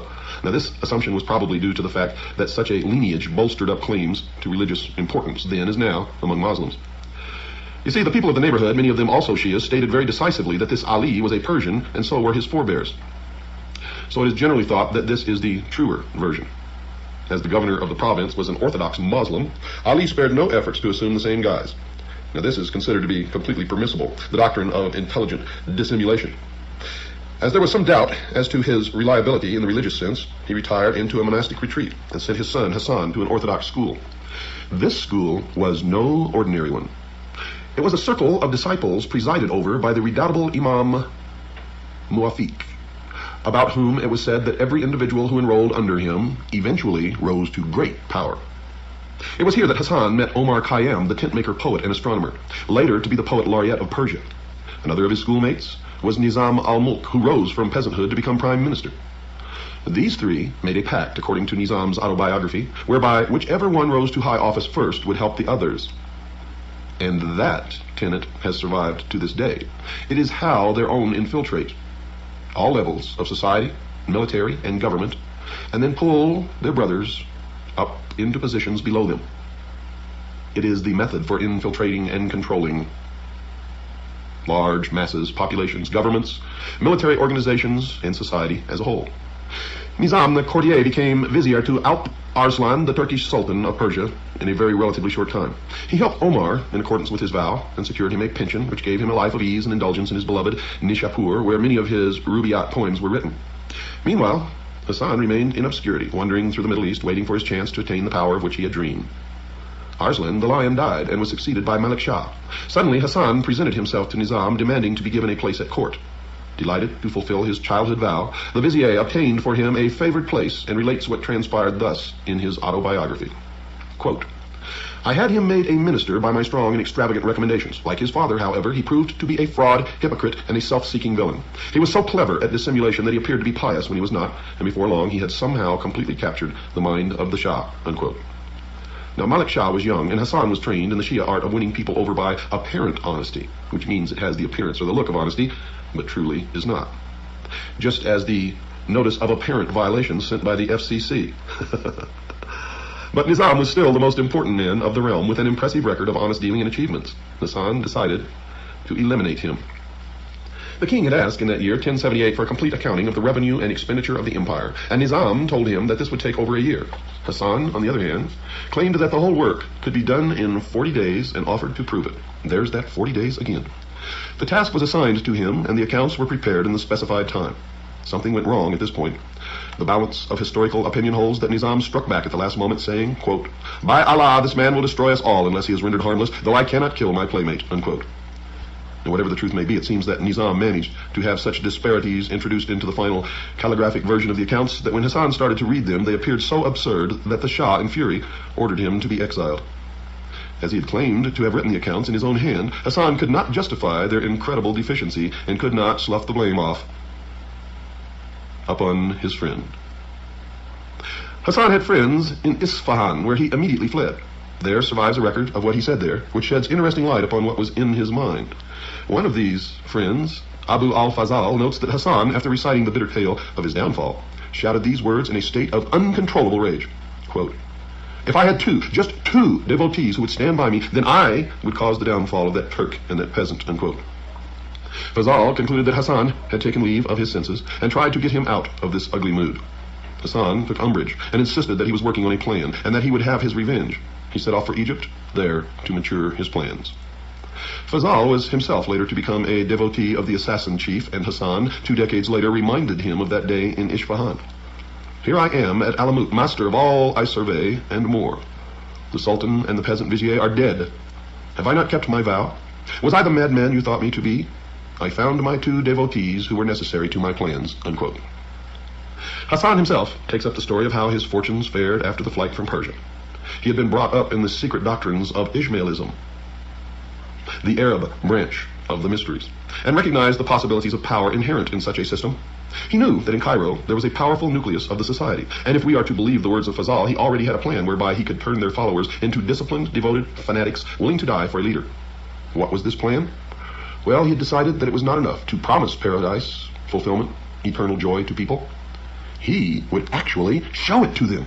Show it in the form of an artificial paradise where houris played and fountains gushed, sweet-scented waters, where every sensual wish was granted, amid beautiful flowers and gilded pavilions. And this, dear listeners, is what he eventually did. Hassan chose a hidden valley for the site of his paradise, described by Marco Polo, who passed this way in 1271.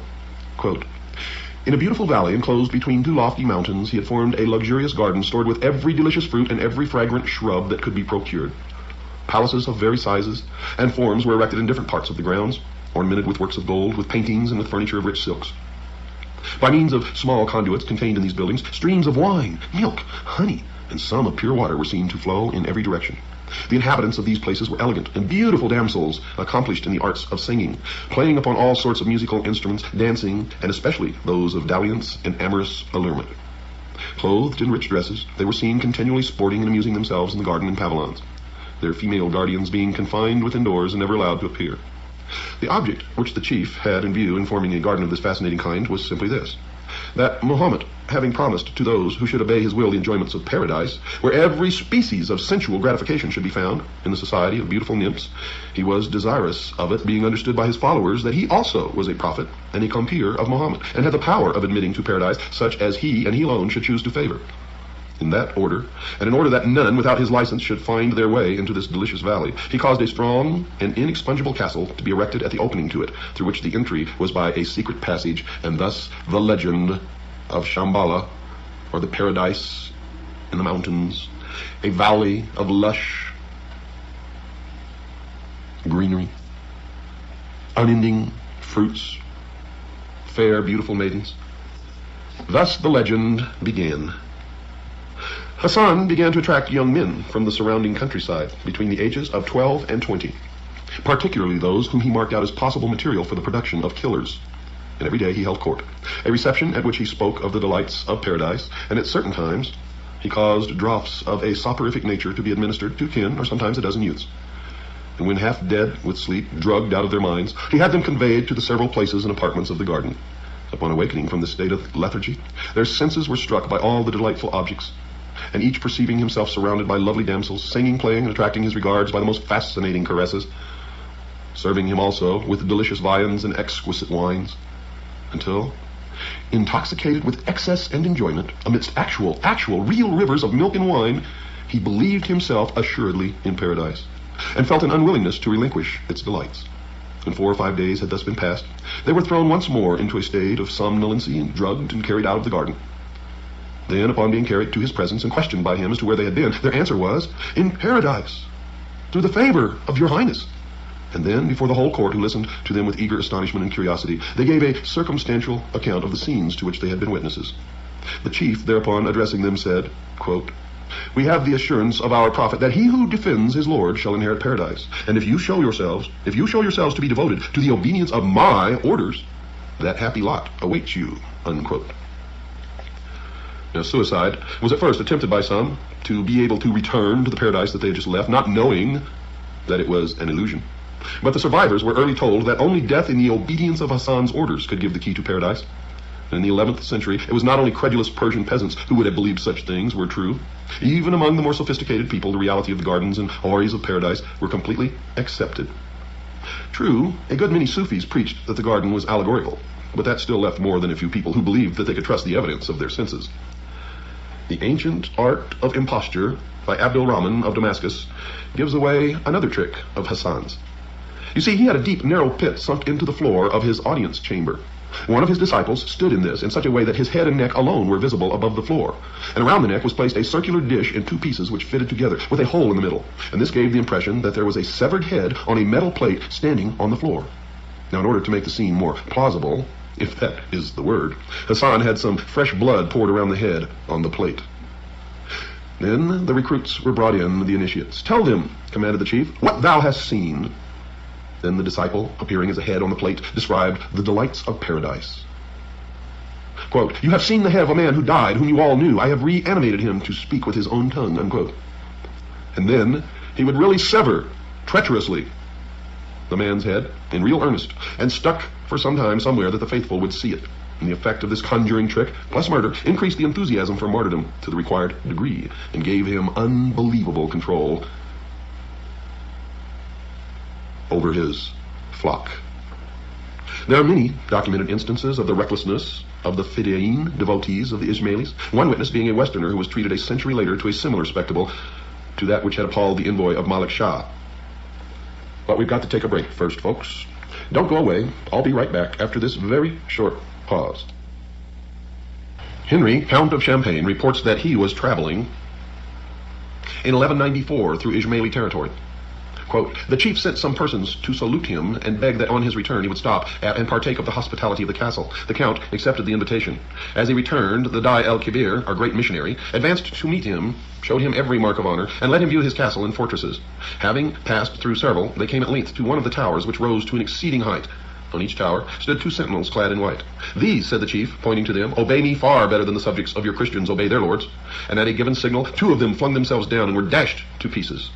If you wish, said he to the astonished count, all my white ones shall do the same. The benevolent count shrank from the proposal and candidly avowed that no Christian prince could presume to look for such obedience from his subjects. When he was departing with many valuable presents, the chief said to him meaningly, by means of these trusty servants, I get rid of the enemies of our society, unquote. Now, further details of the mentality of Hassan are given in what is supposed to be an autobiographical account of his early days. And it probably is, in fact, such because the method of his conversion does seem to follow the pattern which has been observed in fanatics of whatever religious or political persuasion. He was, he says, reared in the belief of the divine right of the imams by his father.